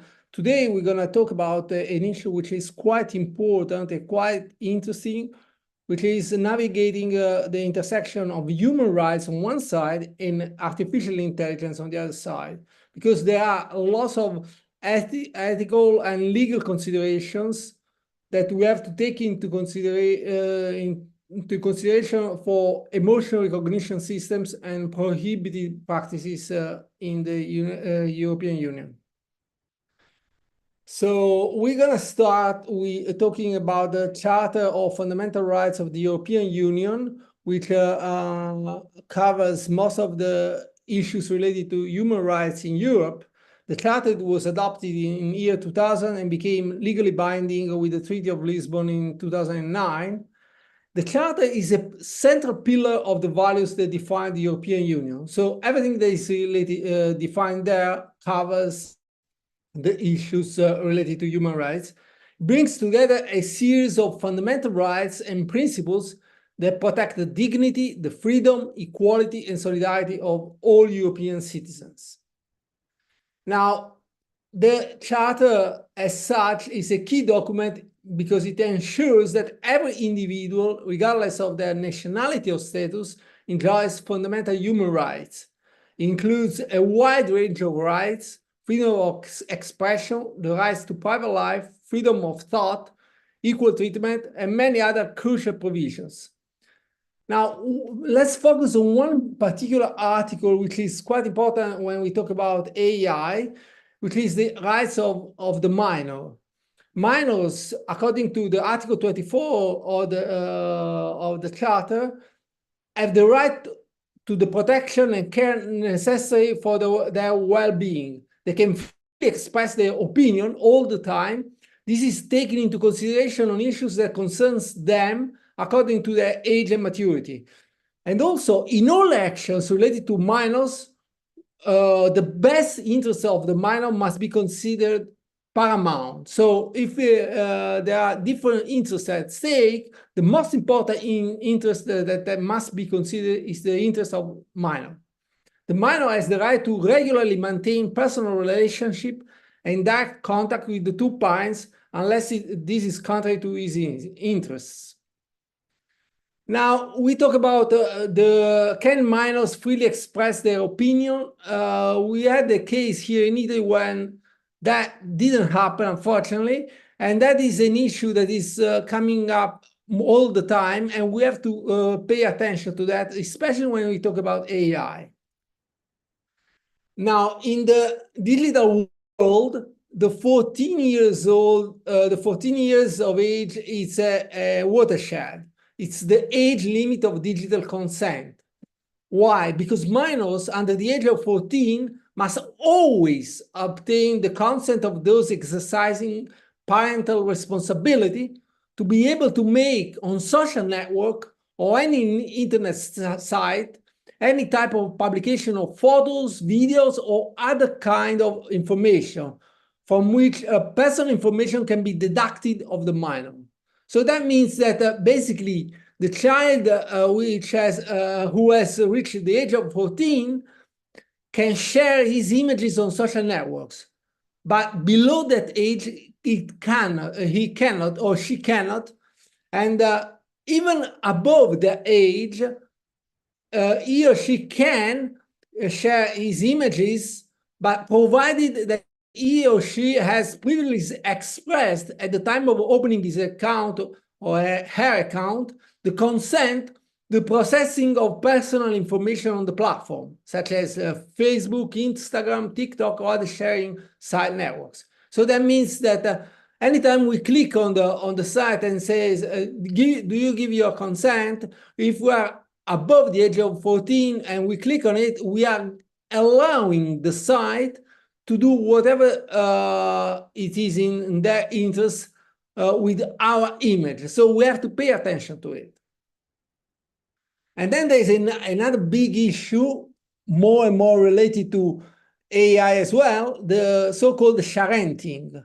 The parents who put photos of their children online. This is a worrying, increasing phenomenon because the parents as themselves, they are proud of their children, but there are problems related to this sharenting phenomenon, which are pedophilia, cyberbullying, rights to privacy. This is a kind of image that we are always associating to sharenting. What is the solution for it? We do not have to share personal information and limit sharing to private networks because other people can take advantage of what we share on the socials. So as we said, the Charter of Rights of the European Union has a huge coverage of rights. They are related, the chapter 1 to dignity, human dignity, right to life, right to integrity. Chapter 2, freedom, right to liberty and security, respect to private life, family life, protection of personal data, and so forth. Chapter 3, freedom of enterprise, right to property, right to asylum, and so forth. Chapter 3, equality. Chapter 4, solidarity workers' rights to information and consultation within the company. Chapter 4, social security and social assistance. Chapter 5 is related to citizenship. And Chapter 6 to justice, in particular rights to effectively remedy and to an impartial judge and presumption of innocence. Why are we talking about all these chapters, all these rights? Because as we're going to talk about AI, we're going to see that those chapters are very much related to the AI issues. And that is why we have to pay attention to that, because this is a law that is enforced in European Union. Now let's talk about AI. What is AI? And what is the role of AI? As we know, AI is artificial intelligence and plays a fundamental role because these days it decides what unemployment benefits someone can receive. You have to bear this into consideration. Or where theft is likely to occur. If you are living in a in brackets good neighborhood, according to AI, you are less likely to suffer theft than if you are living in better neighborhoods, in brackets, of course. Or if someone is at the risk of cancer, or who sees that catch ad for low mortgage rates. So anything that is in the papers or in the news can be analyzed and related by AI. Its use continues to grow exponentially, presenting seemingly endless possibility. But we must ensure that we fully respect fundamental rights standards in the use of AI. That is important, as we mentioned those rights before. Now, the use of particularly invasive artificial intelligence systems is happening these days, and we're going to mention and talk about those. Those ones in particular who claim to infer people's emotions for their biometric data, like sweating, for instance. Or this thing affect the fundamental rights to privacy, autonomy, and dignity of the persons concerned. And now we talk about some specific AI applications which can interfere with our fundamental rights. Emotion recognition systems, for instance. The regulation on artificial intelligence, which now is in effect from March 2024 in Europe, provides some specific rules for the use of emotion recognition systems in law enforcement. What are these emotion recognition systems? Anytime we walk in the street and there's a camera, and a camera allowed by the law enforcement authorities that is scanning us, our face, that is an emotion recognition system. And now in Europe, police authorities use ERS, and they are not required to inform people when they are exposed to these systems. So if I walk in the street and there is a camera filming, scanning my face, they are allowed to do that, and they do not have to inform me about that.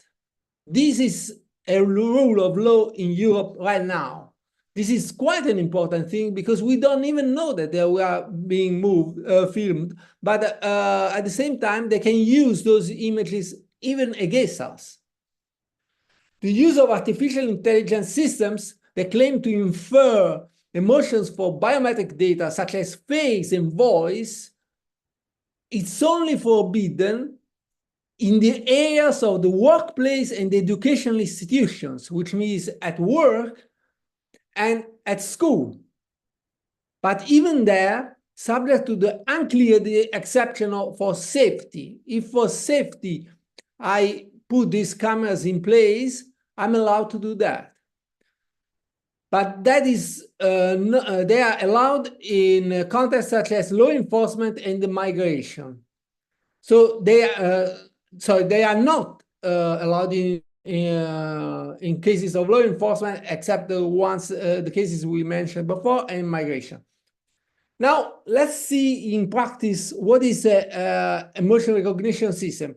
Let's say that we are walking down the street and we have a face like this one, a face with of surprise. The features of this face of surprise are the skin, which is thin.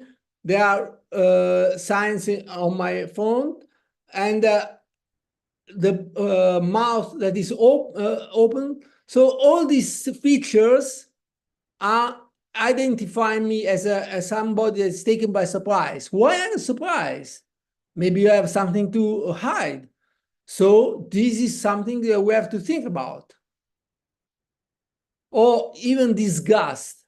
If someone has a face like this, that means that we have emotion recognition system is identifying us as somebody that's feeling disgust. Why is that? Maybe because you pass just in front of police. So be careful if your face is scanned that way when you're walking in front of such a camera. And then there are some other systems like sadness, the first, anger, the second, despise the third, disgust the fourth, surprise or fear. So all these phases are identified by the system, the AI system, as somebody that is having a reaction that is not a normal reaction, but is a reaction which must be taken into consideration, and law enforcement agencies can take those images to consider us as suspects, for instance. So the EU was the first to introduce binding rules for rapidly evolving AI technologies. Although many countries and international clubs from OECD to the G7 have spent the last few years pondering how to regulate AI, most of these countries have adhered to voluntary guidelines or codes of practice, while in Europe, those are mandatory rules. And then there's social scoring. Like, again, a camera that is scanning all the faces together. And when they scan our faces, they identify with the database on somewhere in the cloud and says, look, this person is scored 2.5 because he's being good. The second person, 4.5, she's being even better in their social behavior. And the third one, the worst. She's being bad. So this is a system that evaluates the behavior of citizens through online and offline parameters, assigning a score based on their individual behaviors. But based on that, they can give us or subtract from us some social benefits. Because social scoring establishes risk profiles of people based on monitoring their behavior, such as criminal or financial activity, and then penalizes citizens with low score by denying them access to essential public services. But the Council text also extends to private actors, prohibits the use of AI for social scoring. So this is prohibited in Europe, social scoring, but not in China, for instance. And it's also in Europe, the Council's text prohibits the use of AI systems that exploit the vulnerability of people who are in vulnerable situations due to their social or economic situation. Let's say that, for instance, I lose my job, I don't have money, I don't pay rent anymore, and then because of that, my social scoring goes low, and so I cannot go to the doctor. So I become sick, and I have lots of problems, and I don't have social benefits. This social scoring is something that can give us lots of troubles because of something that is related to our vulnerabilities in society. For instance, in Italy, this system, a light system, is already in place. Citizens of Bologna, an Italian city, will be granted rewards in form of cryptocurrency and will also receive discounts from local retailers. Premiums are due for the use of public transport and for the correct recycling of materials. So if I use the bus, I am rewarded for that because I don't pollute compared with taking the car. But you can argue that if I live in the center, I can afford higher rents, so I'm richer, and that's why I take the bus. While somebody lives outside the city, he or she needs to take the car, so she pollutes. So she, because rent are cheaper outside the city, and so she is even penalized for that. So probably she earns less than people in the center, and she's even penalized for that. So the social scoring system is a bit awkward in the impact that they can create. And then there is a facial recognition system, which is even worse to some extent. Let's see a concrete example in the United States. The MSG entertainment ban. Madison Square Gardens and Radio City Hall Music Hall ban some lawyers. The company has maintained a public notice required by the ordinance informing people that to ensure the safety of everyone in our venue, the Radio City Music Hall employs a variety of security measures, including facial recognition using biometric identifying information. What does that mean? It means that, let's say that I am a lawyer that is defending an employee of the Madison Square Garden, and I go with my wife to the Madison Square Garden to watch an event that's happening there. So I'm in the crowd with everybody, and while I'm in the crowd, the camera is scanning all of us. And while I'm I'm going to buy the ticket, the security guard comes to me and says, "Stop here. You're not allowed to get in." And you say, "Why?"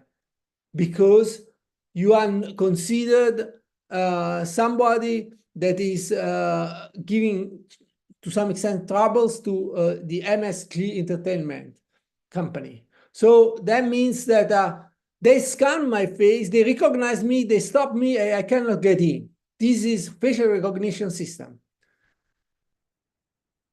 Something even worse happened in Louisiana with the facial recognition system.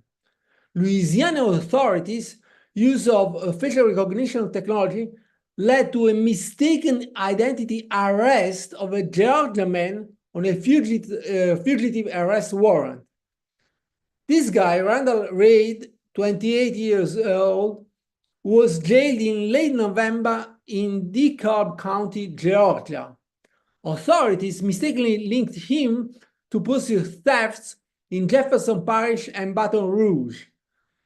He was arrested on November 25th just based on his picture on facial recognition and released on December 1st. He had never, ever been to Louisiana a single day in his life. But because of facial recognition system, he was caught and arrested for a week. Look at this case, a similar case. Naja Parks, the second guy, was arrested for facial recognition photo. There was no evidence except this one. So the first photo was a facial recognition of a robber. The second photo was a guy.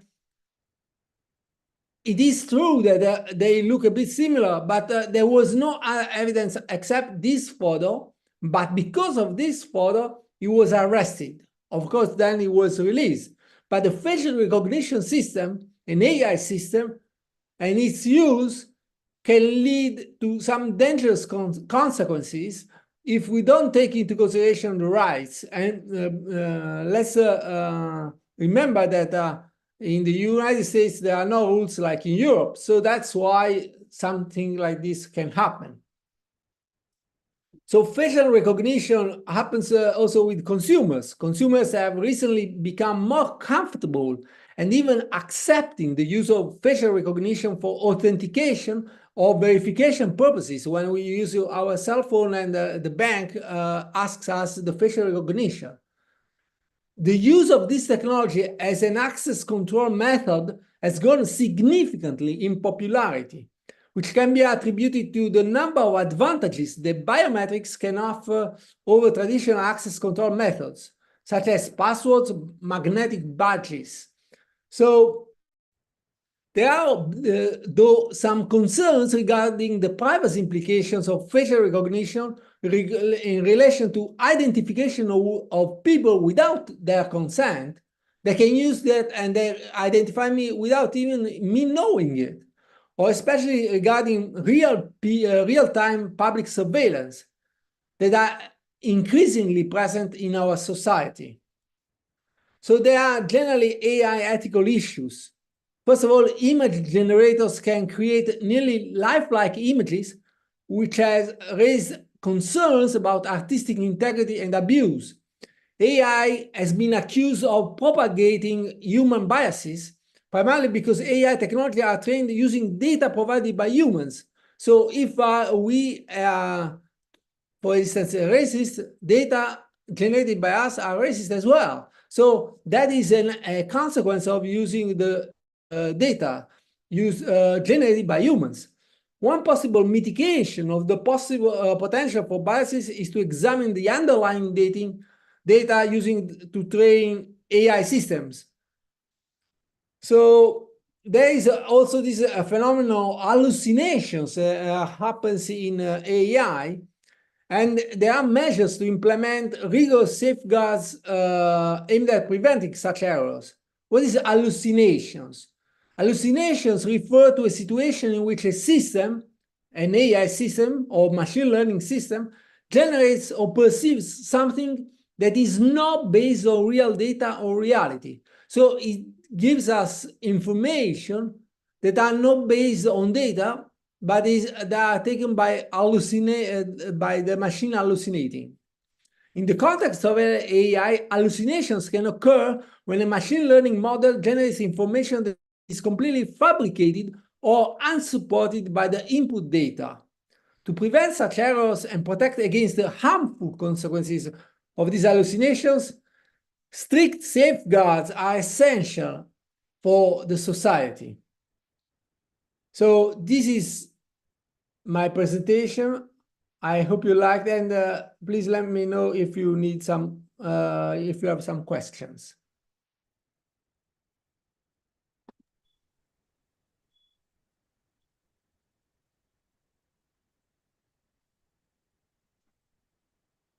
Yeah. Thank you very much for your great presentation, Professor Massimo. Yes. Yeah, our next speaker is Mr. David Piketty. Mr. David is a AI expert and manager with over 8 years of experience across various sectors, including hospitality, healthcare, telecommunication, finance, and manufacturing. Please join me in welcoming our speaker, Mr. David.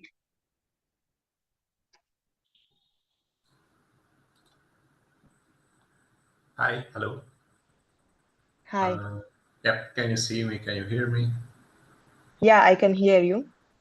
Great, great. Then let me share my screen and let's start.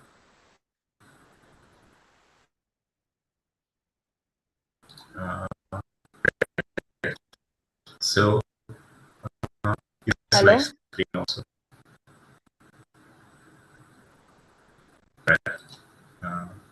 Take it. Yeah, David, your voice is not. Hello? I think his internet is not going well. He got not a good signal over there. Let's wait for him to get back. What a lovely, beautiful event again. I hope everybody learned a lot. I enjoyed the lectures. And again, you did a wonderful job. Well done. Also, Kiran as well. Thank you, So, Dr. so let's hope he's getting back very, very soon. Yes, waiting for him. In the meantime, I want to invite you to come to New York for photobiomodulation and laser conference that we create. Is a laser course actually with a certificate from NYU. So it's interesting for the doctors because it's nice to put a NYU diploma on your wall in the waiting room, you know. So we hope to have lots of, we have 40 places for the course,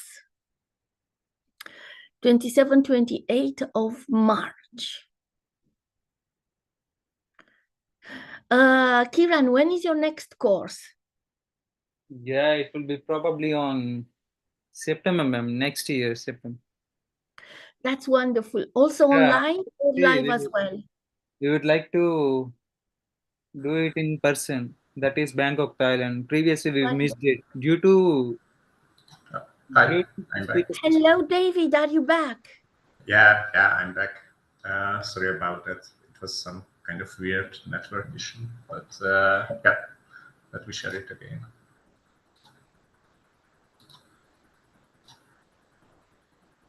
Great. Can you see it? Yes. Super. So I don't know whether did you hear about my introduction, but let me repeat it. So I'm David Fekete. I'm from the Synthetica, and actually I'm going to show you how were we able to boost the AI integration by 500% in our customers. But first, let me talk about our company. So basically,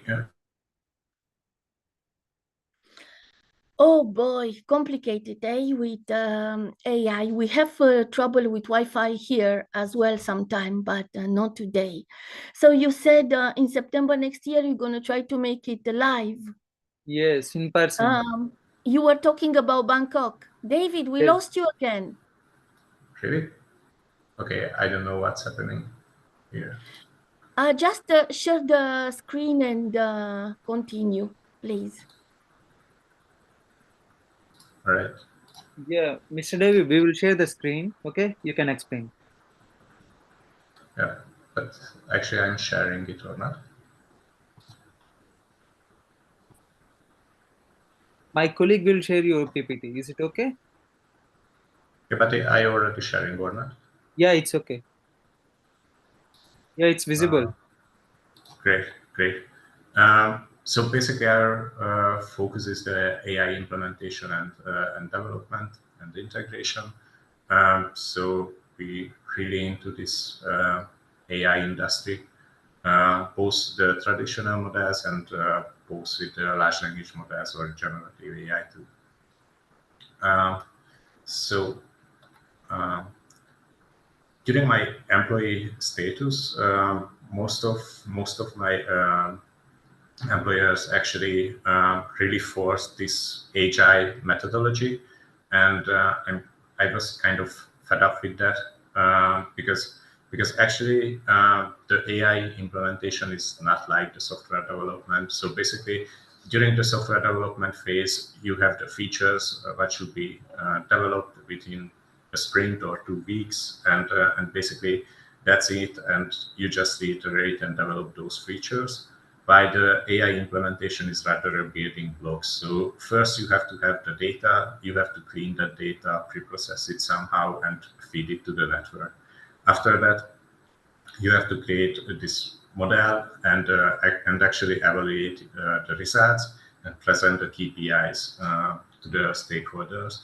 And after, when you are ready with that, you have to deploy it somehow. And actually, it's not this continuous implementation, because developing a data processing pipeline could take days or weeks. So there is not really sense of these daily sessions and these kind of meetings. So basically what we did, actually we, in the beginning of the year, we ran a questionnaire in our network. So we just asked that during the AI implementation, do they use agile methodology, and what are their opinions about this? And what we found, that actually the developers are really frustrated by this daily stand-up because it doesn't make any sense, and actually it breaks their day. So it's really an unnecessary thing. And we asked also project managers and stakeholders. So basically, their main problem was that they didn't really have this this technical background, especially in AI. So most of them would favor to having a co-project manager from the technical field. Otherwise, they have had to take some time from the developers, which slowed down the project development. So according to them, it was a pretty mess. And also the feedback was that most of the companies just started to develop some proof of concept thing, and finally they had nothing. So basically they couldn't have any return of the investment. They had some experiment with the AI, and basically that's it, and nothing else.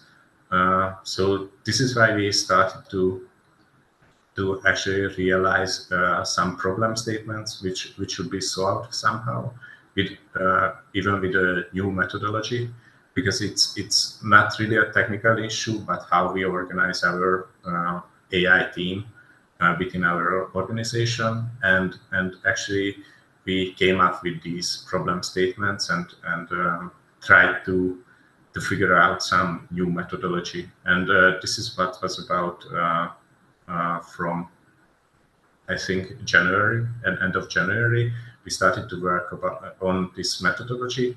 And we also get in touch some customers in some use cases, because we wanted to test this assumption in real time or real life.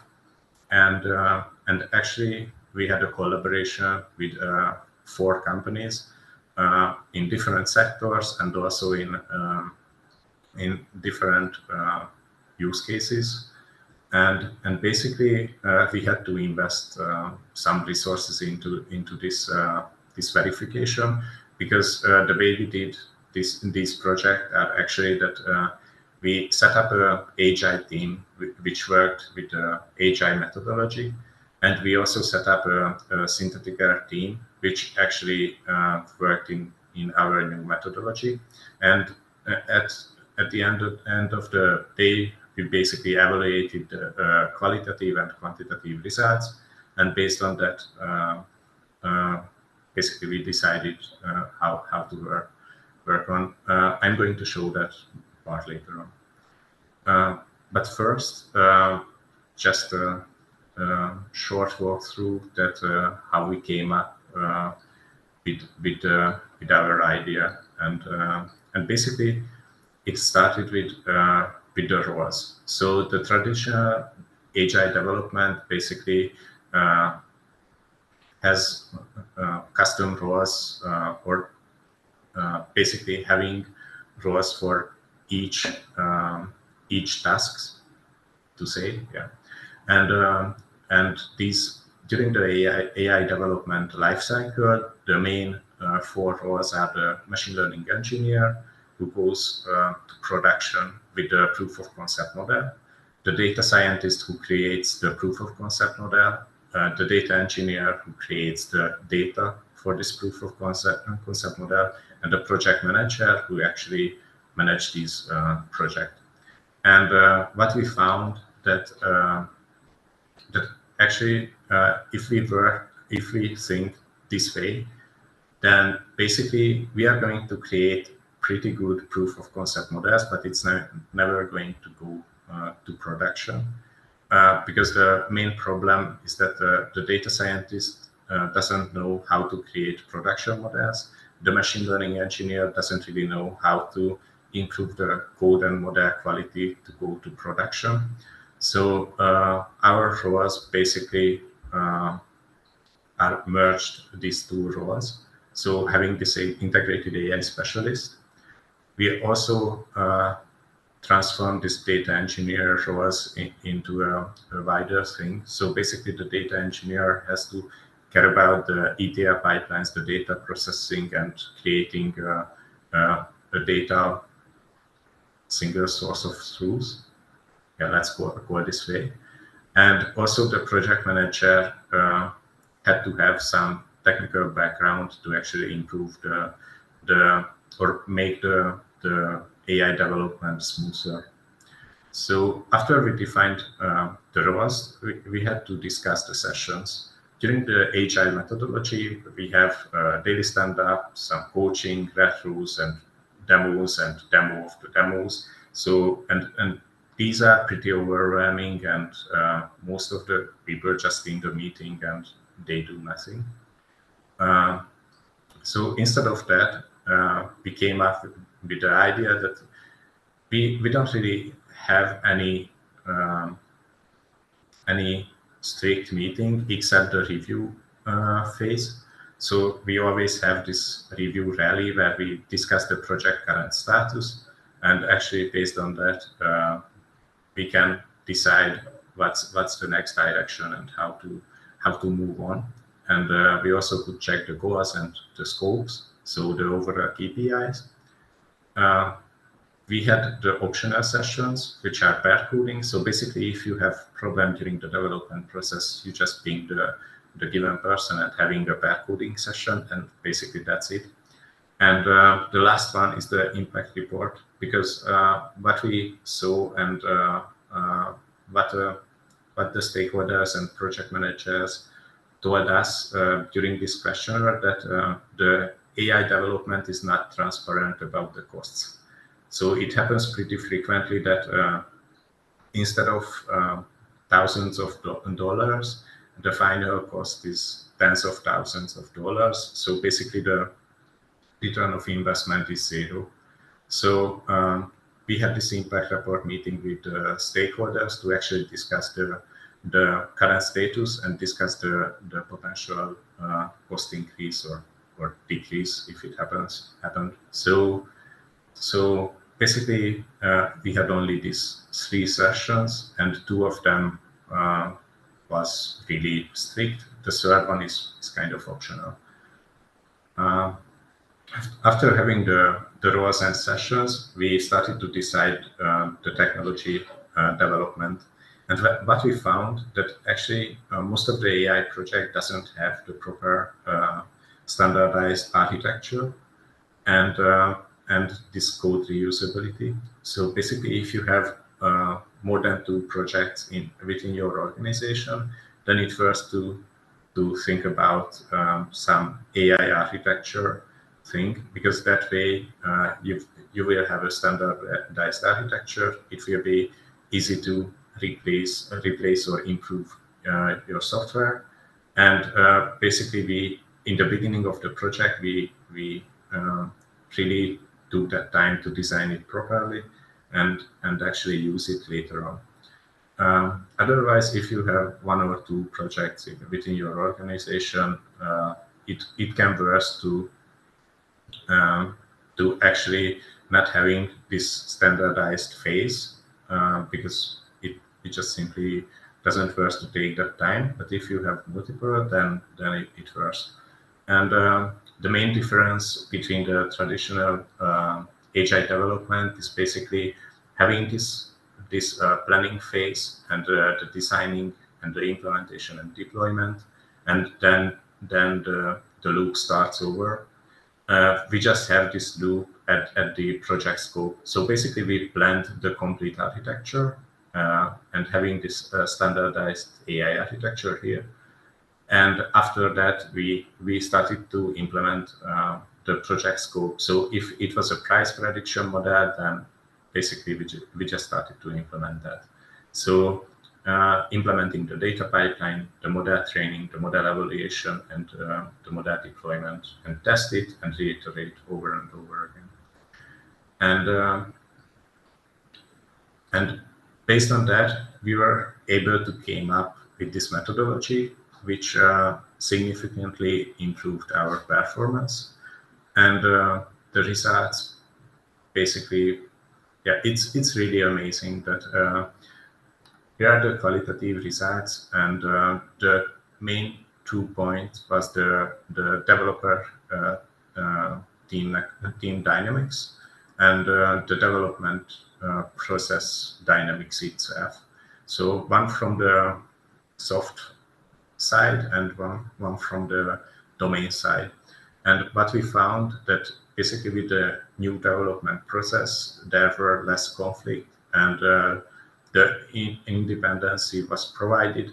So basically, the teams really worked as a team during these sessions, and they didn't have these really serious contradictions here. Also, during the development process, we created this architecture, what I mentioned before. Then basically this architecture helps us to reuse the codes, and it helped us to actually define clearer and simplified tasks, because we moved within this architecture or this standardized design. So it made the developer's life easier. But we also have some quantitative results. On the left side, you can see about our time bookings, and on the right side, you can see results from the questionnaires. So what you can see in the time booking, that basically the time spent with the meetings in case of the synthetical methodology was almost half of the traditional agile development process. And this is why I mentioned that that if you have only one AI project within your organization and you are not planning to have more, then it could worse to stick to the agile because it's all the time spent during the development is kind of the same, and the difference shows up at the basically end of the 4 projects, because at the end of the 4 project we just sum up the time spent with the agile methodology and the time spent with the synthetic methodology. And what we found that basically we could reduce extremely the overall time, because we had this standardized framework and we didn't have this pressure to actually develop and show, basically demo our progress every second week. So that's pretty impressive. And here you can also see the number of the Jira tickets which moved to finish status. So during this lower time, we were able to develop twice as more features, but the agile team could. So these are the numbers from our bookings, but also we asked the stakeholders and asked the team satisfaction.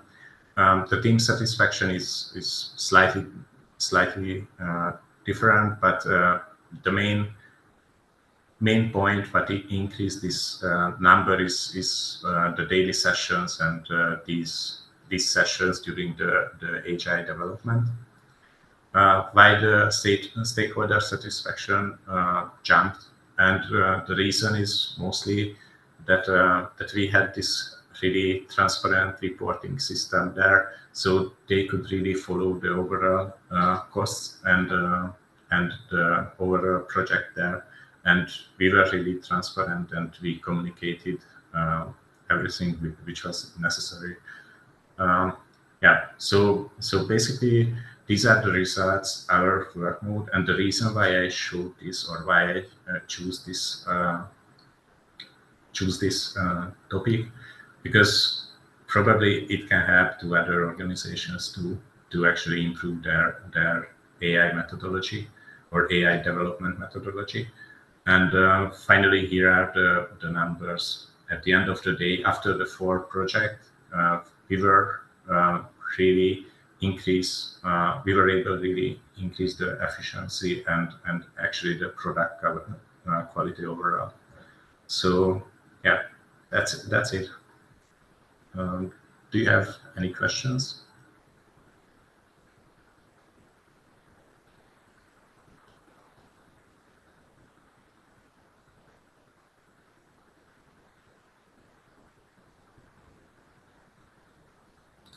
Thank you very much for your great presentation, Mr. David.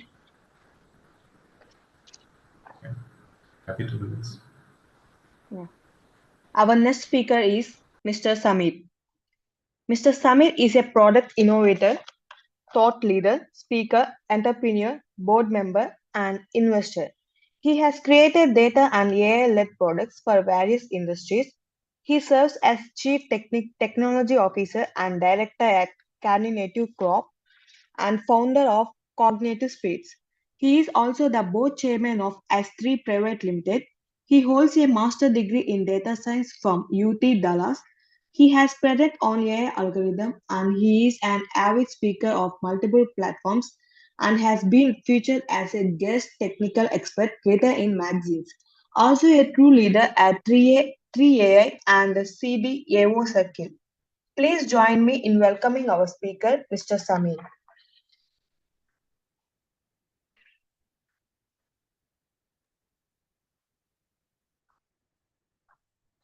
Well, thank you so much for the warm welcome, and I hope you all can hear me. Yes, we can hear you. Great. So let's do this. Okay. So a little bit brief about me. what you gave was almost accurate. Like that's all the thing that I do. Apart from that, I'm researching in how we can digitally twin human so that we can analyze what kind of diseases they have, and based on the diseases, how we can create the best form of drugs that is ever possible without wasting 7 years, 8 years doing human trial. Right. Last time when something like this happened, we called it COVID and the whole world got shut down. Right. And for 2.5, 3 years, we couldn't do anything.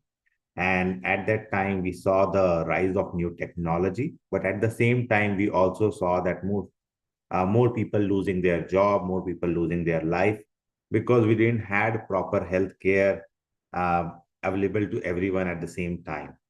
And the reason was somewhere because of our methods, we were not able to create a a permanent solution quickly enough to understand what will work for that virus, right? Uh, so today presentation is somewhere around that line, which is what kind of disease, how we can integrate AI into healthcare so that whenever the next big wave of any infectious diseases comes, we are a little bit more prepared to it, right? Now, imagine there is a kid who is sitting in Nigeria and he is suffering from rare blood disease.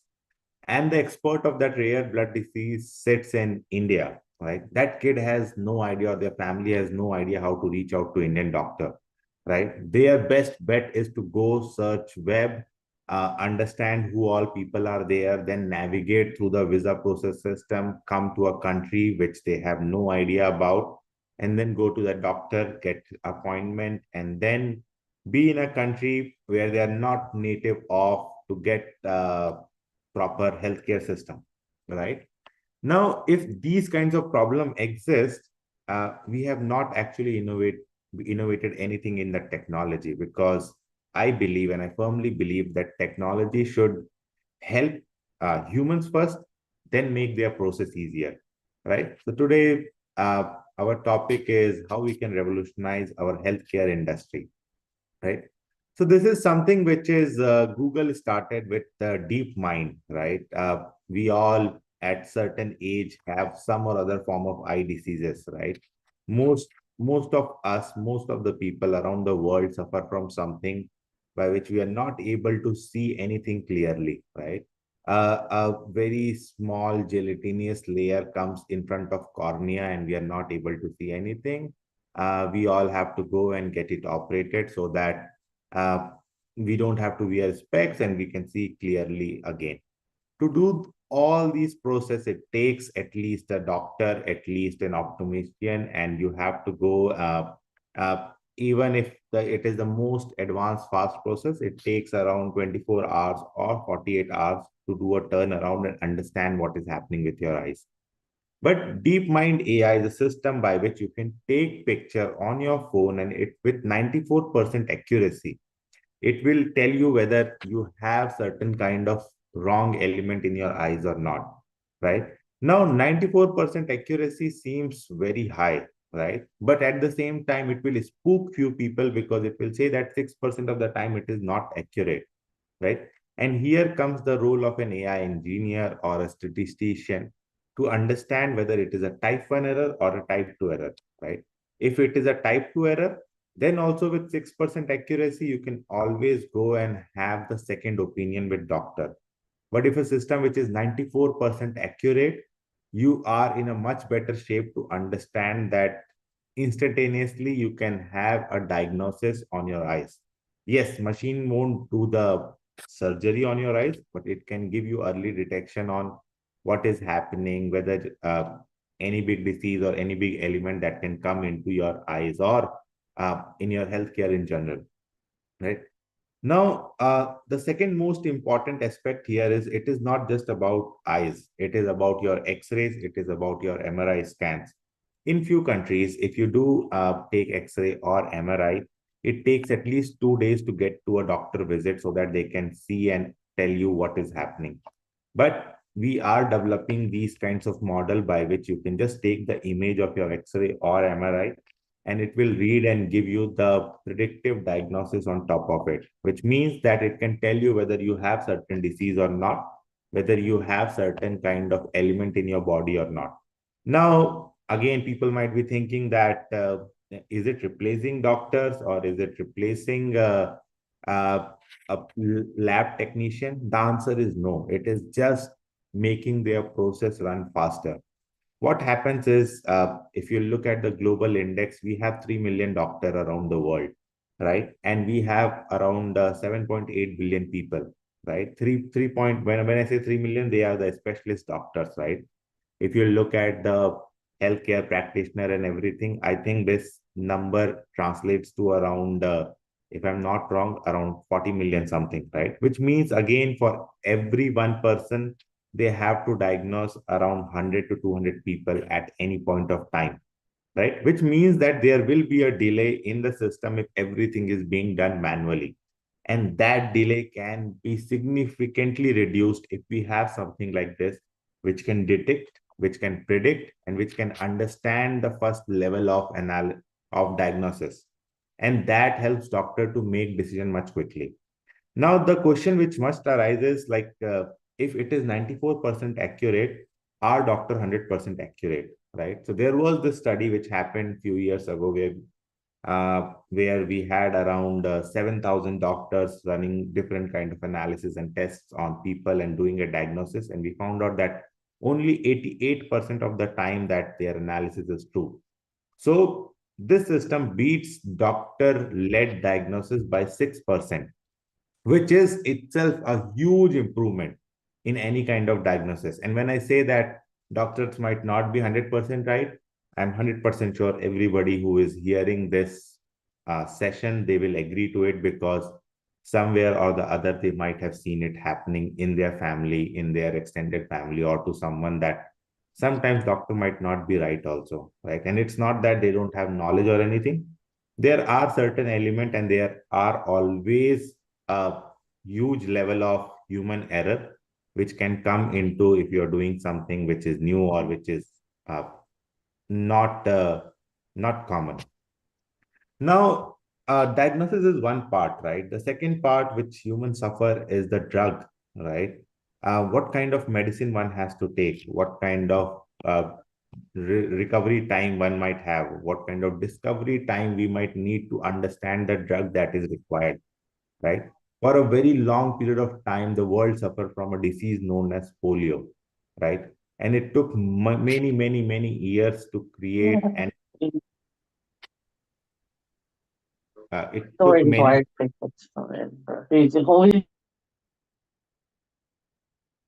Sorry, so somebody has question? No. You can go with your presentation. Okay. So it took many years to understand how polio can be eradicated and how the drug needs to be discovered. But just imagine a situation where we have a new element, a new virus or new bacteria into the system, which is creating trouble, which is right now, Mpox is the biggest thing, right? A new viral disease, right, around the world. But what if we have a system by which we can digitally twin people, right? And we can administer them with Mpox, a digital twin where there is no human, nothing is there. Everything is in form of a mathematical number. Even the disease is mathematical number.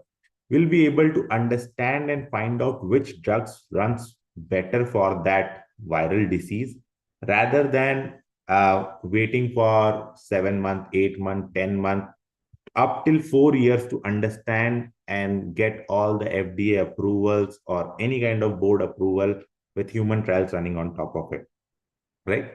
Now, most often people have this thing that can we trust a drug created by AI to administer it to the people, right? The answer again lies in the question itself, right? With this AI, we are not creating a drug directly to be administered to the people, but we are just cutting the time in which a drug chemical composition needs to be formed. We know almost all the element that is available on the planet, and based on those composition, we can create multiple permutation and combination. The issue is if we run it manually, it will take hundreds of years to run all the combination and all the permutation. But with system which is powered by quantum or which is powered by a better GPU, this can be done within a span of few minutes or few hours. And if that can be done, we'll have an idea on what kind of drug that we need to create so that we can run our trials and we can still go into the market with the disease that has came yesterday, right? The idea is here to reduce the time in which we can do the drug discovery so that we can save more and more life.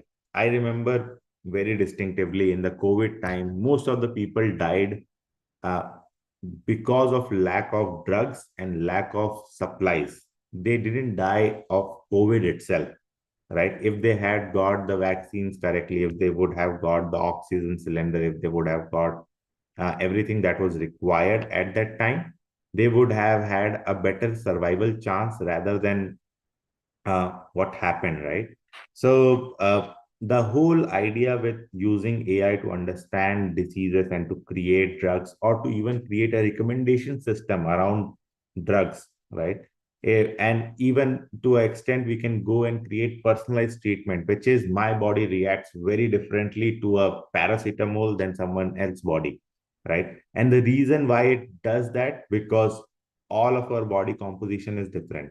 Now, if I have to understand, like there are 7 point, let's say 8.1 billion people in the world, and I can do like 2 billion combination of drugs. And if I'll do a matrix of the 8 billion people into 2 billion drug composition, these are the number which is beyond the scope of any GPU calculation. So we'll need supercomputer, we'll need quantum computers to do that, right? But what it can do, it can run all those calculation and computation within few hours, and it can give us, yes, these are the combination which works for this kind of people, these are the combination which work for another kind of people. And when we have that kind of clarity, it makes our diagnosis run much better, much faster. Now, this is the most important element, and this is what I have seen most of the country often lacking in, which is patient care, right? There are always three elements of any medical system, which starts from diagnosis, then treatment, and then care, right? Care is basically if you are able to go back to them, if you are able to support them when they are in the recovery phase, what are the things that they are supposed to do? Now, if you look at any country which is in a development phase, they often don't have a system of care because they will usually have a problem of overpopulation and underdeveloped institutions. And when you have this kind of system, the care cannot come into the existence because when you don't have infrastructure to support people, you are not able to help them out with their medicinal problems, which is, should I take this pill 2 times a day or 3 times a day, right? Now I'm feeling better. Should I take it 1 time a day or still I should pursue it for 2 times a day? And you cannot delay that. The next appointment that they will get with doctor is for 3 months or 4 months down the lane, because drugs still affect the body. If you're taking pills 2 times a day and where you were supposed to take 1 time a day, it will affect you in a reverse manner. Now, if you understand that these are the problems that these countries might have, or most often, like again, I'll go ahead and say that even in US we have this kind of a problem because same issue, which is there is a huge gap between the communication and the communication channels. So if we have something which Babylon made, and Babylon was a very good model, but it went under. But their model was basically providing a chatbot assistance, right? Which is I can ask questions regarding the care pieces, like how many times I should take a drug, should I start walking now because I'm feeling better, right? These are the small questions which people go and usually ask to the doctors. But what if we can train a system which can act as a pseudo doctor, giving all the small, non-threatening, non-life-threatening advices, right? If we create these kind of system, it basically takes a lot of burden and time from the doctor, and it basically makes our whole healthcare system runs much smoother, much quicker, much faster, without too much overload from different people. Now, the fourth element is administrative processes, right? We have seen a lot of movies growing up and a lot of real life scenario where we have to go and fill out the form, and the forms are too lengthy where you'll have to sit for half an hour, try to remember everything that you have done. But what about a digital medical passport, right? A system by which you have everything that has ever happened to you, and you can basically go and connect to any system, any doctor system, any physician system around the world, and transfer your data to them so that they can have a better understanding of what all has happened to you. I go to a doctor and I forgot that I'm taking one pill for some kind of, let's say, blood thinning medicine, right? And they start doing some kind of surgery on me, and they figure out that, okay, this is creating complication because this guy took blood thinning medicine for last 3 months and didn't tell us, right? These are the things, these are the human mistakes which becomes life threatening. And most often this basically adds more element to the process, which is now again they have to reschedule, again they have to do everything what they were supposed to do, right? So a digital medical passport can solve this issue, which is from transcription of what has happened to you to prescribing what all can happen to you, right? And in any healthcare setting, it will work like magic because now you don't have to maintain a physical box. Now, this is something that we just talked about. Now we'll go to the cost piece, right? Most often we have seen the healthcare cost is rising every year, and we are not getting fitter, right? We are getting new kind of disease, we are getting new kind of problem, right? The biggest issue with healthcare cost is the things that comes along with it, right? Be it doctor's time, be it operation room efficiency, right? Be it efficacy of the hospital, be it administrative process length, right? Be it finding the drugs, be it creating the drugs, or even getting the drugs. Everything has lot of process which involves lot of high skilled labor, right? If we can reduce the high skilled labor, at the same time we can reduce the time involved with high skilled labor, we can significantly cut down the cost, right? And when we cut down the cost, then we create a system which is to be served to the humans, rather than we are creating a system that is being served by humans. Now, again, this is the most favorite topic of mine, which is how we can expand our healthcare access, right? This is where we started our presentation, right? There's a kid in Nigeria who needs the help of Indian doctor. But what if they have a system by which they can connect to the doctors in India, right? Even remotely, and they don't have to even travel to a country which they don't know of, right? And that doctor in India can understand the medicines that are there in Nigeria and create a combination and send it to that kid, right? That will not just save how the world sees the healthcare, but it will create a new wave of healthcare access to the people who might have never thought that they will have this kind of access. Now, most of you will think that this is a too long process, this might not happen, and this requires a lot of technical debt. But let me tell you about one software or one app which is there in most of the world, right? And actually three, which is first is Instagram, second is TikTok, and the third is Twitter, which is X, right? This is available in every country around the world, right? And if people are sitting in a very small village in South Sudan can dance on a song which is very famous in Canada, then we can definitely make a system by which a Canadian doctor can treat a patient who is sitting in South Sudan. Being said that, there are challenges in AI, right? People don't trust AI, and again, they are very rightly accurate of not trusting AI, because we need to have some safeguards around it, which is we need to understand that AI doesn't start giving them recommendation on what they can do.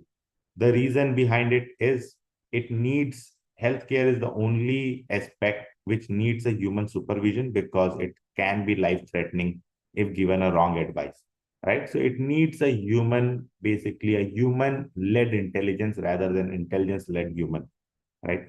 Second thing is it needs to be bias-free, which is it needs to be trained on variety of data or trained on a set of data, but that model should be used on that set only, right? And the third and the most important point is privacy of data, right? The personal information can be used as a very in a threatening manner by different agencies, different organizations to even create whatever good we are creating. It can be used to create bad also. So we need to have all the data security regulation and the patient safety regulations, which is common and unique to the world rather than to a region. Being said that, this is how, and this is what the future of AI looks in the medicine. These are not just the talks, these are all the tracks that we are working on, or the people are working on around the world. I get opportunity to work with some of the fantastic and the world big hospitals around the world. And I see a very positive change in the healthcare in few coming year, with the biggest focus on how we can reduce the cost and make sure that we are expanding access to the care to everyone and anyone around the world. Being said that, thank you so much for this opportunity. And if you have any question, please connect with me and we can discuss more on it.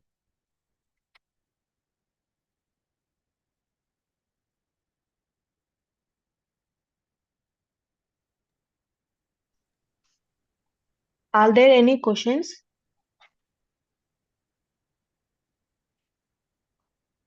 Yeah, thank you very much for your great presentation, Mr. Samir. And our next speaker is Mr. Tyler Square.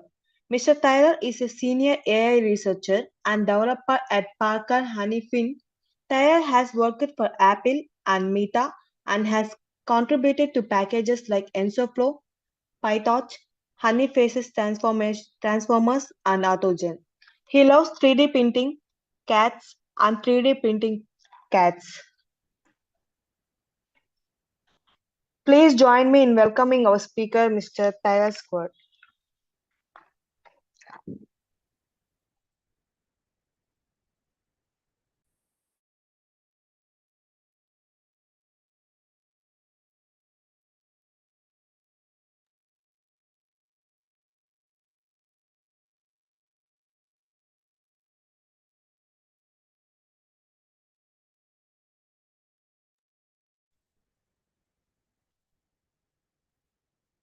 Hello, we can't hear you.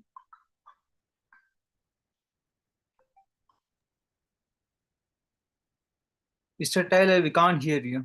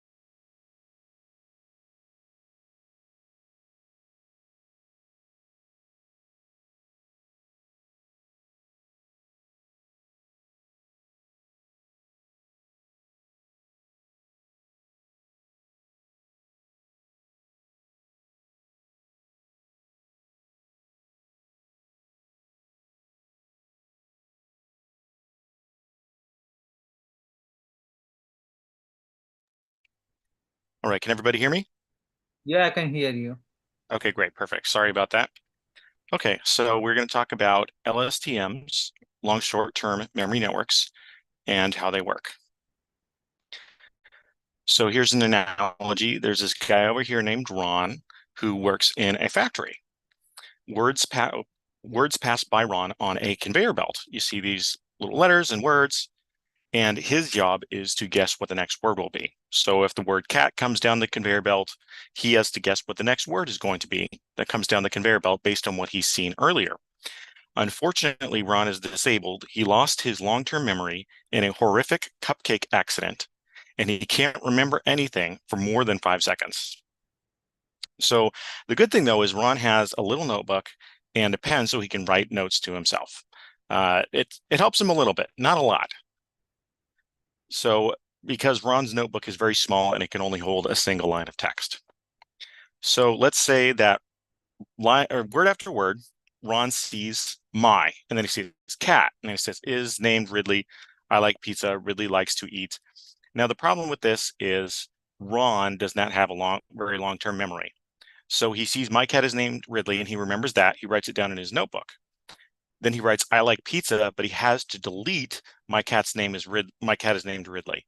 And he doesn't remember anything. So all he has in his notebook is, I like pizza.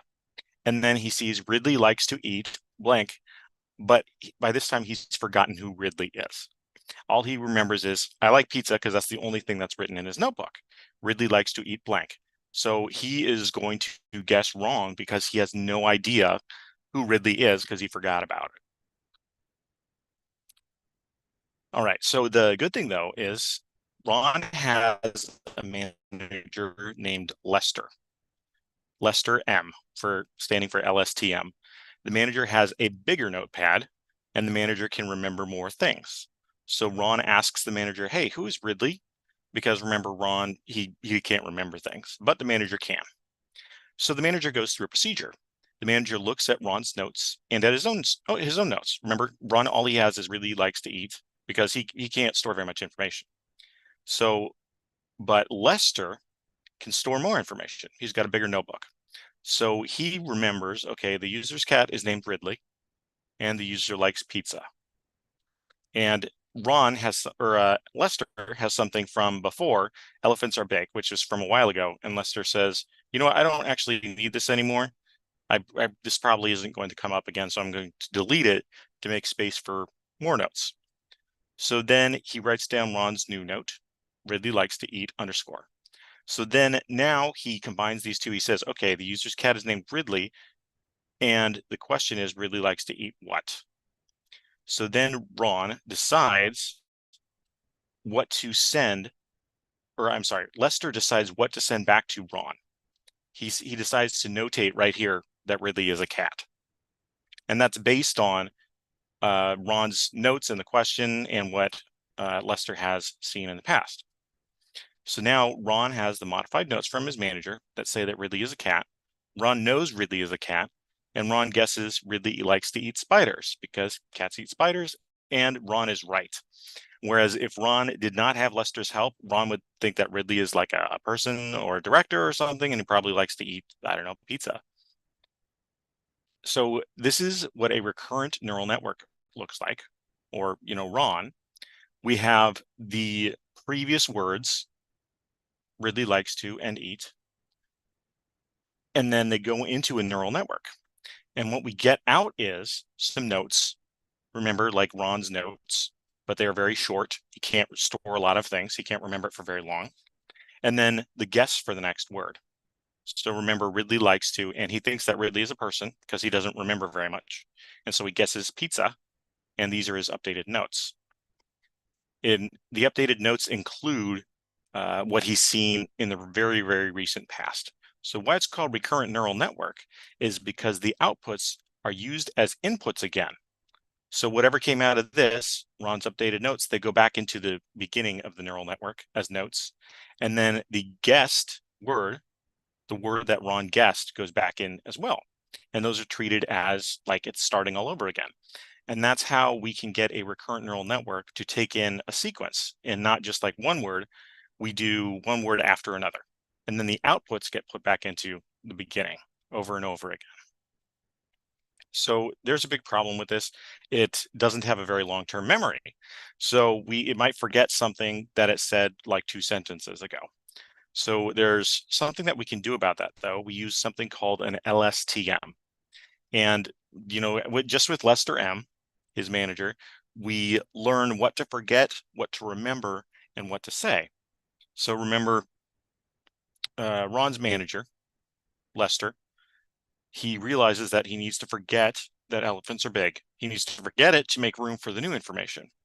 He needs to remember something from Ron's notes, like Ridley's a cat, and he also needs to decide what to show to Ron. Like if he shows, user likes pizza, that's not really going to help Ron in this situation. Ron needs to know that Ridley is a cat. So how does an LSTM learn how to do those things? AI. I'm just kidding. So we have this recurrent neural network. Remember, we showed it. You take in Ron's notes and you take in the most recent word, and then you get out Ron's guess for the next word, and you get out Ron's notes, right? But how this difference, how an LSTM is different is, instead of just going straight back to the beginning, like a normal RNN, the notes, not the next word, but the notes get intercepted by a second neural network. So we call it Lester M, Ron's manager. They get intercepted by a second network. So the guess for the next word goes immediately back to the beginning, but the notes are intercepted.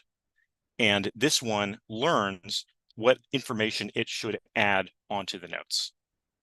So it adds the word cat. And so after all those notes are put in and the new input word is put in, then we get the output.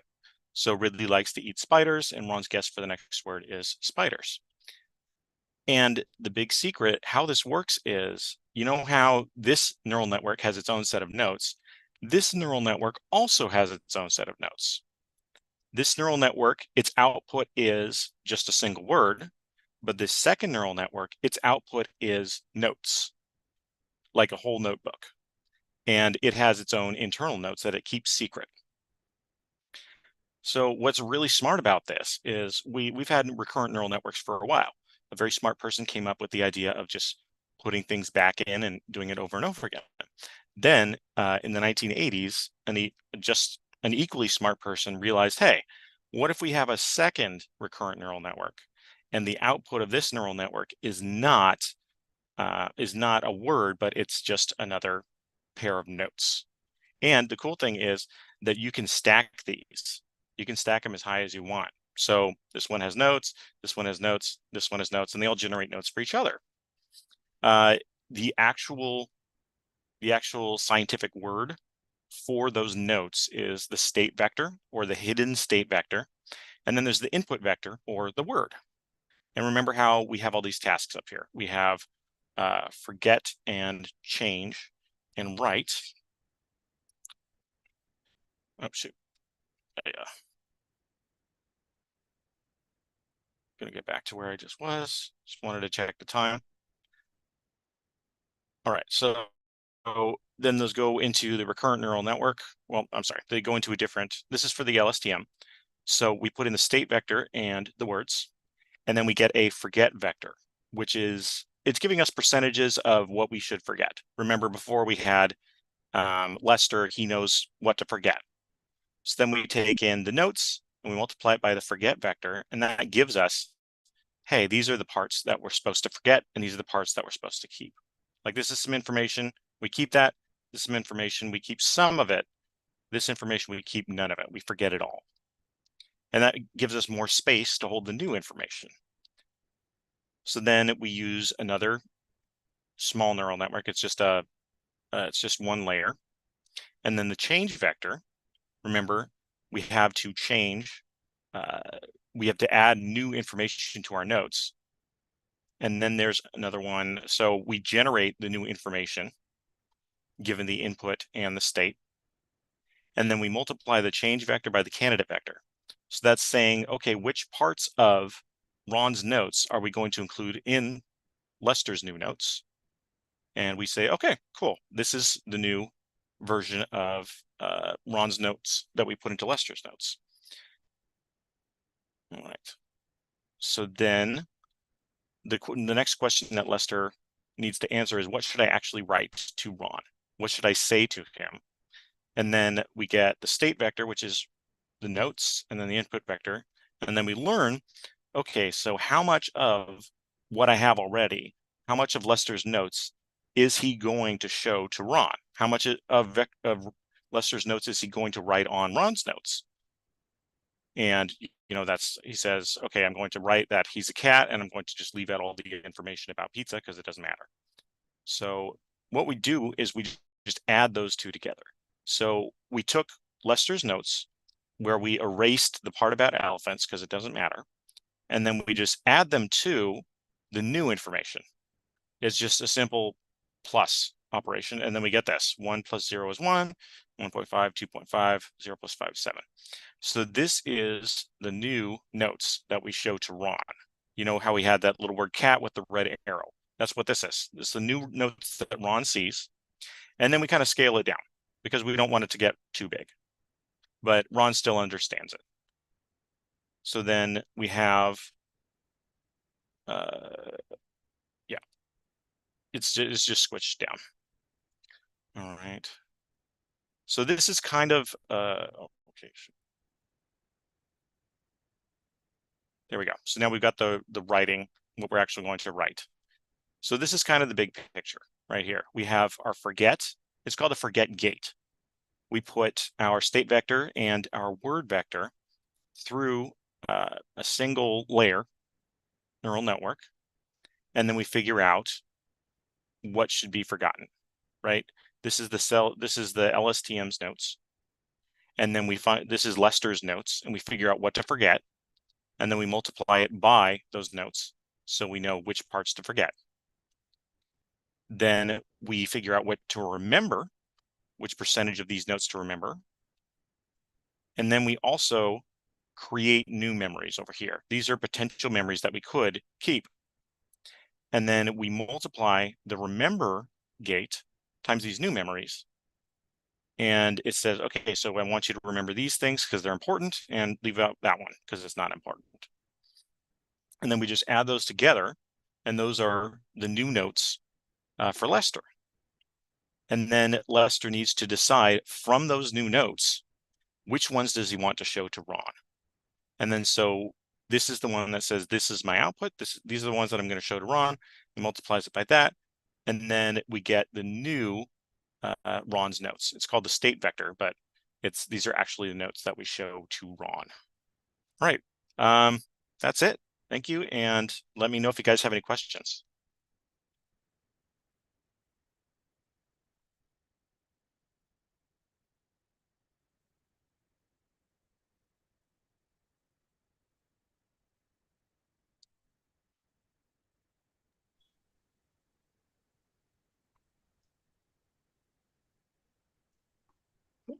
Thank you very much for your great presentation.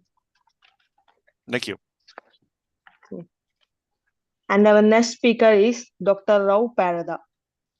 Dr. Rao is a recognized researcher at Centre Technological de Communication de Catalunya in the Researcher Unit of Sustainable Artificial Intelligence, focusing on connected and autonomous vehicles in V2X, sustainability 5G, 6G, and brain-inspired neural networks.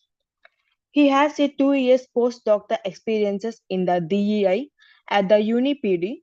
He got his PhD in Doctoral Programming Information and Communication Technologies at UPF in Barcelona in 2016. His research was about RFID, ML, and Athena designs. He graduated in the MSc in Telecommunications at DTU in 2012 and his bachelor degree at UPC in 2008 during his diploma thesis at the TUV. Due to some other commitments, Dr. Rao was unable to attend the webinar in live.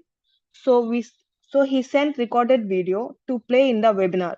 If you have any doubts, please drop him a message to his mail ID, which I have provided in the Zoom chat box.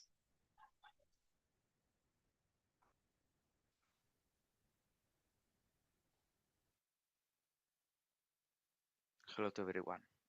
I'm Raúl Parada, researcher at Centre Tècnic de Comunicacions de Catalunya, and I'm going to present our paper titled Machine Learning-Based Trajectory Prediction for VRU collision avoidance in V2X environments. On behalf of the rest of authors, Anton Aguilar, Francisco Vázquez, and Jesus Alonso. This work takes part of the project Femiety. How many times, sadly, we have seen an event like this? It could be great to predict incoming vehicles to avoid possible collisions and consequently save lives. Unfortunately, we cannot foresee such event by ourselves. The motivation behind this work is due to the high percentage of people dying on road accidents, where half of them are composed of vulnerable road users. Moreover, the increment of personal mobility vehicles such as bikes, electric scooters, and skateboards may increase the number of deaths. As you can observe in the following real-time counter from the World Health Organization, one road user dies every 23 seconds worldwide.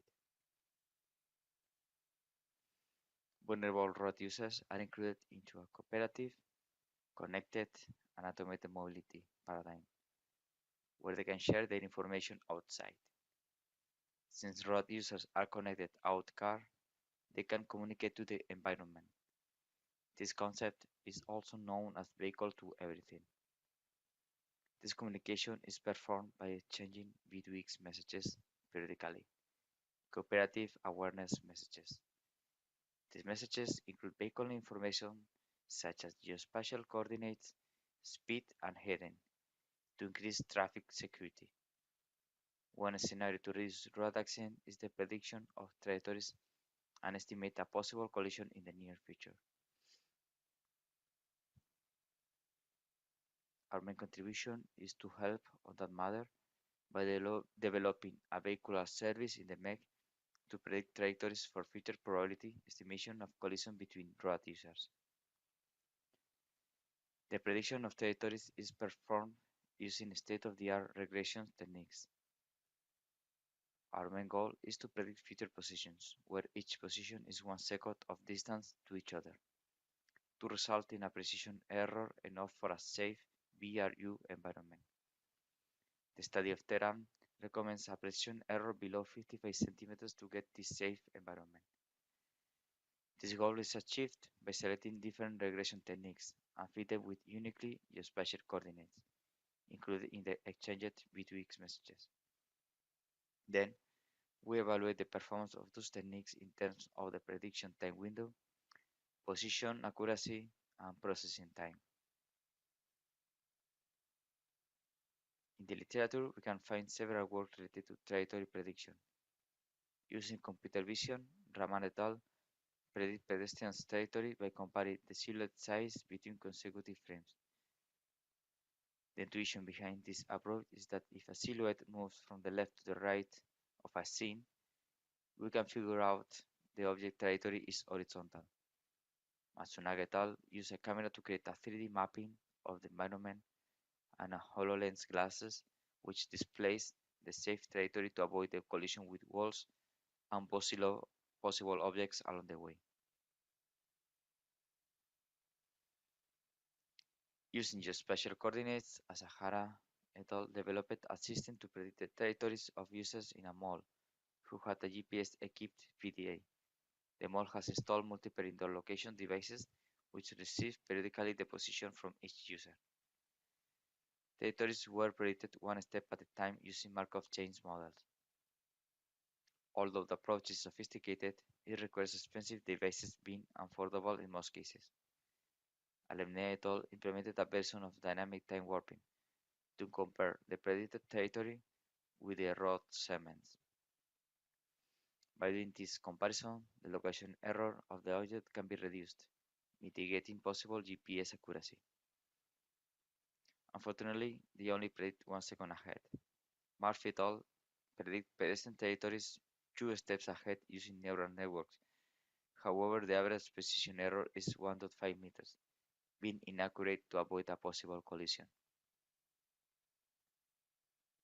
Our proposed architecture is composed of vehicles, vulnerable road users, a mobile edge computer, and a cellular base station. Vehicles and vulnerable road users communicate to a service located inside the MEC, collision avoidance. A use case is shown in this figure. Both the car and the pedestrian are sharing their location to the MEC through a cellular base station, for instance 5G. While the pedestrian is distracted when crossing the road, a car is performing a left turn maneuver with low visibility. The MEC, which runs the collision avoidance service, collects the V2X messages sent by all road users periodically, extract the geospatial coordinates, latitude and longitude. These coordinates feed the selected regression techniques which predict the future positions.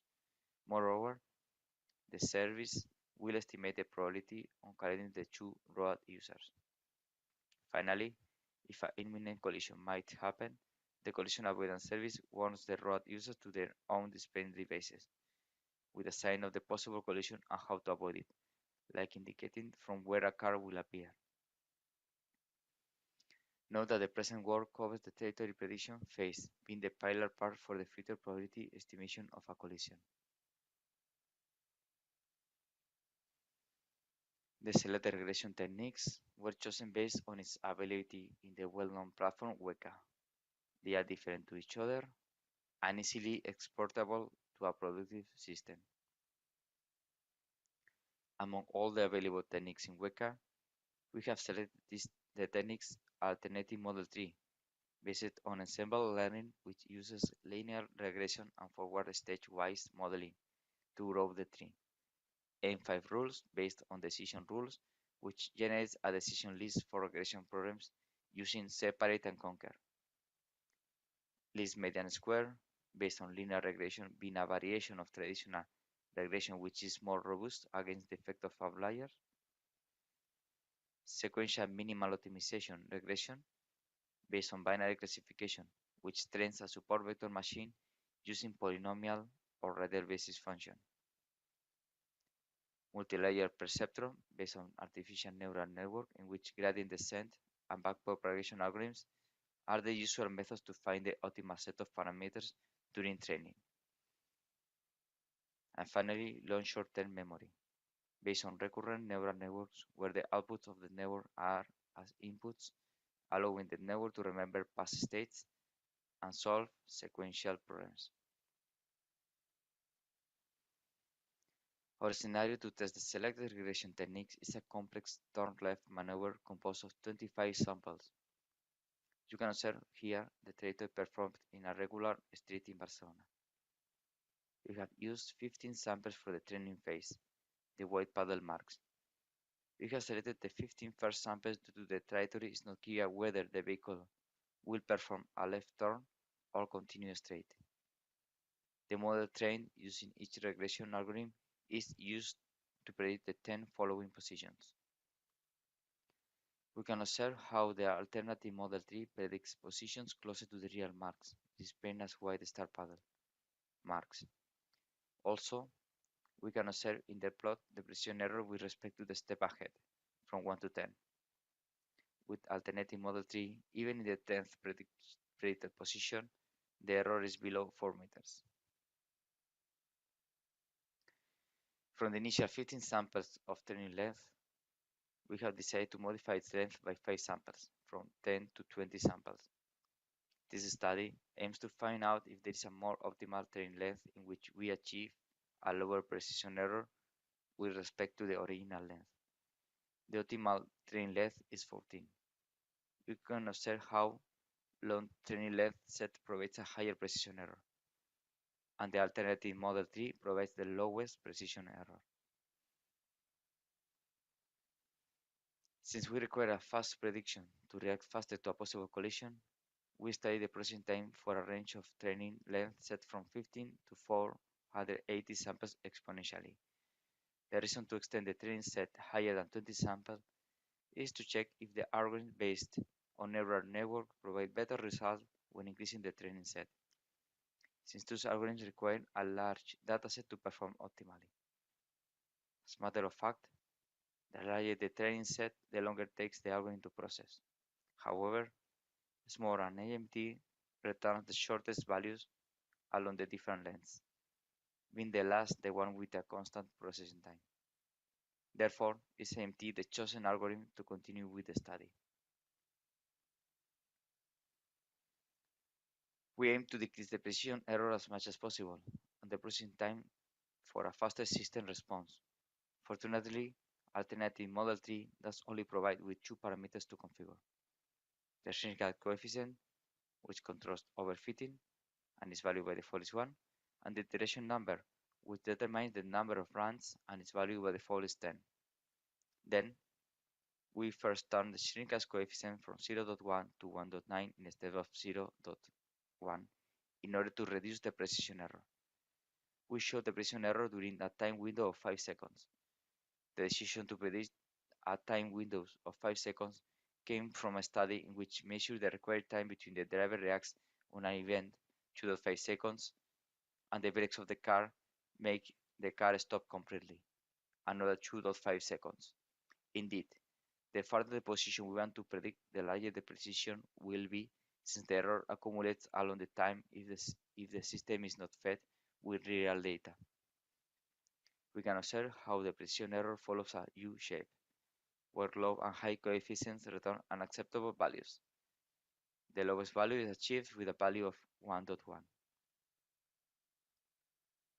Finally, with Shinkat coefficient fixed to 1.1, we aim to reduce the processing time while keeping the position error as low as possible. Then, we run the algorithm with the iteration number from 1 to 10 in steps of 1. We can observe how one run is not enough to achieve a low precision error. However, from an iteration value of 4, the precision error follows an almost constant 10. Then, we fix the iteration value to 4, where we get a low precision error while processing in only 1.26 milliseconds. As finally, a preliminary test for a large deployment of MECs along the city and considering the computational cost of regular computers, we performed their prediction task in a Raspberry Pi 2B. Low-cost embedded devices such as a Raspberry Pi are widely used. We have executed the AMT algorithm 10,000 times on a Raspberry Pi 2B, achieving an average CPU time of 5.5 milliseconds. In this work, we show how it is possible to predict future positions using common regression techniques by uniquely using Cartesian coordinates. From all the selected algorithms, alternative Model 3 outperforms in terms of prediction time window, position accuracy, and processing time. And we achieved a position accuracy below 55 centimeters for a safer VRU environment. The prediction task was performed with a processing time of only 1.26 milliseconds by predicting a time window of 4 seconds. Even using a low-cost Raspberry Pi, process a prediction task in only 5.5 milliseconds. Since the processing time is of millisecond basis, and we can predict few positions with a low precision error, we have time enough to gather real data and proceed to avoid collisions, even in driver's distraction cases.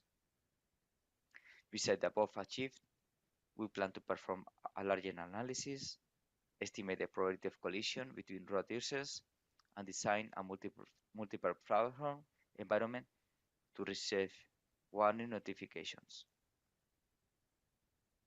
Thanks for your kind attention. Don't hesitate to ask your doubts. Here you can find my email address in case you want to contact me for further information or collaboration.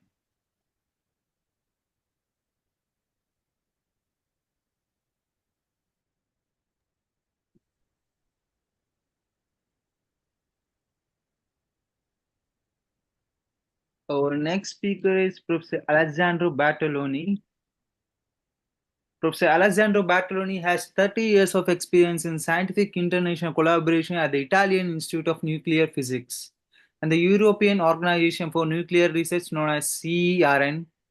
He has held various roles in computer architecture design, control system development, and power supply system design. For many years, he participated in the development of an experiment at CERN that observed a new particle consistent with the predicted Higgs boson. Holding an MSc in Electronics Engineering, Professor Bartoloni was also a lecturer at the Faculty of Engineering at Sapienza University of Rome. where he was responsible for courses on computer science. Since 2000, he has been involved in the alpha magnetic spectrometer, AMS collaboration, AMS-02.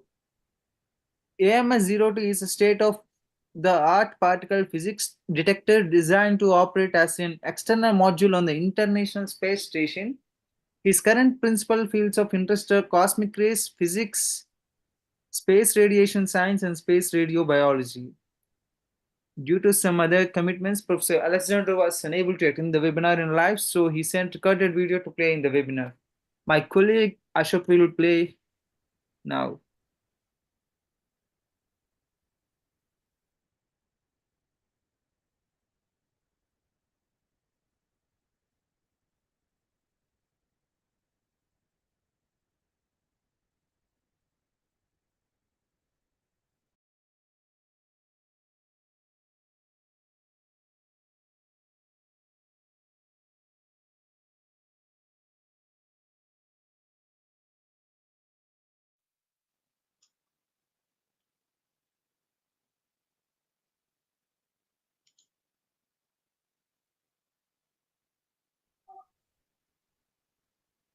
Three, two, one.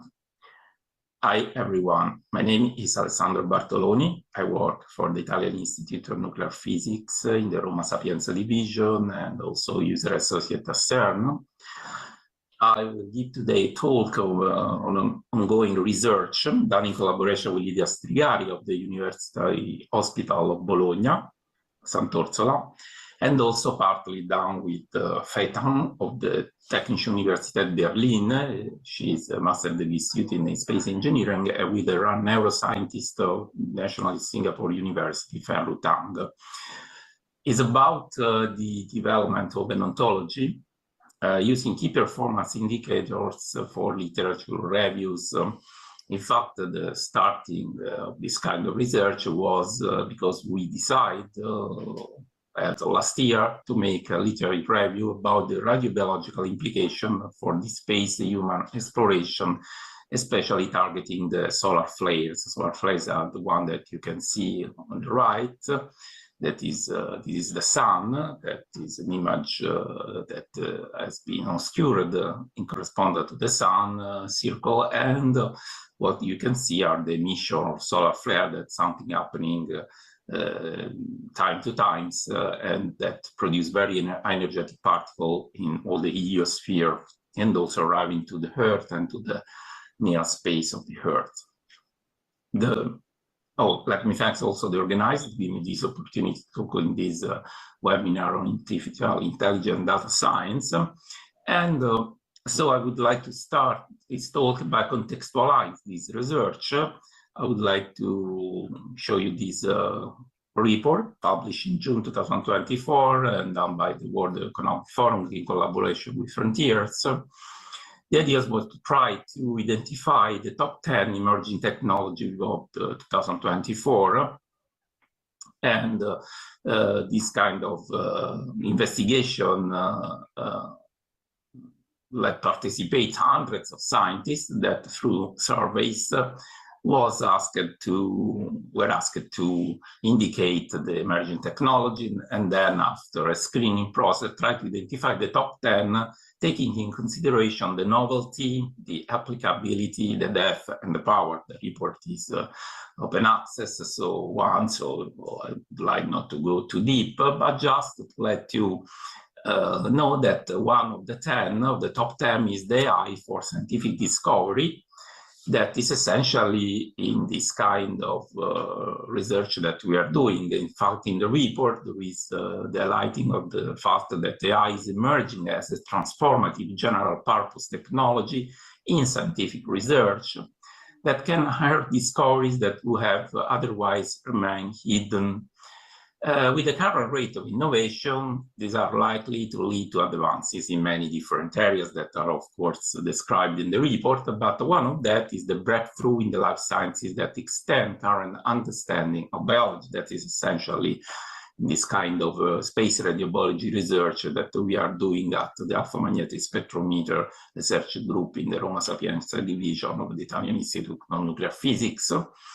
The idea is that the scientists are increasingly leveraging AI by building and using large language models, and so that they can mine vast amounts of scientific literature and engage with AI chatbot to brainstorm new hypotheses. So in a sense, not only just managing data, but it's tried for the first time to also create something new ideas, or at least new direction, or identify open problems that could be crucial among another with the support of this AI.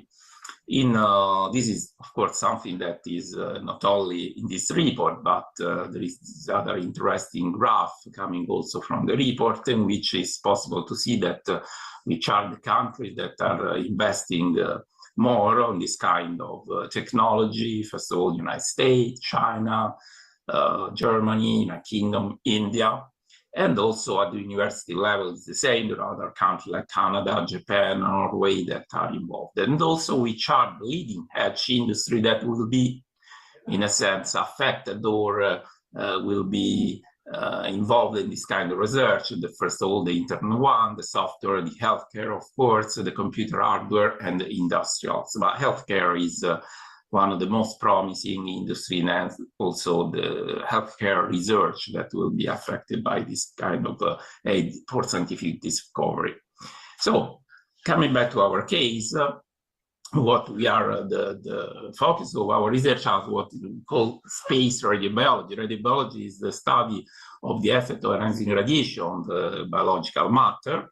And with the word space before, it means that we are investigating what will be the effect, especially in the near future, when the human exploration of the deep space means essentially when you want to go very far from the moon, so that the geomagnetosphere that protects us on the Earth's surface from the cosmic radiation is no more effective. And this is the case that in this artistic picture on the left you can see that there are different components in the heliosphere, the one produced by the sun, the one coming from the outside of the heliosphere produced by the galactic astrophysical object, and also the one that is also trapped in the geomagnetosphere, usually referred as the Van Allen belt. There are particular areas that will be, of course, needed to go through if you want to go for example, if you want to explore the moon or Mars in the future. So in doing a literal review, focus on the effect of the biological implication, radiobiological implication for the specifically from the space radiation components produced by the sun, in particular the one referred as a solar flare, we think that was the case to not follow the usual path, but also try to develop an ontology that would have also in the future more general use when we would like to update the previous done literary reviews or this one. Of course, focusing on what is the object of our research, that is always the space radiobiology. Just for your curiosity, why we decide to address at the beginning this kind of space radiation component, because solar flares characterized by intense bursts of charged particles and ionizing radiation pose a potential health risk for humans, especially beyond low Earth orbit. This is known since many years. Also during the Apollo mission in the 70s was clear this kind of potential risk. The only point is that in the next decades, all the National Space Agency are planning to going again deep space to reach Moon and then Mars, but not just to, as usually we say, to stay, so in the sense to let people live or spend long permanence on this kind of space missions.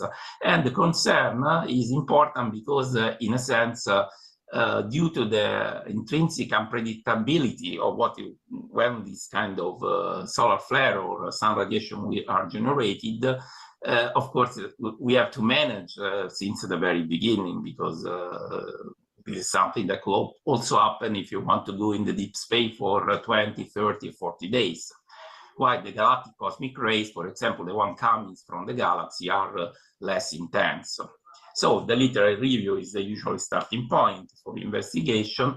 And so we use the usual path that is, you can see in these materials and method slides. We conduct a PubMed search. We mine one of the most important database for this kind of publication, that is PubMed. We define a query strings, that is the one reported in black in the slides, and in which, of course, in the string we put all the terms that we think are relevant for the investigation. And since we would like to, since at the beginning to test this ontology, we just restricted the search the past 5 years papers. And also one that was the idea, we'll try to assess the impact by defining since the beginning some potential key performance indicator that comes from the great experience of radiobiologists, great experience on the use of ionizing radiation in the clinical field, because radiobiology essentially is a science that is developed due to the use of ionizing radiation in the hospital to cure and diagnosis of different disease. The ontology was it was based on 11 taxonomies or domains. It will depend on the terminology we would like to do that, of course. So we represent what we think is relevant for space radiation and the radiobiology field. Each taxonomy at the moment is, okay, thank you. Each taxonomy includes approximately 60 to 80 expressions, because we try also to identify something more complex of a single words, and each expression could be composed by 1 up to 4 words, and we will use also differently in applying the ontology in the search, in the PubMed search. This is the high-level description of the ontologies, which in the green box you can see the 11 domains or taxonomies. In orange, there is something that is not really present in our ontology at the moment, but is something that could be useful to describe in a more effective way the ontology itself, because we divide the domains into the 4 main categories: the study approach, that will contain the computational, mechanistical, and phenomenological models.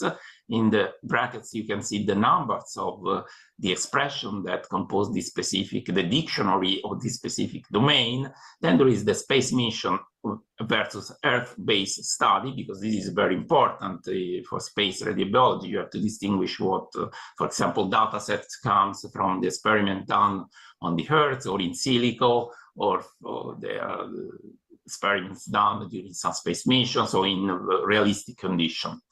Also, there is something that more after to the medicine branch, that are the study type, the very typical one, that in vivo, in vitro, or in silico, and the health effect. This because apart from the very well-known effect of the radiation, that is the carcinogenesis, there are many other potential effects on the health and different organ at risk that could happen in space when the radiation is completely different from the one that used in the clinical field on the Earth.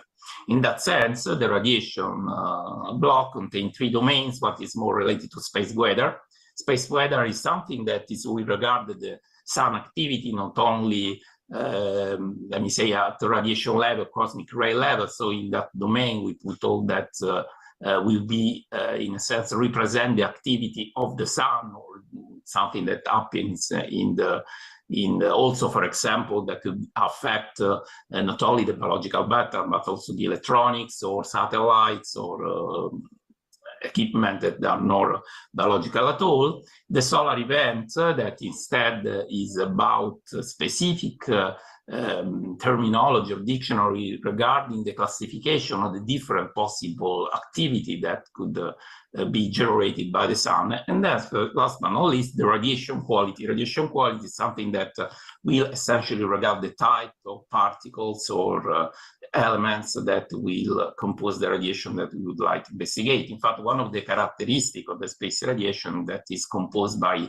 essentially any kind of particle that are present in our periodic table, and starting from very light elementary particles like electrons or protons up to very heavy nuclei, iron, carbon, oxygen, many others. So there is the last category that is also very important for this specific, our specific application, that is radiobiology key performance indicator. We identify 4 potential domain that will, of course, regard the possible effect at the biological level, in a sense, at low levels of something that is happens at the cellular level or the organ level, that are the cellular repair efficiency, the genomic stability, so also at the chromosome level, the DNA level. Those biomarkers, that's something that could be very, very important in the future, because a biomarker is something that is a biological indicator that will allow to understand how much radiation has been absorbed or has been exposed to an astronaut, for example. Radio sensitivity, that also could be something very crucial in the future, because as any other kind of effect that we regard the humans, of course, there is a different sensitivity to the ionizing radiation as well. The idea was to implement this ontology using a software, and we use RScript, that also the software that we usually use for other kind of research in this field. And the main point of the RScript was to assign papers a score that correlate the expected relevance of it to the topic object of the review or search. The score, I would like to clarify since the beginning, that is nothing to do with the quality of the papers. We want to only to try to identify how much papers could be of use for our literary review. The algorithm calculates the score based on the frequency of the expression defined in the taxonomy's dictionaries, giving more relevance to longer expressions. In parallel, papers were classified yes or no by 2 authors. We did it without any use of the software. We did it in a traditional way, but it was very important to check the algorithm accuracy and consistency. And also we was able, using a subset that I will show you in the next slide, to identify a threshold or relevance to, of course, also use in the future. For example, the example was to try to, because I will show later, but the PubMed search results was on the order roughly 1K papers. So we restrict, for example, the one that was related to the CNS effect. CNS is an acronym for Central Nervous System, that could be interested by exposition to ionizing radiation, especially in space. But I will not go to the specific task. The whole idea was that we identify 25 papers, and we identify this paper that you can see on the left, and you can see that also essentially a threshold of 10 completely identify which are the papers that could be relevant for our literary review, which are not. In red, I put also a very peculiar paper that was about space radiation, space application, but it's not concerned the radiation, but another potential risk, that is microgravity, that is could be investigated in combination with radiation. But in this case, the paper was not instead related to radiation at all. It was all about microgravity. So in that sense, we use this kind of result to tune better the taxonomy's dictionaries. And coming to the PubMed research, as a result, we identify, as said, more than 900 papers. Based on the title, 773 was excluded using a weighted expression across the defined taxonomies effectively. And out of 194 papers, of course, we start to use the script to do essentially apply the ontology to our specific case. So we define a string, a carry string, but not a carry string on PubMed, but a carry string for the R script to use our ontology to identify on this set of 194 papers, which are related to space weather event, solar event, and of course related to the particular radiobiologic key performance indicator or health effect. And so we identify 25 papers having a score between 21 and 142 that essentially was all above the threshold. That was the one that was effectively relevant for this kind of literary review. So at the moment, the result, the review itself is ongoing, of course, is in progress, and we would like to publish. The idea was that we was able very quickly to identify that there is a growing body of knowledge, in the sense that also just limiting to the last 5 years, there is a lot of work on this kind of topics. This is because, as said, all the National Space Agency are planning to restart the human space exploration in deep space, and of course that the charged particle during solar flares can significantly impact radiobiological processes, influence cellular response, causing genetic damage and posing potential long-term consequences for human health.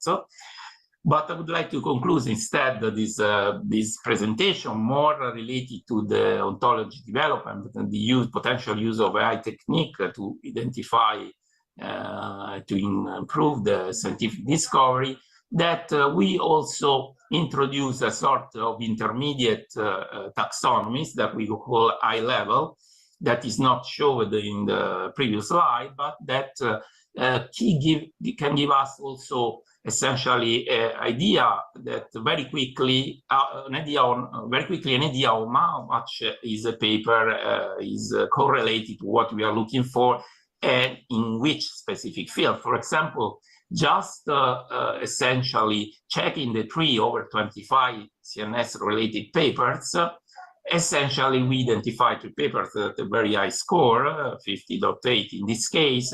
You can see also here the high-level taxonomy hits that will allow us to identify very quickly the potentiality of the paper. The same is for these other papers, that is a very high score, 131, and also for the third one. So also using this query about solar flare, and just going to the subset of papers potentially related to the effect of energy radiation on the central nervous system, we identify that these are completely aligned to our expectation, and we can use it also the indication coming from the ontology application to the search very quickly to also essentially manage the information.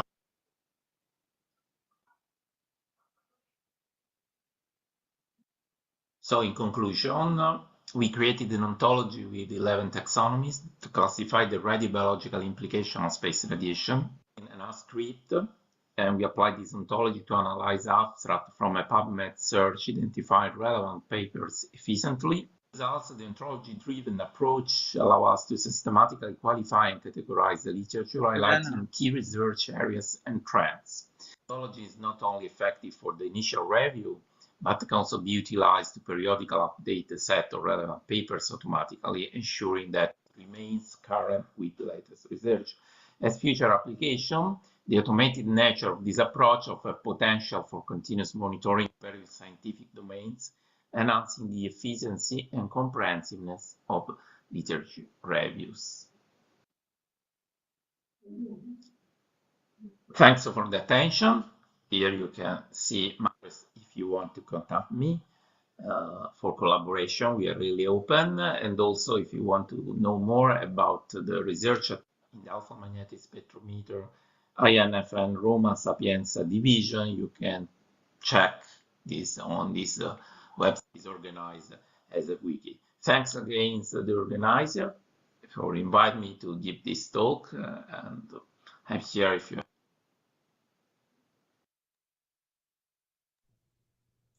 Thank you so much for a wonderful presentation. Congratulations for your beautiful work. Any questions?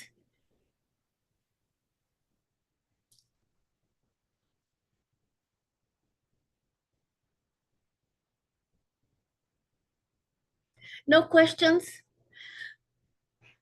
Where are you located, Yossi? Where are you located?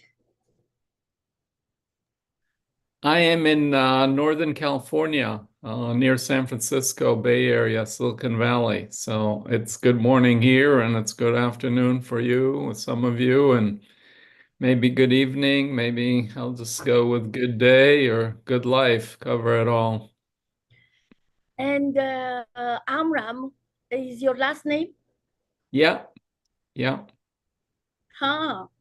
Sounds like Abraham. Well, it kind of rhymes with it, but it is a biblical name. Moses was the son of Amram. Really? In the Bible, for any of you who remember or care. So tell me, Abraham and Amram, they're not the same guy? No, they're not. So Abraham gave birth to Ismail and Isaac. Yeah. And they were much before Moses, right? Yeah, 10 generations before. Right. And Isaac then have Jacob. Yeah, Jacob and 11, Esau. and all the other 11, the 12. Yeah. Wow. Then, You really know your Bible, huh? that guy, who's that lovely guy that had a colorful coat? And they put him, Joseph. They left him in the forest. In the pit. Yeah, I was named after him. Yossi comes from Joseph. So there you go. Vedana. Yes. Sorry for interrupting. Can I introduce Dr. Yossi? Yes. So Dr. Yossi comes from California. Dr. Yossi, what is your study in? Tell us about your studies. My studies, geez, I started out in engineering. I got my bachelor's and master's in electrical engineering, computer science at MIT, and then I had an MBA from Harvard, and then I had a career in the tech field as a founder, CEO of a couple of companies that I took public, and then I got a PhD in psychology. So these days I am a psychologist and a researcher in the area of spiritual intelligence. So that's my quick. Spiritual intelligence, what is that? Well, that's what I'm going to talk about. I'm wondering how many people here have heard the term. So if you've heard the term or not, you can. I will introduce Professor Dana. Okay. Okay. Yes. Yeah, Dr. Yossi Amram is a licensed clinical psychologist, a CEO leadership coach, and an award-winning author of Spiritually Intelligent Leadership: How to Inspire by Being Inspired. Previously, as a founder and CEO of 2 companies, have gone through successful IPOs. Yossi has coached over 100 CEOs, many of whom have built companies with thousands of employees and revenues in the billions. He holds his engineering degrees from MIT, MBA from Harvard, and a PhD in psychology from Sophia University. He is a pioneering researcher in the field of spiritual intelligence, whose research has received over 1,000 citations. Please join me in welcoming our plenary speaker, Dr. Yossi Amram. Thank you. Thank you for that introduction. And let me just share my screen here. Can you, let me just share screen here.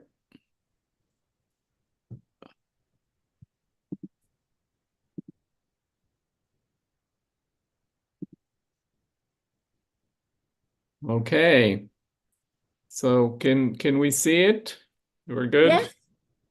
Awesome. So yeah, as I said, good afternoon for those of you who are in the UK time zone. Good evening, good morning, good day, good life. I just like to cover all my bases. So I am wondering if any of you have heard of the term spiritual intelligence and or not, but hopefully I'll give you a little flavor about that and how maybe it relates to artificial intelligence. So I'm going to talk a little bit about emotional, spiritual, and artificial intelligence and what's their relationship. So we're all talking about artificial intelligence or the prospect of generalized artificial intelligence. So first, let's talk about what is intelligence. So, there are many definitions, but the theory of multiple intelligences was kind of put forth by Howard Gardner, who's a Harvard professor, in his first book in 1983, and he defines it as the set of abilities used to solve problems and create products that are valuable within a cultural setting. So he introduced the idea of multiple intelligences, whether it's cognitive, emotional, musical, etc. Now, most of us, when we think about artificial intelligence, we're thinking about cognitive intelligence, or what's typically measured with IQ. And if you look at an IQ test, it has several components. So even within cognitive intelligence, we have verbal reasoning, which is comprehension and composition. We have spatial reasoning, mathematical reasoning, logical reasoning. IQ tests measure processing speed, memory, and so on. So I'm just trying to highlight that intelligence is a multidimensional construct, and within it, there are different components.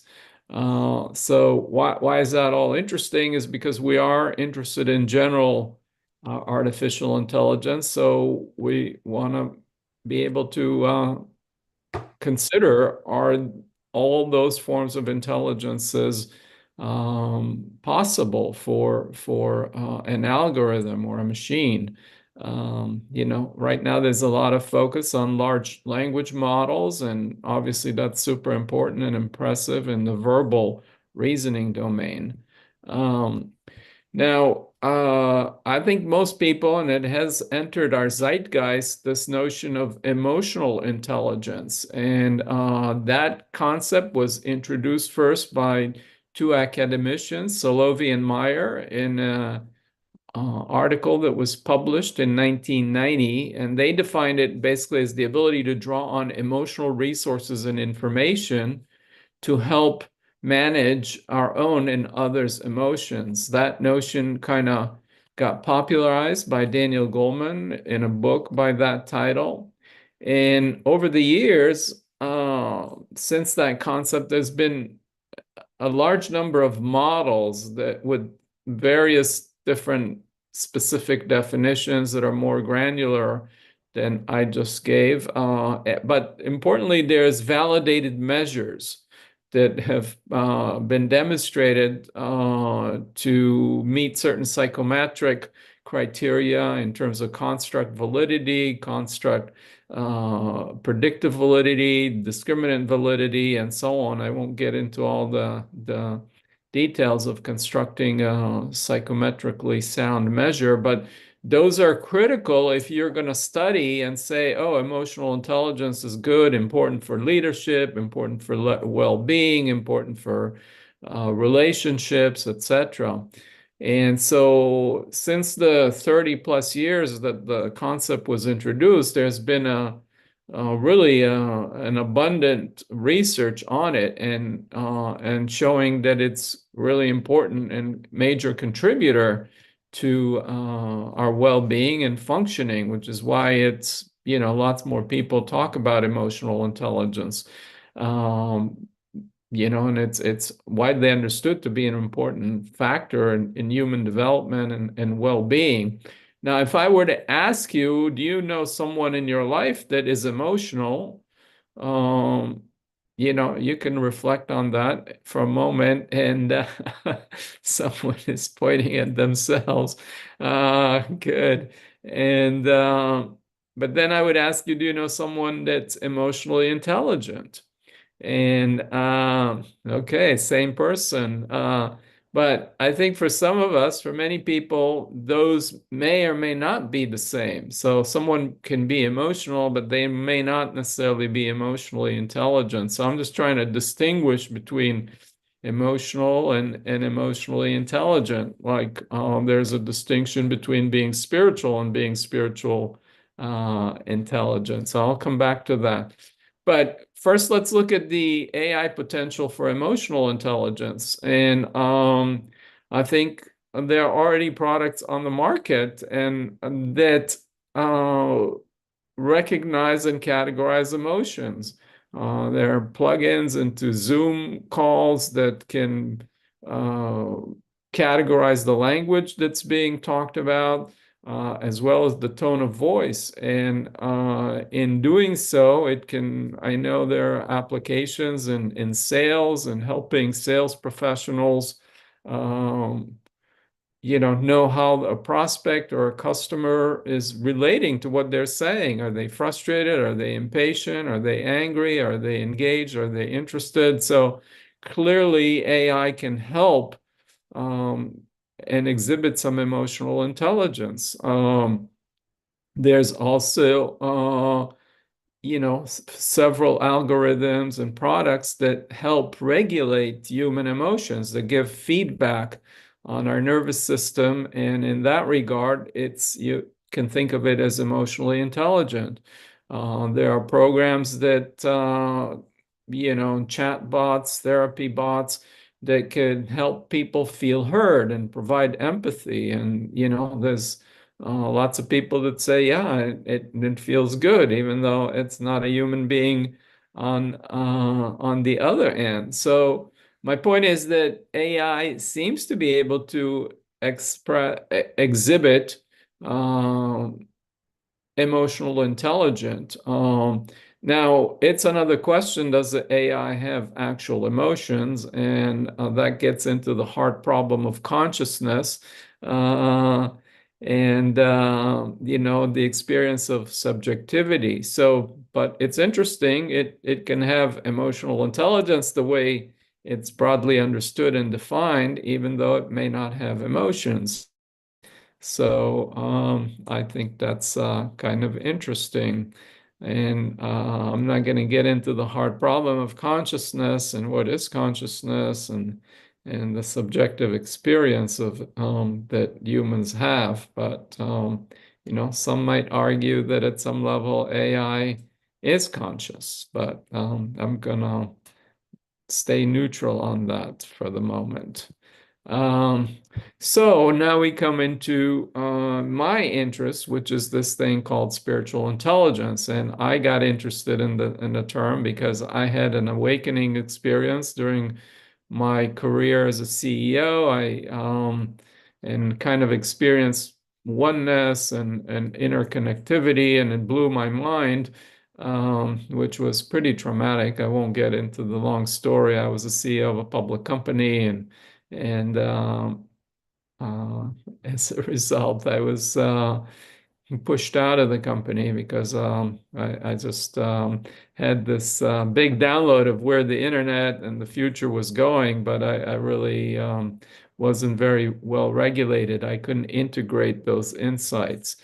But that got me interested in spirituality, and then I heard the term spiritual intelligence, and it was coined by a woman called Dana Zohar in a book called Rewiring the Corporate Brain. But I had known about emotional intelligence and all the research that was done to show how it's important for leadership and all number of good outcomes. And I was like, this would be really interesting. I was interested in leadership and spirituality, but I thought it'd be great if I could study spiritual intelligence and leadership. But unfortunately, there was no operational definition and no academically validated measures of what spiritual intelligence is. And if you want to study something scientifically, like it's been done in emotional intelligence, one needs to define it specifically and learn how to measure it. And so that's the path I set up to do for my doctoral research.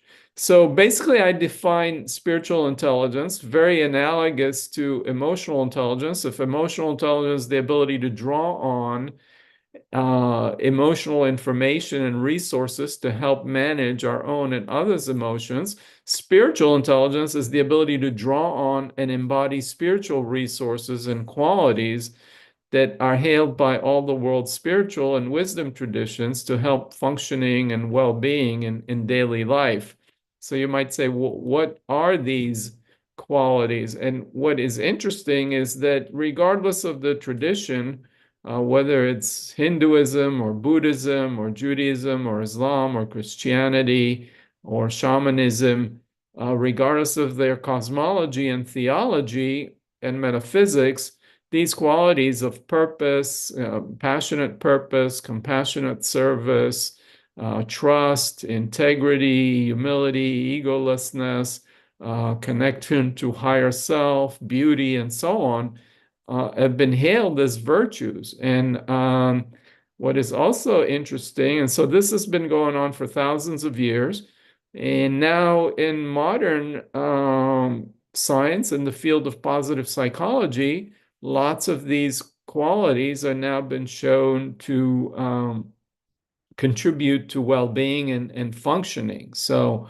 it's interesting that modern science is beginning to recognize that some of these qualities, we used to call them virtues, are important in our daily functioning, and our ability to embody these qualities in daily life enhances our well-being and our ability to contribute in the social fabric, whether it's in a corporate environment, in our family, in our community. So now so far I'm talking about a collection of qualities, and you might say, well, these are all really great, but is there something unifying about them? Why are we calling it spiritual intelligence? So one reason I'm labeling it spiritual intelligence is because these qualities have been celebrated through all the world's spiritual traditions, going back thousands of years. But another aspect of why we can think of it as spiritual intelligence is it has to do with the root of the word spiritual, which comes from the word spirit, which in Latin is the animating breath and sacred spark of life. Now, in my experience and in my studies, what I find is that all these qualities that I just enumerated naturally arise when we are connected and rooted in our life force. And when we are connected and rooted in our life force, we become interconnected. And then because that same life force is shared by all humanity and ultimately all life, then we feel both interconnected with other humans, and ultra connected. And by that, I mean connected to the sacred and transcendent dimension of life. There's something bigger than us. And when we are rooted in this life force and spirit essence, as you might call it, then these qualities naturally arise. And then we can embody them, we can cultivate them, and more consistently apply them. So in that sense, spiritual intelligence, as I see it, is the highest and fullest expression of our life force energy. Or you might call spirit, the animating breath and sacred spark of life. So what is spiritual intelligence not? I'm trying to make it very clear, is it's not a belief. So someone could be spiritual or not, have a belief in higher power, like a deity, can believe in the immortality of the soul or whatever, or not. But they can express spiritual intelligence qualities like gratitude or humility or integrity and so on. And it's also not an experience. You know, somebody could be meditating, or you could be walking in the forest and feel a sense of oneness with nature, and the ego is dissolved, etc. They can hear voices, channel all kinds of beings, etc. Some people will call those spiritual experiences. But again, spiritual intelligence is not about an experience or a belief. Those can be important contributors, but what spiritual intelligence is interested in is the embodiment of those qualities in daily life. When we are at work, when we are with our family, our loved ones, our community, when we're driving on the freeway, when we are shopping in the supermarket, how do we embody the qualities of compassion and integrity and gratitude and so on in day-to-day life is what spiritual intelligence is. So the way I came up with this framework and theory is that I started out with interviews with 71 teachers, spiritual teachers and leaders that were nominated by their peers as people that embody their spirituality in daily life. They so-called walk the talk. And these qualities that I mentioned emerged as universal, regardless of their cosmology, theology, or metaphysics. Whether they're Muslim or Hindu or Jewish or Buddhist, these same qualities were viewed as virtues by them. And these were the things that they cultivated and embodied and found helpful in their well-being and in functioning in daily life. And so these 22 qualities clustered into 5 domains. And so there's a domain of meaning, which relates to purpose and service. There's a domain of consciousness, synthesis, holism, mindfulness, intuition, etc. I won't read all of them. I hope you can see some of this is a little hard to squeeze in all the 5 domains and the 22 qualities. But again, I keep going back to that intelligence or generalized intelligence is a multidimensional, multifaceted construct. And when we're talking about generalized artificial intelligence, we're thinking about trying to encompass as much of that as possible. And I think in the human realm, it's kind of an endless journey is the way I see it. That I don't know anybody who reached the top, or if there's any top for any of these, but certainly not for all of them.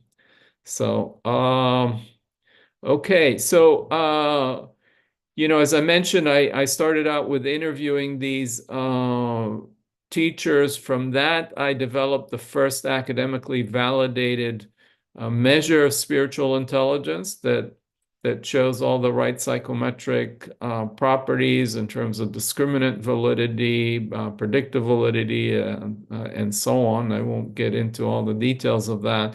But then I studied 42 CEOs and 210 members of their staff and found that the leaders that exhibited higher level of spiritual intelligence were more effective leaders. They led teams that had greater commitment, higher morale, lower turnover. And I was controlling for other established factors like emotional intelligence or personality, which are known to contribute to leadership. So if I'm going to get a little nerdy for a moment here, emotional intelligence explained 41% of the variance in the leadership outcomes. And spiritual intelligence explained 46% of the variance, so somewhat larger. But what's more significant is that combined, they explained 67% of the variance in leadership effectiveness. So that shows that the two are related but distinct, and they have a multiplicative and synergistic effect. And what was also interesting was that the leader's own assessment of their spiritual intelligence predicted the leadership effectiveness I'm sorry, the leaders' assessment of their spiritual intelligence in a self-report form predicted the leadership effectiveness as rated by their employees and people in their organizations. So that's what's called a cross-method study, which is much more powerful than a single method study where which can suffer from common method bias or a halo effect. We give someone high spiritual intelligence qualities and we give them high leadership, etc. And that might be just because we like them. Or, so that when we do a cross-method study, that's a lot more powerful. Curiously, emotional intelligence did not show that the leaders' self-rating of emotional intelligence predicted their leadership effectiveness as rated by others. So, but anyway, since then, there's been a number of other studies using this measure that I developed that has been now translated into over half dozen languages and has been used in different cultural contexts, whether it's in India or in China or in Turkey or North America, in Europe and in Iran, etc. So, but it's been shown to contribute to satisfaction of life, quality of life, resilience, mental health, job satisfaction, work performance at the individual level, organizational performance at the larger level, life satisfaction and awe, and even financial performance. So leaders that exhibited higher level of spiritual intelligence had better financial results for their business units. And banks that where the average level of spiritual intelligence was higher had better financial results, higher ROI on their assets at the bank level. So this isn't just woo-woo. This is real and measurable and has tangible benefits, even at the corporate business level. And I know we have a panel about AI in large organizations or in organizations, so this is just kind of relates to that a little bit. But now there's a number of other models of spiritual intelligence besides my own, and a number of other measures that have also been validated and have shown to have positive outcomes. So in no means do I have a monopoly on this research domain, but I did do the pioneering research, which now has received over 1,000 citations. So now we come to the real interesting question that we might be looking at is, can AI exhibit spiritual intelligence? And if we look at the list of some of the qualities I mentioned, like purpose and service, holism, integrity, certainly I would say some of those qualities an algorithm can express. Now, some of those might be more questionable. I don't know what it would mean to have transcendence for an algorithm, but I do know of some companies that, and I'm helping in one case, is actually coach the founder and the CEOs where they're looking to build an enlightened AI, and that AI that looks at the well-being of the whole. And so in that sense, you could consider it spiritually intelligent because it's taking a holistic view, and you can almost call it egoless.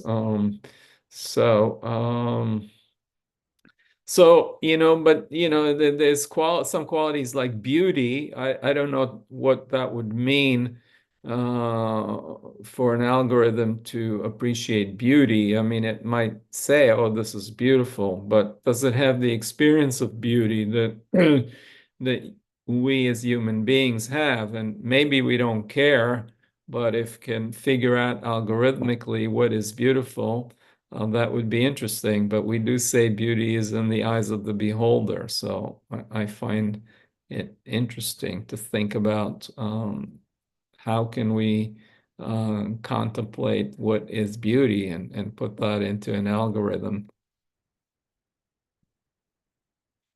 So, so as I said, I think it certainly can express some of these qualities, but then the question is, can it actually be? And as I talked about before, there's a question of being or subjectivity relates to this other question of the hard problem of consciousness. I'll leave that as an open question. I think that depends on you know, one's metaphysics and philosophy. So okay, so as I was alluding to, we can build an enlightened AI that's service-oriented, that works for the benefits of the whole, that takes a holistic systems view. I think that would be cool. And maybe we would need some less regulation or something. And can it be egoless? You know, again, if it's looking for the benefit of the whole, then in a sense, it's not just serving its own narrow-minded interest. So, you know, I think regardless of anything, as AI becomes more powerful and exceeds humans' cognitive intelligence, I would argue and believe that spiritual intelligence will become more important differentiator for humans as in terms of our capacity for meaning and things like that. Again, AI may sound compassionate and empathic, but does it really feel the same? We might feel empathy with chatbot therapists, but I think there's something in our biology. There's things called mirror neurons. That just being in the presence of another human being gets fired. It's not through words. It's not through sound. It's just it's a mysterious thing that exists in humans as well as in other primates. So, but I think it's going to be fun to watch how all this develops. So, I'm talking a lot and about the background, and I'm gonna invite you all, if you care to, into an experiential. I know we're doing lots of heady things here and theory. So if you are willing and able, and I'm gonna try and guide us in a micro meditation to experience our life force as living presence. So if you care to, hopefully you're not driving in this moment because that would be dangerous. So, but if you're in a place where you can take a break from what you're doing and find a seated position, and we'll go inside. We'll tune into our life force, the animating breath of life, and we will begin with when we think of life force with its visible biological markers. Somebody here is sending us some blessings. So let's start with just taking a couple of deep breaths, you know, in this seated position, letting the spine align and vertically, supporting both the relaxation as well as the alertness. And feet flat on the ground, connected to the center core of Mother Earth. And just a couple of deep breaths, inhaling through the nose. Exhaling through the mouth. You can make out a sigh or some sound, releasing any tension that you don't need. sensing the breath, the flow of the air through the nostrils, the expansion of the belly, the rise and fall of the chest.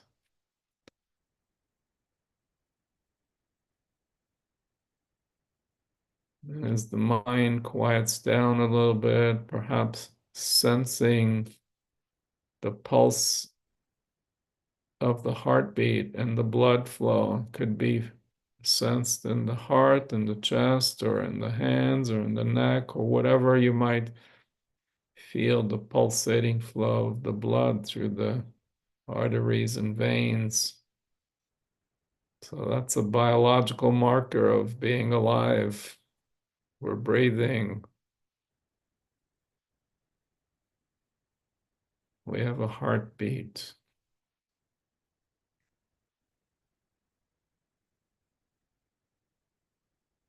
And as we sense our breathing and heartbeat, let's also include our feet and legs in connection to the ground and the earth below, Mother Earth below us.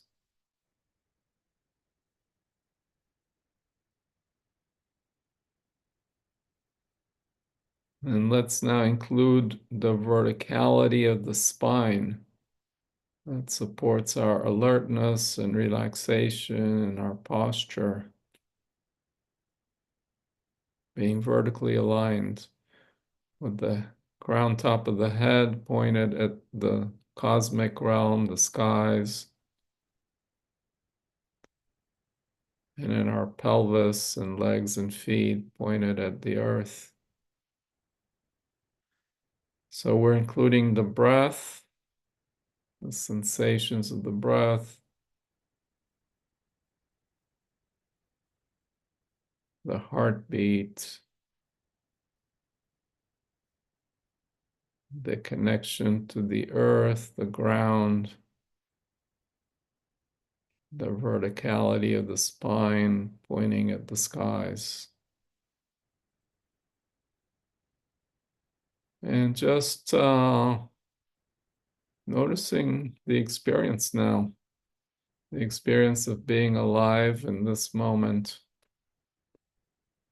And perhaps you feel a sense of aliveness that's broader than just the breath and the heartbeat, although those are clear entry points. But oftentimes my clients and others report a sense of a living presence that is present. So, thank you for indulging my desire to bring in a little experiential into our conversation and our dialogue. And we will open it up for questions and discussion. And if any of you care to comment or put in the chat what your experience is, if you are able to follow any of this, I'd love to hear any feedback you might have.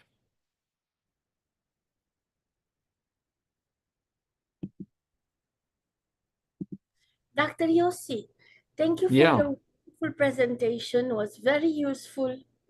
I have a question. Yeah, please. Do you have tests for this that you can give us, like to make tests to find out if we have spiritual intelligence or not? Yeah, there's actually a free test. I'll type in the website. It's intelligency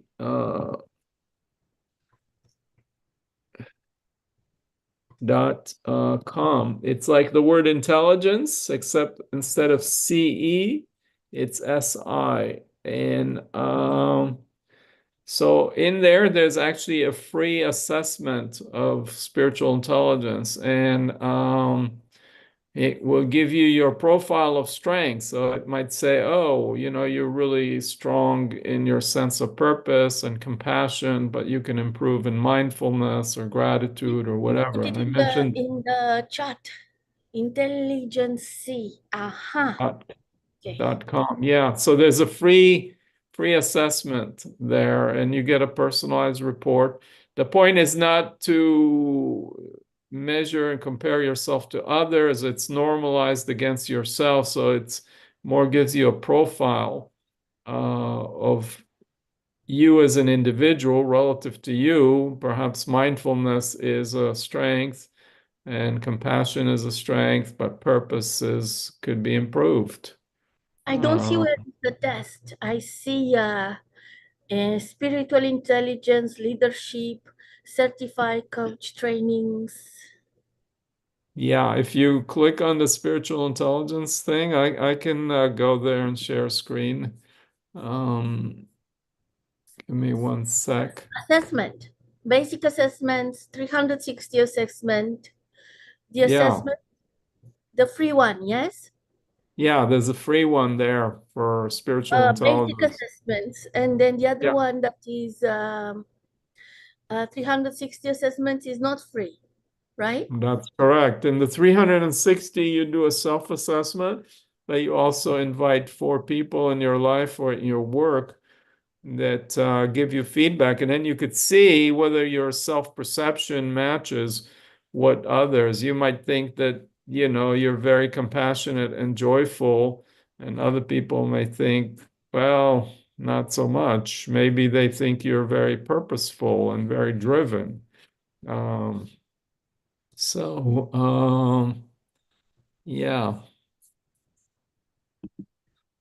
Huh. That is wonderful. Wow. Well, thank you. That is wonderful. Now,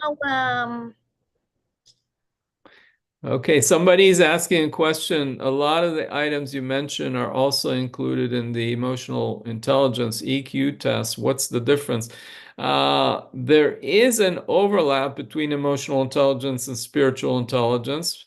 Both, in emotional intelligence, there's awareness of one's emotions, and in spiritual intelligence, there's sort of connecting to oneself, self-knowledge. The two, in my research and other research, the emotional intelligence and spiritual intelligence show a moderate correlation. I think it was anywhere from 25% or to 35% or so, depending on the thing. The thing is that emotional intelligence, different models include different qualities. So, the core of what emotional intelligence, as I said, is awareness and regulation of one's and others' emotions. But certain models include things like resilience or hope, and so on. And I think some of those start to overlap with more spiritual intelligence. The difference is, though, for example, in emotional intelligence, there's the notion of capacity for self-regulation. In spiritual intelligence, goes a little deeper and further, talking about equanimity. So it's not just regulating one's emotions, but being able to stay centered and grounded and open-hearted in the middle of chaos and so on. Or in the notion of awareness, self-awareness, emotional intelligence is, looking at awareness of one's emotions. In spiritual intelligence, the self-knowledge is deeper in terms of being able to tune into our intuition, into our dreams. So there is, it goes deeper, but that's why there is some correlation between the two of them. But as I mentioned, they are complementary, and 41% of leadership was explained by emotional intelligence, 46 by spiritual intelligence, but combined they were 67%. In one study that was using actually the Baron measure of emotional intelligence, which is probably one of the most researched and comprehensive models. It's a very comprehensive and includes some of these other dimensions of resilience and hope. There was a study with leaders of business units of emotional intelligence using the measure I developed for spiritual intelligence and the Baron for emotional intelligence. And it was found that spiritual intelligence predicted financial outcomes for the business unit, but emotional intelligence does not. So, scientifically, they seem to be measuring somewhat different, if related concepts. But again, it all depends on, how one defines it, and you can put qualities that into an emotional intelligence model that overlap with spiritual intelligence. Thank you so much. Any And other questions or comments? how about post-traumatic stress syndrome? How you deal with that? Well, I think spiritual intelligence can help, but you need therapy. There's trauma therapy.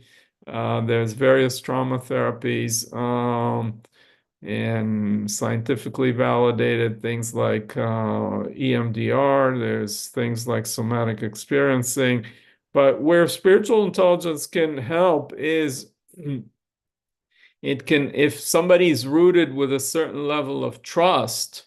One of the qualities of spiritual intelligence is trust, a core level of trust that will be okay, that we are okay, that, as Einstein said, one of the fundamental questions that we face as humans is, do we believe that the universe in some sense is friendly or benevolent? And when we approach life with that core belief, that can help us overcome our traumas and PTSD and so on. But we still have to address the specifics. Someone goes through. Let me tell you, 5 steps. 1, remove the victim from the place where he is targeted. 2, make sure to secure the victim's belongings. 3, make sure the victim gets boost of happiness.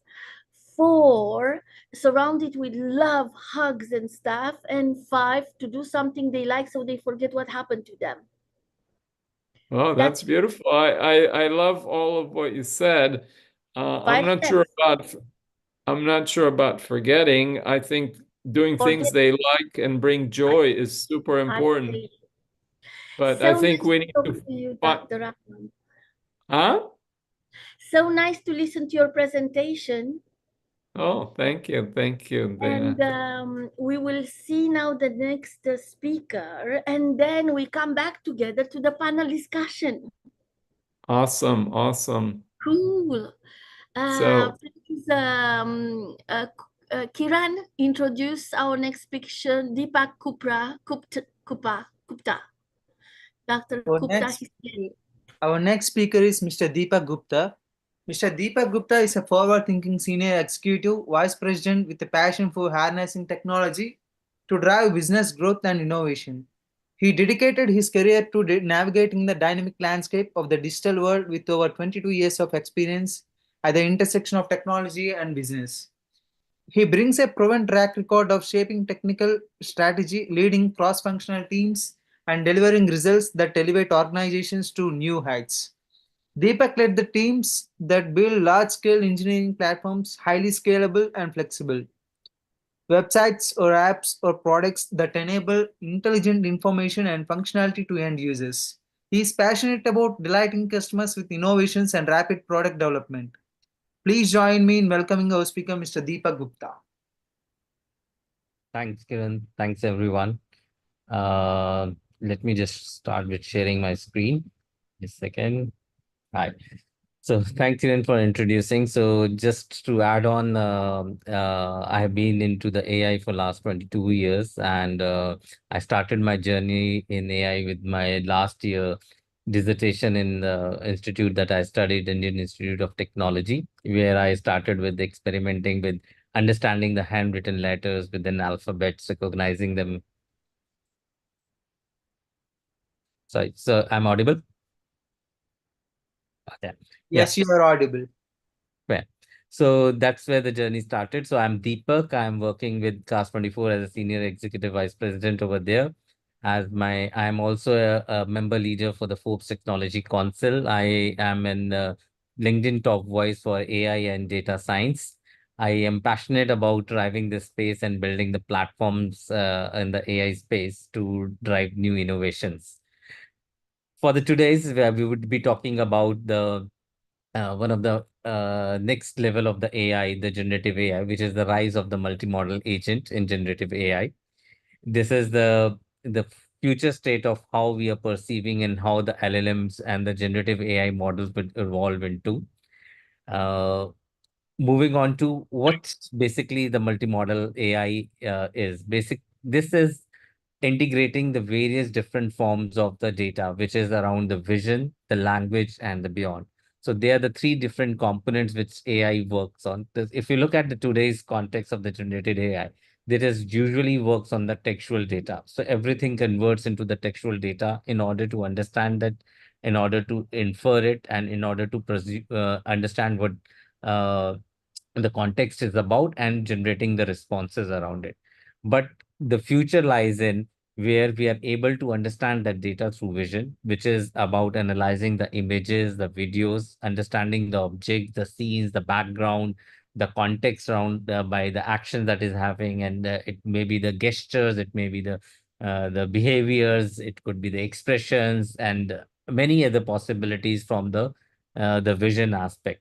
And this is also involved in the application, which involves in understanding and recognizing the image, detecting a certain object. For example, if you have to detect if someone is carrying a gun or not, or there is a fire in a place or not. And using the video analysis, you can do a lot around the vision. The another aspect, which is about the language, here is more focus is given on the aspect, and the capabilities are more towards to understand and generate the text, which is used like in the translating the languages, engaging in the meaningful conversations with humans, or it could be the customer service experiences, creating and understanding your customer through the language they speak in. The last not but the least, the another aspect is about the audio. There, the focus is more towards incorporating the processing of the audio and trying to extract the knowledge out of it. It could be the spoken language, identifying the sounds, and even the music and the sound effects, right? So these are the three different models in which the data or the knowledge exists, and the Gen AI capability to understand and integrating the knowledge extracted from this is what we call as a multimodal AI.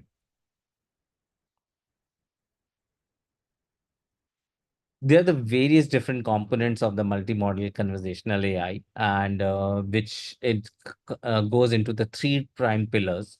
If you look at from the data modality perspective, it is the text, which is there is a lot of natural language processing, and models are used to understand and generate the human language. So basically, the NLP is utilized to understand the semantic meanings and the different meanings of the language, and also this is same is used to generate the responses to the user in the human language. The another aspect is the speech. We have the various speech recognition in the synthesis system to convert the spoken languages to text or the vice versa.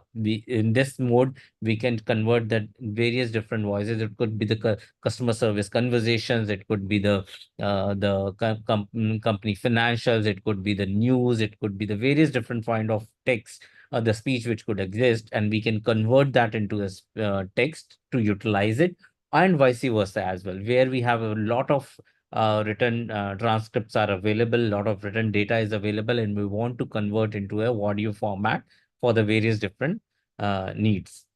Another is the image and the videos, where with the CV models are used to interpret the visual data. We have a lot of in the lot of technologies available, which we'll see in the second pillar, core technologies, which are used in order to understand this images and the videos. And then the sensory data, which come from the various different sensors, whether it's a LiDAR, GPS, IoT devices, and these are the various different data which can enhance the contextual understanding of what is happening in the scenario. Now, in order to understand and deal with this data modalities, we have various different core technologies which help us. For example, the deep learning models. This is the transformer for the text and the integrated multi-model processing. So in the deep learning models, we use the various different transformers, text transformers, in order to understand the language better. And once we understood the language, we can use it to understand what the context of what the user is asking for or what the customer is looking for, and generate the response in the same language what the humans can understand. Now, the conventional neural networks, which we also call as the CNNs, these are the used for the image and the video data processing. They are their model are precise and trained in order to understand the images and the video context in much better. Then we have the RNNs, which we will call as the recurrent neural networks, and the LSTMs. These are this is majorly used for processing the sequential data like speech and the audios. They help us in understanding and grabbing the context out of the speech better. Now, in order for the multi-model conversational AI to work and deal with the different modalities and to use the different technologies in order to understand, we need a techniques for fusing all this data together. And this makes a multi-model model in a much better way, because what it does, it uses an attention mechanism to focus on the very specific and the relevant part of the input data access. So out of all the data that we have extracted using the multimodals, whether it's a text, speech, images, sensory data, all of this data taken together, whether it's a structured and unstructured data, it will use an attention mechanism to put a lot of weight on the context in which the conversation is happening. What is the most important aspect of the conversation? And then it will embed and join this data together to map that to bring the latest context into the picture and generate a better response. So that is where the data fusion technique comes into the picture while working with the various different modalities of the data. We will touch base the data fusion later as well, because it's a very important aspect of the multimodal conversational AI. Now, the last but not the least is the processing pipeline, because with the different data types, with the different modalities of the data, we need a different pipelines in order to process this data. It could be about data cleaning, normalization, and augmentation in each and different type of modalities, because the cleaning of the data in terms of the speech is removing the background noise, and the video, it could be removing the shadows. In the images, it could be removing the blurriness. And so the different modalities brings the different context in terms of how we need to clean the data and how do we normalize the data and augment it, right? And after that, once the pipelines are built in order to consume the data and do the basic processing, we do the feature extraction. And the feature extraction techniques is to drive certain meaningful features out of our raw data. So whatever the raw data we have got in the way, we form the various different features out of it to have the meaningful understanding of that data. And then again, as the data fusion, it is the integration layer which combines these all features together, because we have developed a lot of features from the different modalities of the data. The speech features would be very different from the vision features, and as integrating all together, combining all together, fusing them together in order to bring the more context to the conversation. So if you look at this, if I bring it to the one more level, the difference between what are the core concept and the big differentiation between the unimodal and the multimodal. When I say the unimodal, you all must have experiences now as well, like ChatGPT, Gemini.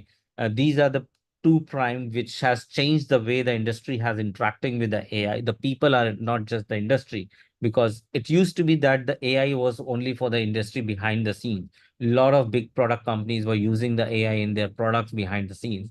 But with the context of the generative AI, with the Chat GPT and the Gemini evolution, it has given an opportunity to every human to interact and use the AI in their day-to-day life in a much better way. So in the case of the uni model, as a user, we give certain instructions to the model, and these instructions goes into the form of the prompt, where we give personas to the prompt, or we give the context to the prompt, the context in terms of what you want the generative AI to look into, how you want the generative AI to drive the response. Then there is some data which is infused into the AI model, which could be the data model on which it has been pre-trained on, or it could be your RAG system, which is giving your contextual data. Combining this together, it decodes and generates the results. But you can see that in this generative AI unimodel case, we have only one form of the data, and it goes in a very straight sequential manner. But now consider the multi-model case, where you will provide a picture as an instruction. You provide various different, or a song or a video in which there are horses and the different stables and other things in form of the other instructions to the generative AI.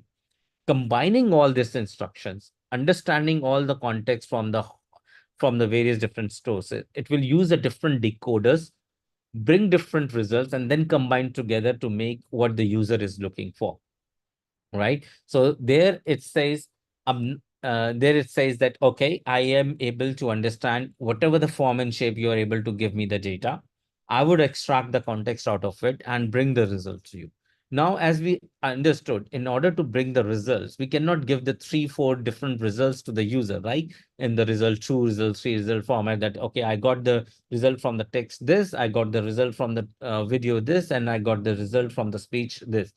For the user, it would be very confusing and it will not serve the purpose, because in the isolation, they all exist now as well. But with the multimodality, what comes into the picture is, how do we fuse this data?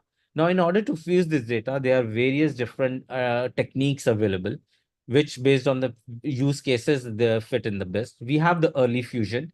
In this case, we combine the feature extraction very early in the process, and we use these modalities, requiring all the modalities to have a similar representation format. So what we do it, before we generate or decode it, we use the feature at the feature extraction layer itself. We fuse all the feature that we have extracted, and we then convert into a very similar format, like let's say for the simplicity, all into the text format. For example, text going into text, speech is also converted into text, or though it's technically goes into vectors in the different format, but let's say we all feature has been extracted and those got fused together to bring in the result into the similar representation format. This is what the early fusion, it is the easiest fusion, and it's also used in a very simple use cases.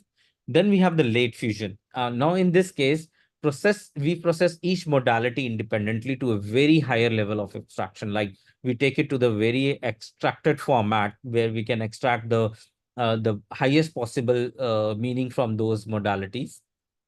Then after that, what we do is we allow this to be get fusion in at the later stage, after we have extracted all the information, and then it gets.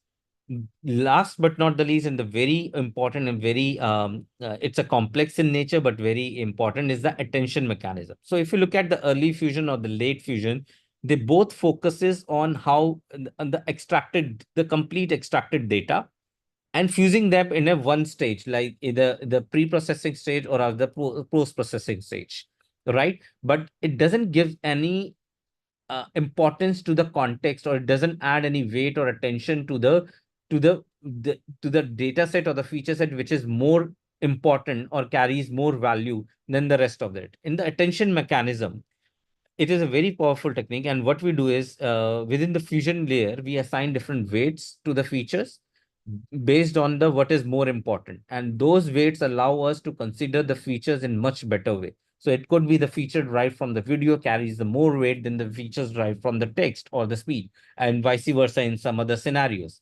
So that way, the attention mechanism brings the best result by providing the weight to the best feature, rather than just mixing it without considering which could be the better result, right? So this fusion techniques makes a multi-model a success or in reality, right? So now let's take a very specific. So as we said, the multi-model agent are applicable in all the industries and the many industries. But one of the industry which uses it, which is it's applicable to the great extent, is the financial markets, right? If you look at the multi-model agent, the driven systems, AI-driven system, it has an ability to understand the multiple modalities. Now, if you look at the financial system, they have a lot of different types of data coming in, and whether you look at in form of if you look at the certain use cases specific, if you look at the something, it could be used in the smart reporting and the market intelligence, quantitative modeling and the forecasting, and the compliance and the fraud detection. Each of these areas are so vast, and they need to process a lot of data in terms of available from the various different sources, and that it gets very complicated if we try to deal with the uni-model agents. Like, for example, in case of the smart reporting and the market intelligence, right? We have to, the intelligent reports needs to be generated considering the company financial reports, which is coming in form of the text. It could be considering the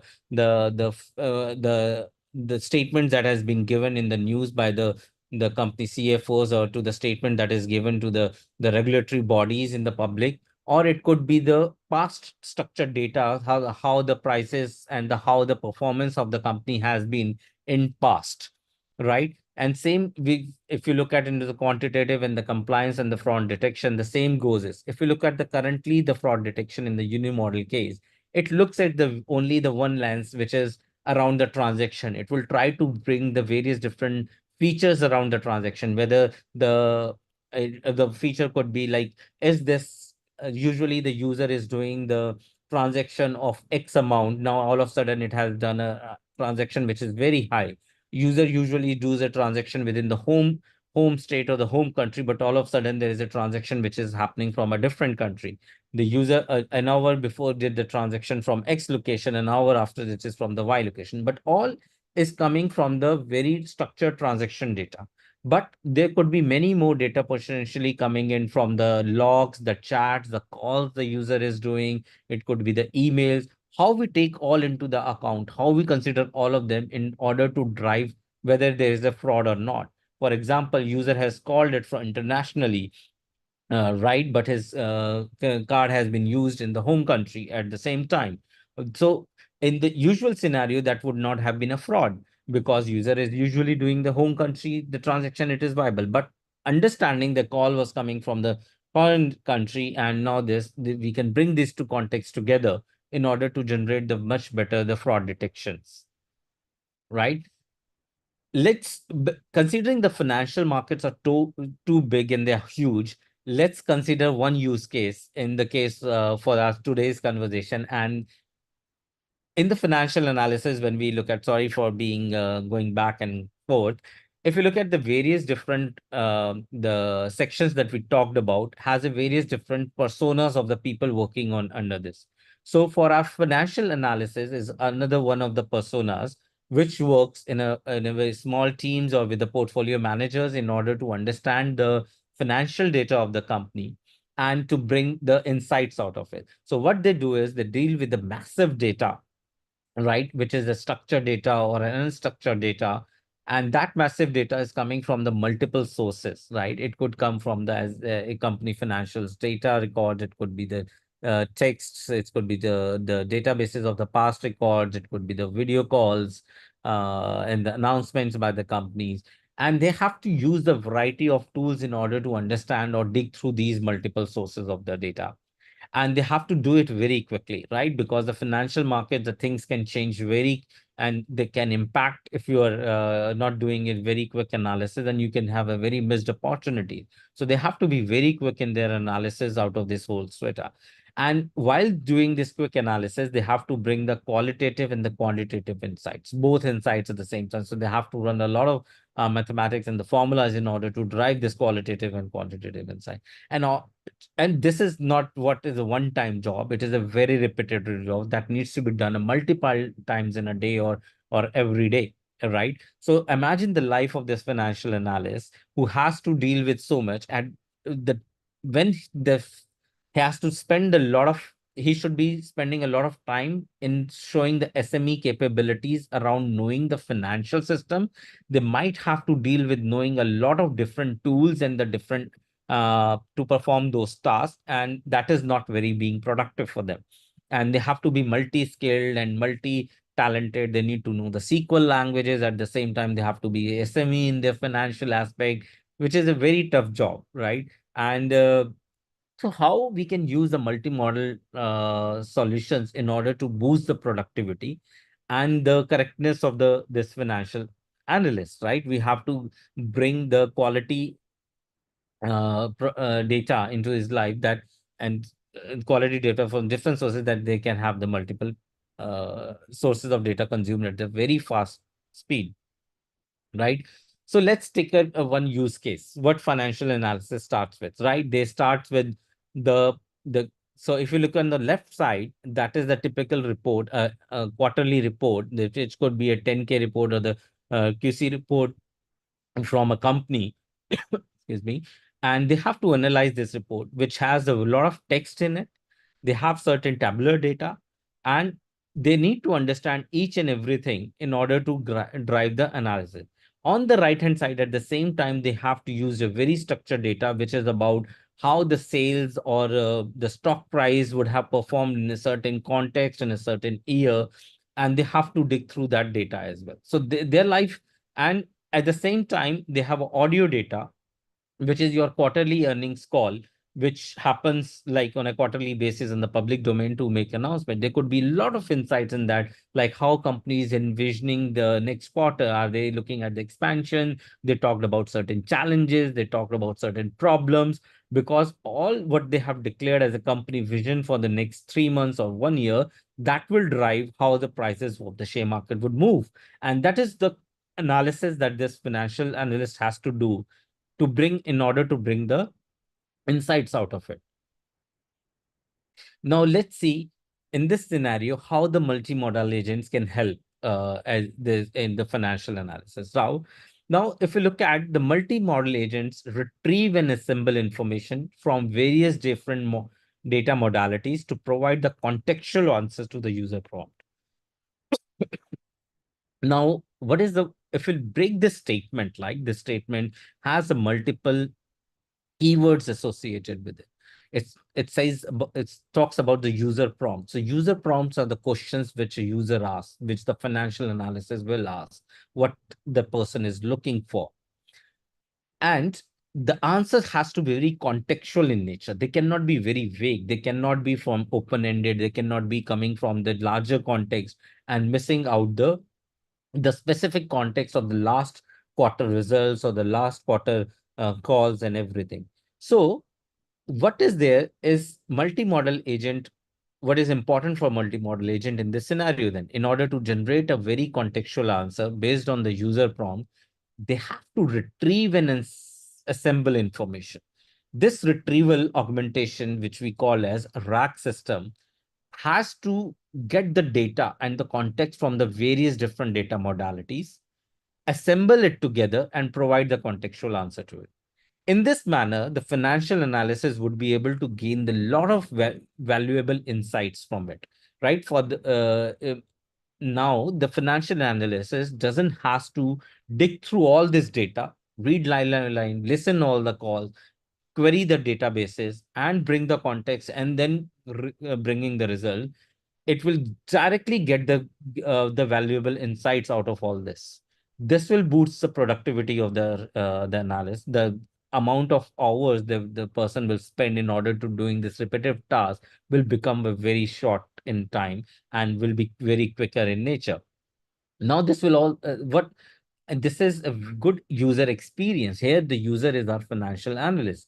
Now instead of knowing how to deal with the various different type of data sources, they have one user interface where they ask the question in their own language, with their habitual speaking with, by adding their financial context with their SMA in, and it will directly dig into all the data sources. The financial analysis doesn't have to worry about it, and it brings the result. So that's the beauty of it enhances the user experience. Now, when all this happens together, like having the valuable insights, boosting the productivity of the resources, and giving them the best user experience, it improves the business operations, right? Your business operation would drastically have the valuable insight in a very short time frame instead of having longer cycles. Now, so what are the various different capabilities the multimodal agents would need or have in order to achieve this capability, right? To bring this use case live into the picture. So if you look into the left, as we talked in the previous slide as well, they are the multimodality of the data. When we say multimodality of the data, again, the different types of the data. It is unstructured text, which is the 10K and the 10Q earnings reports, which is the textual and having a tables. Then we have a structured tabular data, which is the past financial data. It could be the past sales records, it could be the past stock prices, and the audio recording, the earning calls that we have. Now, in order to process all this data, we need a contextual question and answering system, which is typically called as a RAG system, which is retrieval augmented generator of AI. So there what it takes is, it takes the context and generate the response as per the user query. So it gives an ability for user to query in the language they know and use the context from all these sources and generate the responses. In addition to this, what we need is the text to SQL. So SQL is another language which you use to query the data from the databases. Now the financial analysis doesn't need to know the SQL. The financial analysis will ask only in the human language. This component will convert the text into the corresponding SQL, get the data extracted out of the database, use the text summarization feature, whether it's for any type of the data, and generate the response. Now, in order to do this, there's a lot of data processing which is happening. So we need to process all this data, whether the speech data, the tabular data, and we need to process this data in a continuous manner. And along with this, once we have processed the data, we need an algorithmic solution, because what the financial analysis is doing is also a quantitative analysis, right? So they need to run a lot of formulas in order to generate the financial outcome out of that. So there are a lot of formulas to drive the financial health of the organization or the financial aspect of the organization, right? And out of all this matters is the text generation, which is our response as well to the user.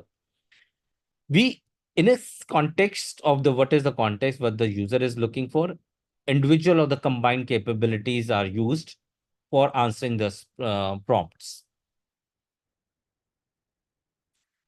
Now, if we look at this one example where how the generative AI and the multimodal agents have the human conversation kind of a step to achieve the same, right? For example, the financial analysis conversation with the human, the multimodal agent chatbot could go in the manner, right? Convert the ABC recent quarter 10K and 10Q files to the text format, or you can extract you can say that summarize those findings for me. Then the text file containing this financial will be cleaned up and ready for the analysis for the agent. It could also say that, can you transcribe more recent quarterly audio recordings of the earning calls to text format? Because in that manner, they will have the text data to have it further. And the agent can have the call transcript generated at the runtime, and can also extract the key phrases out of that and provide that summarization to the response. And the query from the financial analysis could also be analyze the ABC financial health based on the 10K report and calculate, which is the quantitative aspect now, calculate important financial ratios, and please limit your answer to 5 sentences. So what you are saying is, you have to analyze certain data, you have to do the quantitative analysis on it, and you have to generate a response in a very precise and the concise manner, right? Hi, Mr. Deepak. Hello. Hello. Yeah, just wanted to inform you that we have got 5 minutes left of the presentation. Oh, sorry. I will be very speed up. So you can see that this is the very fast. This is the very good way where the financial analysis interacts and get a lot of solve all the purpose. And it can be one query as well. It doesn't have to be 4 different queries. They can all say, utilize all this data, give me the summarized health of the financial ratios of this company, right? If you look at the architectural pattern of the multimodal agent, On the left side, we have the data storages, which is based on the different type of modalities. We can have tabular, unstructured, PDF, audio files. In the center, we have the various processing, computation engines, which can also be sentimental analysis, audio processing, and various different connectors to connect with the databases in order to generate the data and customize the intelligent search. These are the various different agents that will be used. Now, but the most important aspect is the right, where our key stakeholder, where financial analysis will start its query from. So it will have a question which will goes to the multi-model agent, which will utilize either the memory or the foundation models to answer it, or and use all the tools which are available on the left and the data sources which are available on the right in order to bring the context, generate the response, and provide it back to the financial analyst. So this is the same, but taking a one use case where there's someone wants to know query the tabular data. In this case, not all the tools will be used. Only the computation and the SQL Connect will be used. Query will be converted using the rack system, will be converted into the SQL query. It will connect to the tabular data, extract the data, compute it, and return it back to the user.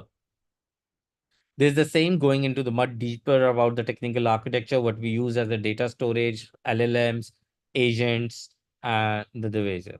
Now, at the same time, there are a lot of challenges that needs to be overcome in the multi-model agents deployment. We need to have the lot of data integration challenges, because we need to have a very unified data frameworks and advanced pre-processing technique to deal with the complex type of the data, which is video and the audio.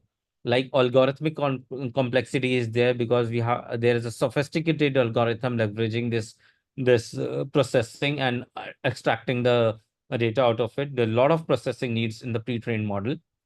The solution has to be a lot scalable, because the volume of the data and the volume of the queries could be enormous. We have to deal with the ethical and the privacy concerns, especially with the videos and the speech, where we have to see a lot of not PII data, and the data has to be unbiased and precise. At the same time, we have a lot of resources need to be allocated to leverage the cloud computing for the elastic resources, because with the scalability, we need these resources to be managed for the cost optimization. Robust governance, so that we have a strict data governance policies regular, so that we have a compliance to our regular audits and the compliance regulatory bodies.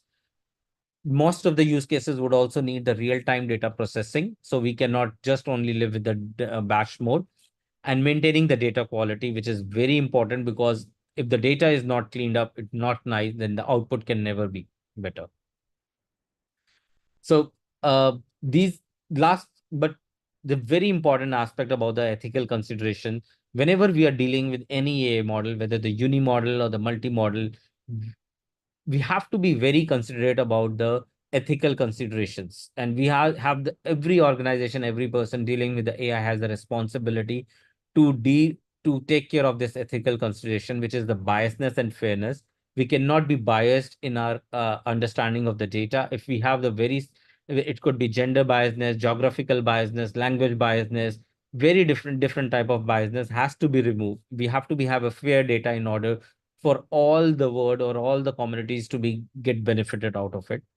Transparency and explainability is important. We need to be very transparent. We have to develop models which can give a very transparent and transparent explanation about how the decision has been made, how the system has reached to the conclusion, how the processes has been done.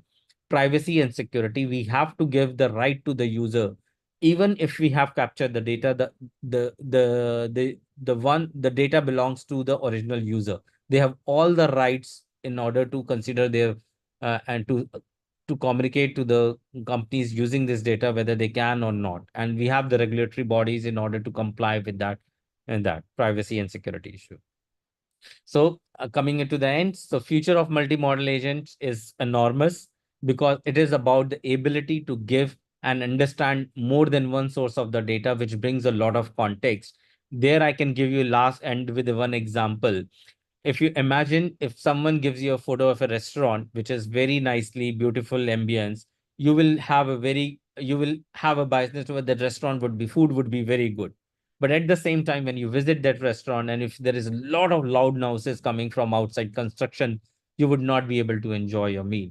If someone gives you the photo and that loud noise is picked, and still the video can show the behavior of the waiters, which is not very good, and it can create a different. So every type of data brings a different context, which helps you making a better decision about how you are understanding the whole scenario, and taking that context, you can take a better decision. Thank you. So I hope I'm being now on the time. Any questions, or I'm not too sure whether there's some time is left for the question, but I'm happy to connect offline in order to answer any questions. Thank you very much for your great presentation, Mr. Deepak. Just see how I stop the share. 1 second.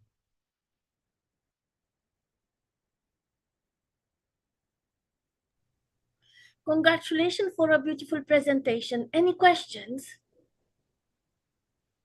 If there are not any questions, we will go through panel discussion now.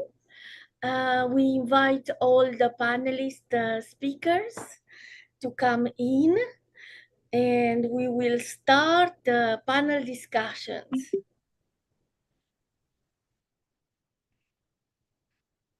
Hello. Tony, if you please start the panel discussion with your ideas and wonderful wisdom.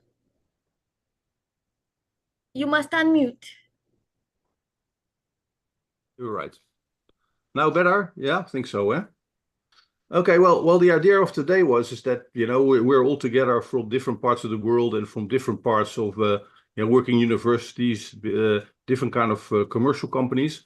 And the idea was to talk about the AI and the future of learning and education. And so in my presentation, I try to demonstrate that, there's a lot of things going on outside of formal education and education which is aimed at diplomas and certificates.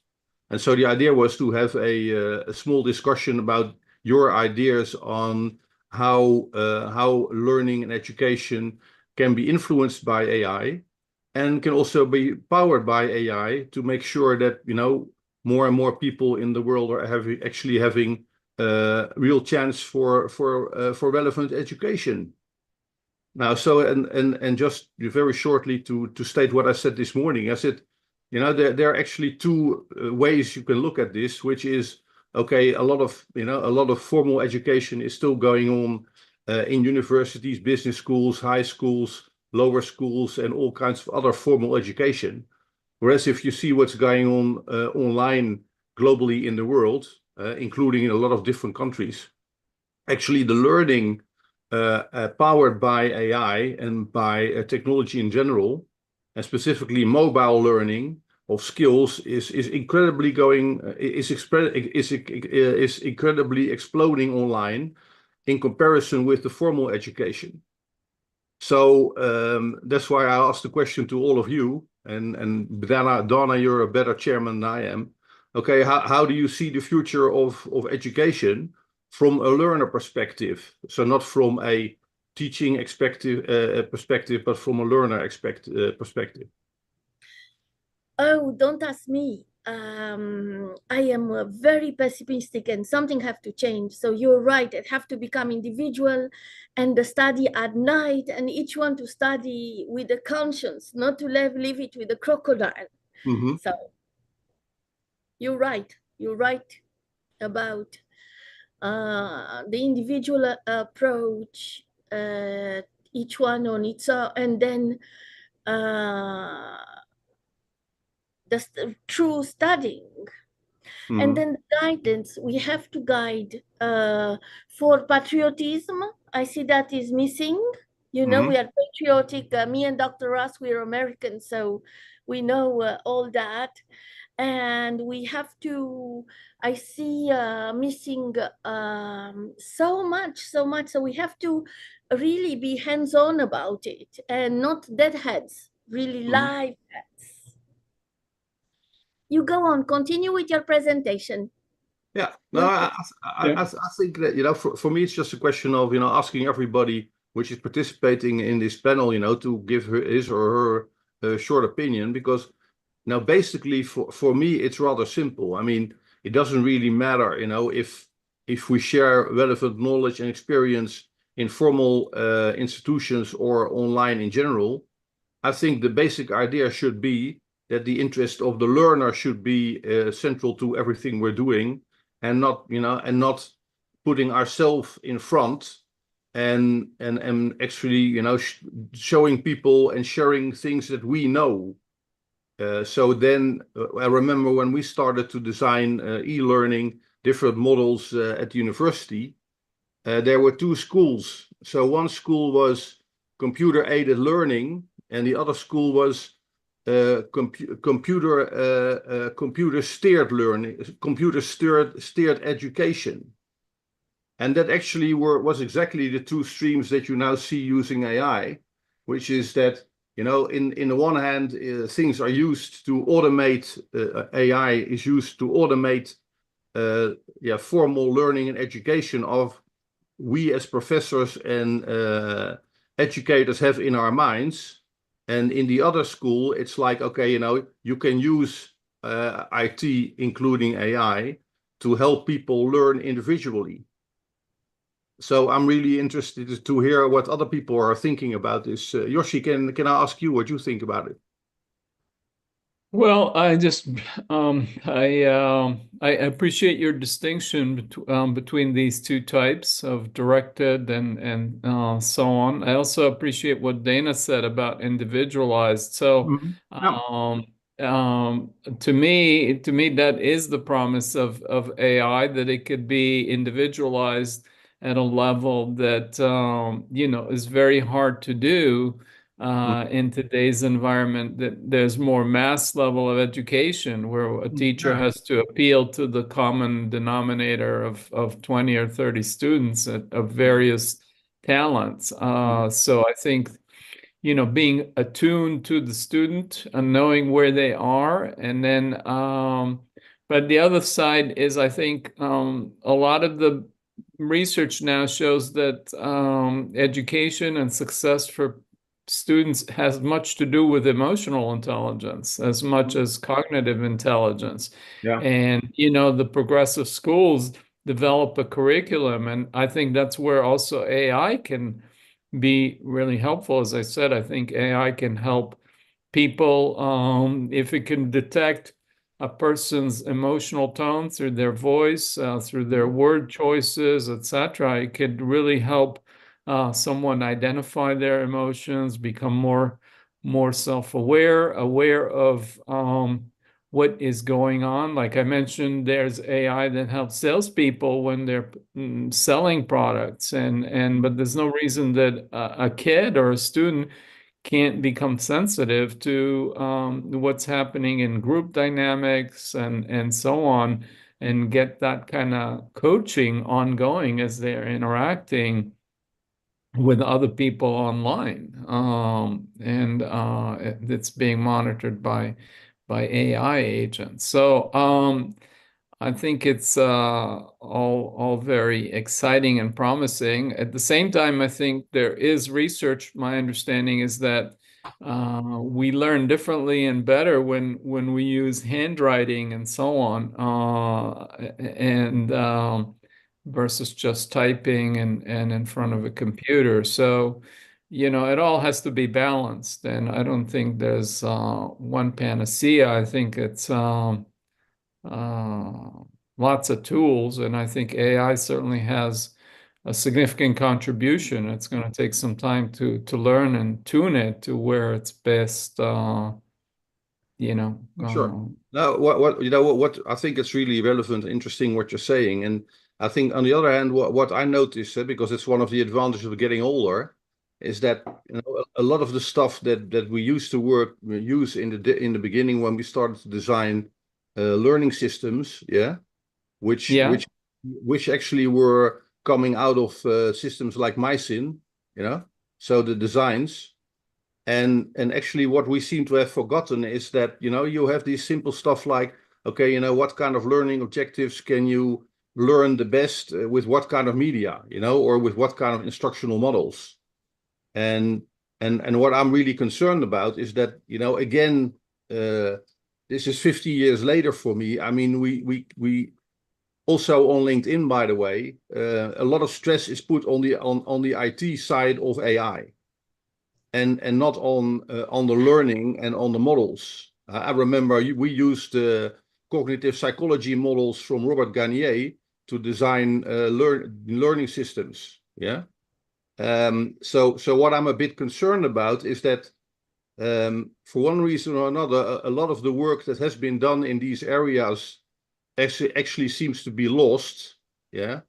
And we seem to be starting all over again. And that's what really, you know, worries me, that it's all about IT again. It's not about you know, what's really going on.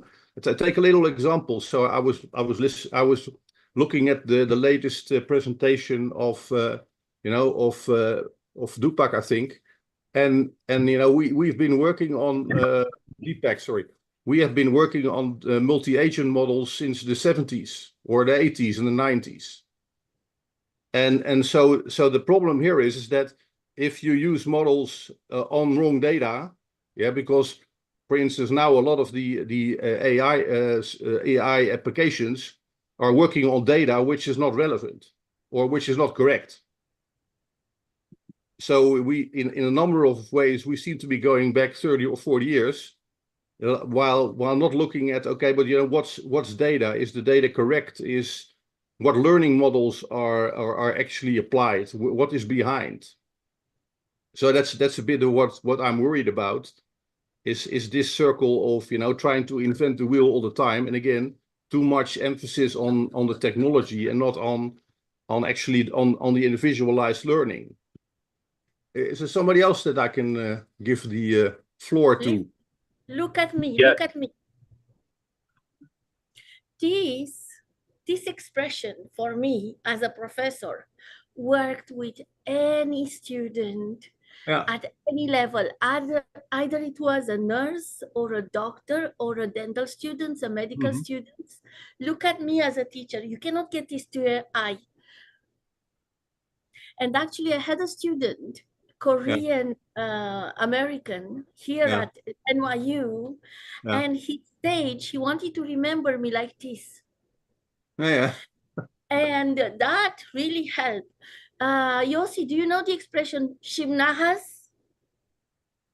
What was that? Shimnahas. Shinachat. No, I'm sorry. That means make me proud. So Oh yeah, from Nachat is like the satisfaction. And yeah. With the thought that they will make me proud. I promise you, girls from the worst environment, they will study then night and they will get 100. They will get A+. Because the environment, the teacher, student, and the fact that we became sort of like a team. And what I see with AI language learning, I have friends here in New Jersey. They are obsessed with learning language with some AI program. They are crazy about learning language, and they are so efficient. You know, they retire now and they finish learning French at very good grammatic level. Now they do Italian. So it truly improves the quality of life of teaching. It truly improves.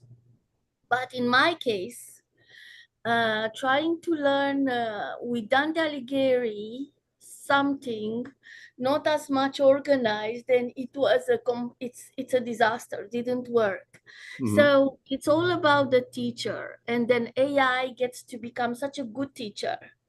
You know, you have no choice, and you got this, and you have to do it, and you get to the end of it. But what I noticed with myself as well, the competition between students.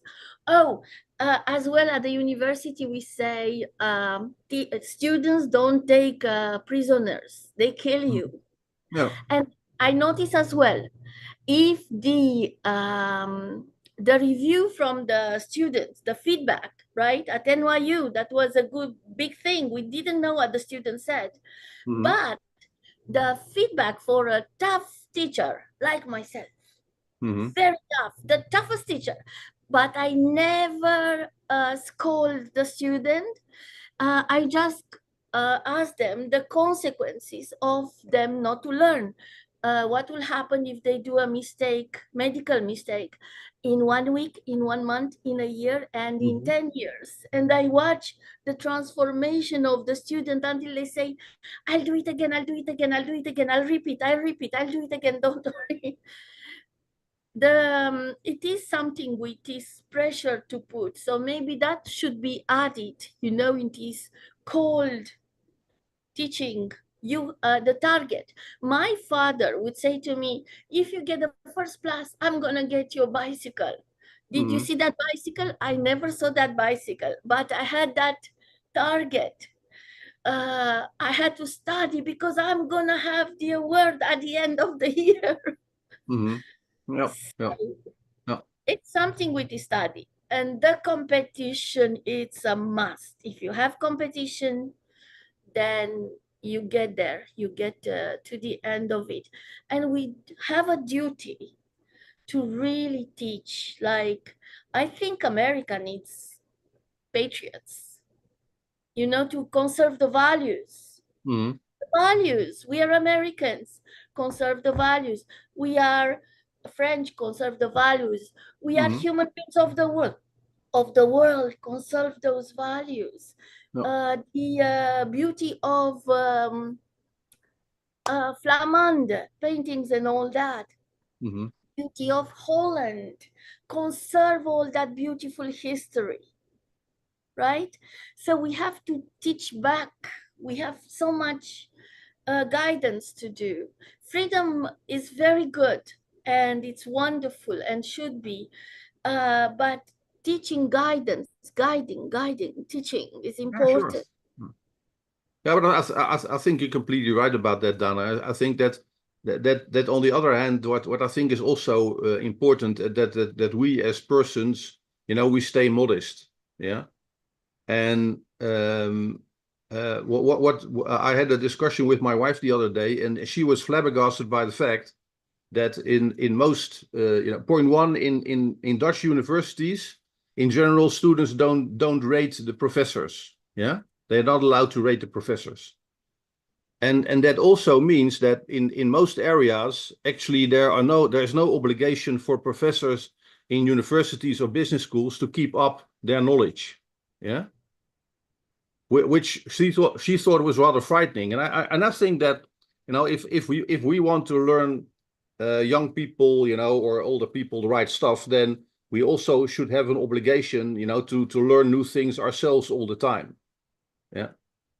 And most of the people I know, you know, working in a lot of formal institutions of education, unfortunately, and I'm not talking about, you know, the physics and all that kind of stuff, but, you know, most of the professors and people that I know in universities is because they are not rated by their students. I mean, most of the time, the things that they're saying in the fields that I'm aware of is actually outdated. Yeah. And I think that's really a big threat, because, you know, the world around us is going very fast. And so I'm a very big advocate of, you know, of us doctors and professors in universities and business schools, that we also go on learning fast ourselves, and that, you know, that we're open to new stuff, and that we do not only read stuff of our own network. I remember after 26 years working in the bank, I came back to the university where I had started my career, and the same people were still sitting there. They were a lot older, by the way, and they were still only reading articles of their colleagues and of you know, of certain magazines. That's why AI got so much success, because students are not stupid and they they really want to learn. That's why you, as a real person, having this efficient approach through management, efficient approach, real approach, it gets to get good feedback from the students. Ciao, Francesco. Hi, Dan. I'm still listening, but it's complicated for me to intervene. But I will try. I hope that You're in the you can hear car, huh? me because I'm in a motorway with a family, cats, and bikes on the back of my car. But by the way, interesting question. So we had such discussion with Tony in the past about the future of education. Of course, education is coming out from school, universities, going something that is self-dispensed through internet and now through AI. But I think that education is something that increases the knowledge. The knowledge is the real thing that is changing at the moment, because in the past, in my intervention, I spoke about what is happening in the company, in the industry, where there is new people, AI that brings a lot of information from outside the company, and knowledge workers, people that stay in the company for a long period, need to transfer this knowledge to the new hired people. And many times, the new hired people listen more than LLM or NLP or AI system instead to go to some other people. So AI could be a good thing to transfer education and to transmit education to increase the knowledge. I think that the worry in this period is that a lot of things that have been transferred by people like politics, religion, faith, all kinds of stuff that normally you don't have in your DNA, but arrives from your family, from your neighbor, from the school, and many kind of stuff is disappearing time by time. And the education and the people, the brain of the people is formed by information that came from outside. That is the problem, because outside came from AI came from model, and model has a bias, as everybody knows. Yeah, sure. So I think, I think future education is of course outside. Just to repeat the Tony word, outside university, because professor in university stay in university. Nobody can rate, not only rate, but also remove any European nation. You cannot fire a professor that is many times around the university. So it's a problem. But there is a lot of sources where you can create your knowledge through education. Of course, there is still a book, but I think internet is good for forming brain, and I think we need to pay attention, which is the system that creates the new brain of the people. So that, I think, is the main concern for all of us, not only education, but also the thing that we and the way where we teach, because personal knowledge transfer is more important. But when I arrive at the remote education, people can take the degree, the bachelor or master degree from MIT without no access at all from their homes. Mm-hmm. Okay, you can get a degree, but probably you don't get any formal interaction with other people. So I think this could be a problem sooner or later. So this is my point. Okay. I go mute because I don't want to make noise, but I'm still here. Okay. Res, I saw you moving. You got anything to add to that? Definitely. Hello. Thank you, Dr. Tony. Can you hear me? Yeah, I hear you. Is my you. audio good? Okay. Very good question. I think I have a lot to say on that side, and I removed my background with all the schools in there. Didn't want to trigger anyone with all the universities in the background. But no, seriously, there's two roads here, right? So I'm gonna pose a question, but then I'll your question. There is education, there's teaching, and there's learning. These are two different things.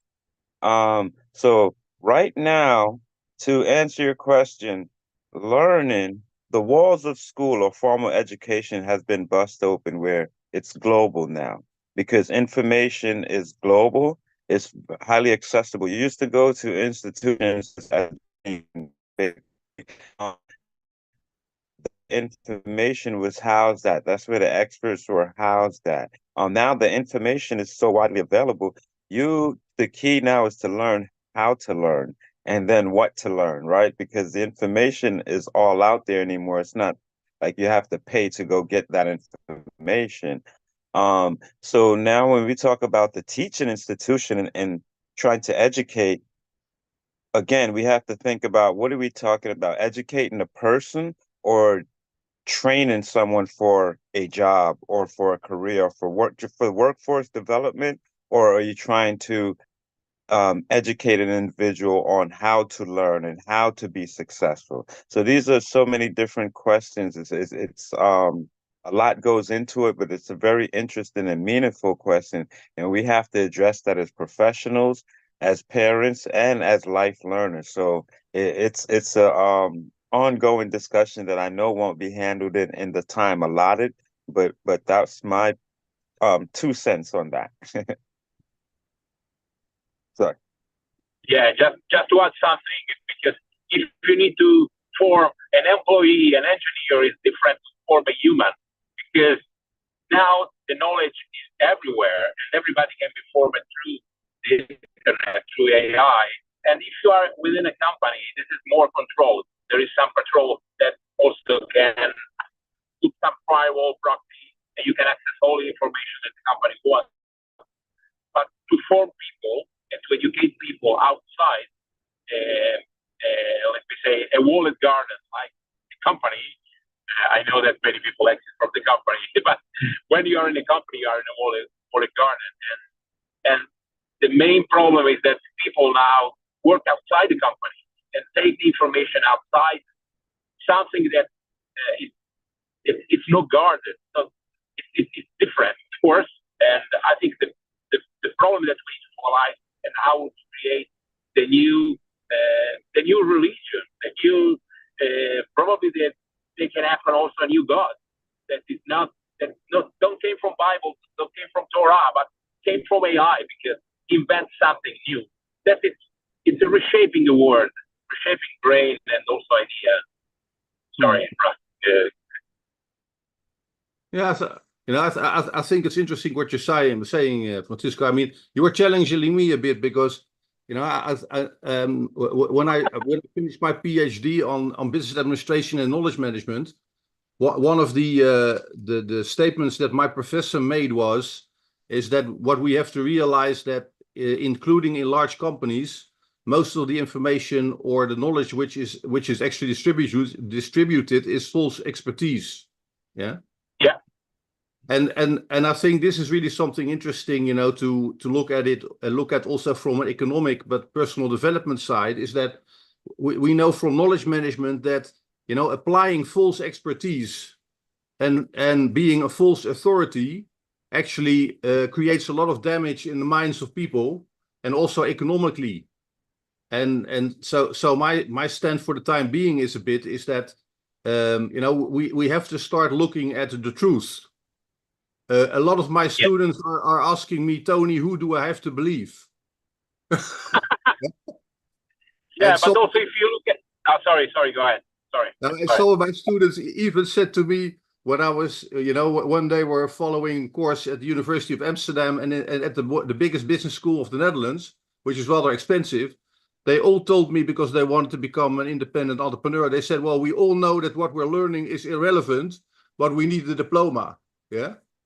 So I think this stuff is really interesting. To take three things. Unlearning costs a lot of money and a lot of time. Yeah.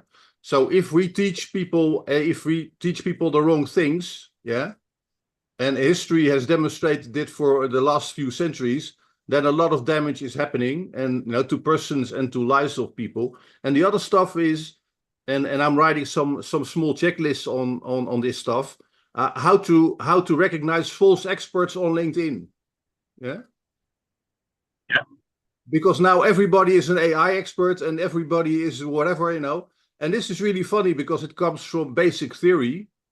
And so we're making this small checklist on, how to identify false experts on LinkedIn and how to identify harmful tricksters and trickers on television, on the radio, and on X. And that really helps people. It's really interesting because there's a lot of information inside of companies, but the problem is it true? Yeah. And is it still relevant? Yeah. And I think that's one of the challenges, in my personal opinion, in learning and teaching, and automatically, or in what we are, trying to teach other people, is that, who to believe, and is it actually true? Yeah. I was looking at, the databases which are used by the most of the models, and most of them the content is crap. Yeah. So I think that the challenge for us, my personal opinion, is that it doesn't really matter if it's data or people, but if people are putting the wrong information into databases, then obviously the AI systems are also going to produce crap. Yeah. And I see that a lot now in the Netherlands, and I talked a bit about that during my presentation, is that what now happens is that a lot of the management books which are sold and which are bestsellers in the Netherlands are now generated by AI. And these books are actually used in universities and business schools, yeah, as books which are obliged to use and study. Yeah? This is horrific, to be honest, So talking about unlearning and all the crap, that we're actually teaching young people as truth. I don't know if anybody else can comment on that and their personal experience. Street smart. They have to become this. We have to teach the students to be street smart. Yeah. Will AI teach us to be street smart? I don't think so. But I mean, it's my opinion. I remember when we were studying at Wharton School, some of my friends and me, we crossed the street and we were sitting in a cafe, and then the police passed by and they said, "You're completely crazy. You have to cross the street again because this is a dangerous area, So you have to be streetwise." Okay, Deepak, can you add something to that? Yeah, certainly. So completely agree in that. Like AI is not to replace humanity or not to replace the human intelligence. It is not even nearby. No. The aspect around how I see AI and AI evolution is about how it enables and increase the productivity of the humans. It's just like calculator, Yeah. when it started, and the computer age when it started, the machine age when it started, right? It has a sheer one purpose. How do we increase the productivity or enhance the productivity? Mhm. AI is going a further and taking away so initially the machines came with the purpose of the mundane task to be taken away. Now the AI is coming with the perspective of mundane intelligence to be taken away. Now, how do we make humans not to learn or memorize the information which machines can learn better and produce the answers? How we can make humans to devote time in order to think more innovative ideas, more broader ideas, more conceptual ideas, which AI cannot. Even if the example I took in the financial analysis, that there was nowhere looking forward to replace the financial analysis intelligence of finance and the ability to infer beyond what data in the machine can. For example, when we say that any innovation it starts with no data. It starts with some hunch, with a feeling that this will solve the problem or this will do better. So that's where the the AI is not any of any help, because it underlines on the data to process on, and it tries to bring certain formed intelligence on top of that data. Humans are more experience driven. Their experiences drive more knowledge and the ability to think beyond what it can be. So there I feel that the use of AI, at least for the certain half a decade or decade, is more toward how to take away the mundane tasks, and let's do the mundane task and the mundane information that we still have to keep in our memory, our brain, and keep our brain occupied with that information. let the AI do. As an Einstein said that, like, if I can write some information on a piece of paper, why I will keep it on my memory. So same it's going. If some calculations can be done faster, some modeling and analysis can be done faster with the AI, why the human has to do it? So that there where the AI is not to replace humans, not to replace their intelligence. I think they work collaboratively together, that it acts as an the enabler or the catalyst in the chemical reaction, that you get the catalyst to the thinking. So there the catalyst will come and we would be able to think much more and beyond. Yeah, so I think you're right about that, and just because you triggered me something when I was listening to your presentation on the financial services, because I wrote a little note to Dana when you were speaking. And actually, what most people don't know is that I was working together with a number of guys from India, which were the most clever people in designing algorithms in the world. Yeah. And what I explained to her was that after 9/11, we as banks were forced to implement very intelligent systems, yeah, to look for patterns that we didn't know beforehand. And it was based on chaos theory. And some of these guys, he went back to India, by the way, and he's still very known. And it's because of personas is great, but if you don't know what you're looking for, yeah, then intellectually it becomes really interesting. Now, after this exercise, it was actually discovered that the attacks on the two towers had costed $500,000, yeah, and all the money was coming together from a large number of small consumer accounts in Germany and in other countries in Europe. And all these different payments, actually, when you saw it on the screen, you saw that, who were the people in the network. Yeah. Yeah. And so what I think in addition to what you're saying is that I think AI in a lot of ways can help productivity and creativity, but there's also stuff, and then it comes back to the human. Yeah. I mean, how to look for things in all this data that we don't know what it is. Yes. So, this guy is brilliant. It's actually interesting because he's a Sikh. Yeah. And every time he came back to the Netherlands to help us, he was actually arrested at the airport of Amsterdam because everybody thought he was from the Middle East.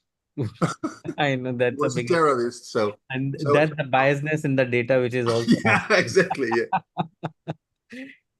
Anybody else before I'm going to close down, because my granddaughter is waiting for me downstairs and she has to eat. Thank you. So, thank you, Tony. We will continue without you. Very good. I tell you, I learned most of my AI programming and stuff from you. So you are my teacher for AI over the last few webinars that we had. And I learned a lot. So thank you, Tony. Before I close down, what I have to see is that, I thank all the people in the world that actually are learning me how to do things. Yeah. And I must be honest, most of these people are living in Asia. Yeah. And they are creating these incredible applications. So, you can do anything with it, including multimodal, by the way. And I'm just flabbergasted by what people can do, with their brains by working together. So I'm going to give one little example. I'm using software from a guy from India, and what he does is that all his AI applications are designed by all of us together. Wow. And that's 13,000 people, and so we recreate together what we want to be able to do with his stuff. Fantastic. Just one more thing before you go. Yeah. I'm inventing now a personal tracking device. Yeah. And I want you guys to help me with it. So the AirTag for the bags, for the luggage, right? So I want to make a tracking device to put in a tooth. Like that, look, like that. I put the tracking device in a tooth. So maybe you can put your brains together and help me to do the application and the tracking device. But I couldn't find a smaller tracking device than this, that would go with the phone. So imagine how useful this would be. If I get Alzheimer and my husband have to find me. Because the device, Dana, is Bluetooth, so you have already the tooth, and you can use many teeth.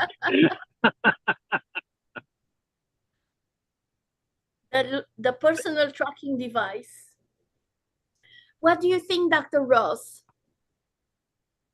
I think it definitely could be done. If we go the Elon Musk route, you will have chip in the brains. Forget about the tooth. I think it definitely in time could be done, especially with the materials and the chips getting smaller. Absolutely. I did have a question before we go. So do you think with the AI technology, do you think that we'll get to a point where when you think about the philosophers or history back in Greek philosophy, where a lot of time was spent thinking in that conceptual space, do you think we'll get to that point, or are we just too much consumers at this point that we'll ever get back to that space? I think AI takes us closer to God and to perfection. Like, you have the control of AI, you have the statistics, you have the truth, and you can manipulate. And I think if you know AI and stuff, you get closer to perfection and to God and to control stuff. So it's crazy. I think there is also. Sorry, can you hear me? No. Yes. Oh, sorry, because you don't see my face, but you know my face. So probably someone in there knows.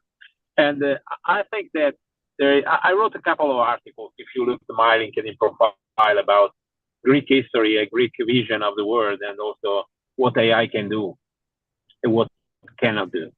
I think the perception of AI is a perception of the people that make the model behind the AI, and something more agnostic and more not related to a specific country or specific people. I think it'd be the way where AI can improve the comprehension of the world, because if you think to Mysin, because I work on Mysin when I was in university and studying AI in late 90s, and in that period, late 80s, sorry. In that period, Mysin was just a chatbot that speaks about things. But if you think about Watson from IBM and the application in US for health of Watson, now Watson is able to make a prescription. Of course, the prescription has to be seen by the doctor before to apply it, but has a lot of information, and in a specific field like searching engine or CRM, like Salesforce, Einstein, it's applicable because you have all the knowledge. But if you go outside, it's a bit complicated, and you need to refer to Greek philosopher and to understand how the world could happen between Aristotle or Socrates. So, which is the difference between their vision of the world, and I think that AI need to be built based on this principle.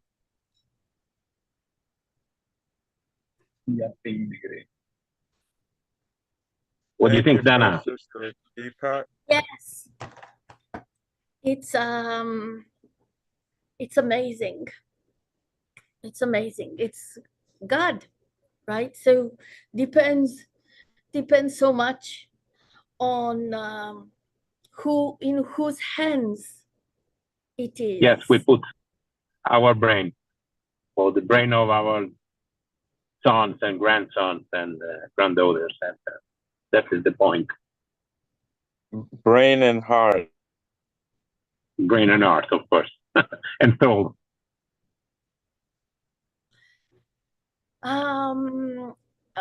Dr. Ross, would you like to say something on closure?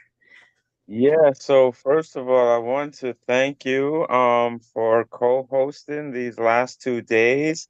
And definitely I would like to thank Sunny and Kaya. This was a very, very, very, very, very interesting 2 days. I learned so much about AI, about data science in different fields from different perspectives. I think beyond, there should be a follow-up presentation related to a number of topics that we heard here, where I have to watch not only day one, but day two over a couple times. It was packed with information, and I really enjoyed myself, and I'm looking forward to going back and connecting with a number of individuals that if not everyone that attended, but we had some really good speakers, some good keynotes. The panel was very interesting as well. So I just want to thank everyone, and until next time. Dr. Sunny? Francesco, would you like to say something in closure, Francesco? No, I think that as my previous speaker said, I think this is an interesting point, specifically how we can connect the people to AI. So I think we need to focus on this. My presentation was within a company and within the heritage of the knowledgeable people that is closer to retirement, but not for the life, for the for the company. They actually, from the company, they open consultancy, they go fishing, make out and stuff. But I think that there is something that needs to be to help people to transfer knowledge between elderly people or people that going outside the company to people that is new areas in the company, new people. I think that the knowledge transfer within the company is important, but also we need to take and pay attention how we educate, how we the future education, how we implement it, and where this information coming from, and so forth, and nothing more. So, Dana. I say keep together as a community. Hard work always pays off, and let's there be light and AI and knowledge. Make friends and learn from each other. And we say thank you to Kiran and all the other organizers. It's such a wonderful team. Yes, thank you also from me, Kiran. Thank you for organizing this. Francesco. Thank you, Dr. Dana. Thank you, Dr. Ras. Thank you. Bye. Bye, all. Namaste. Namaste. Namaste. Namaste. Namaste. Everyone. Bye-bye. Bye, Dr. Bye, everybody. Be in Lots of touch. love. Be well. Bye. Until Keep next time. love. Love Bye. you. Bye. Bye. Bye.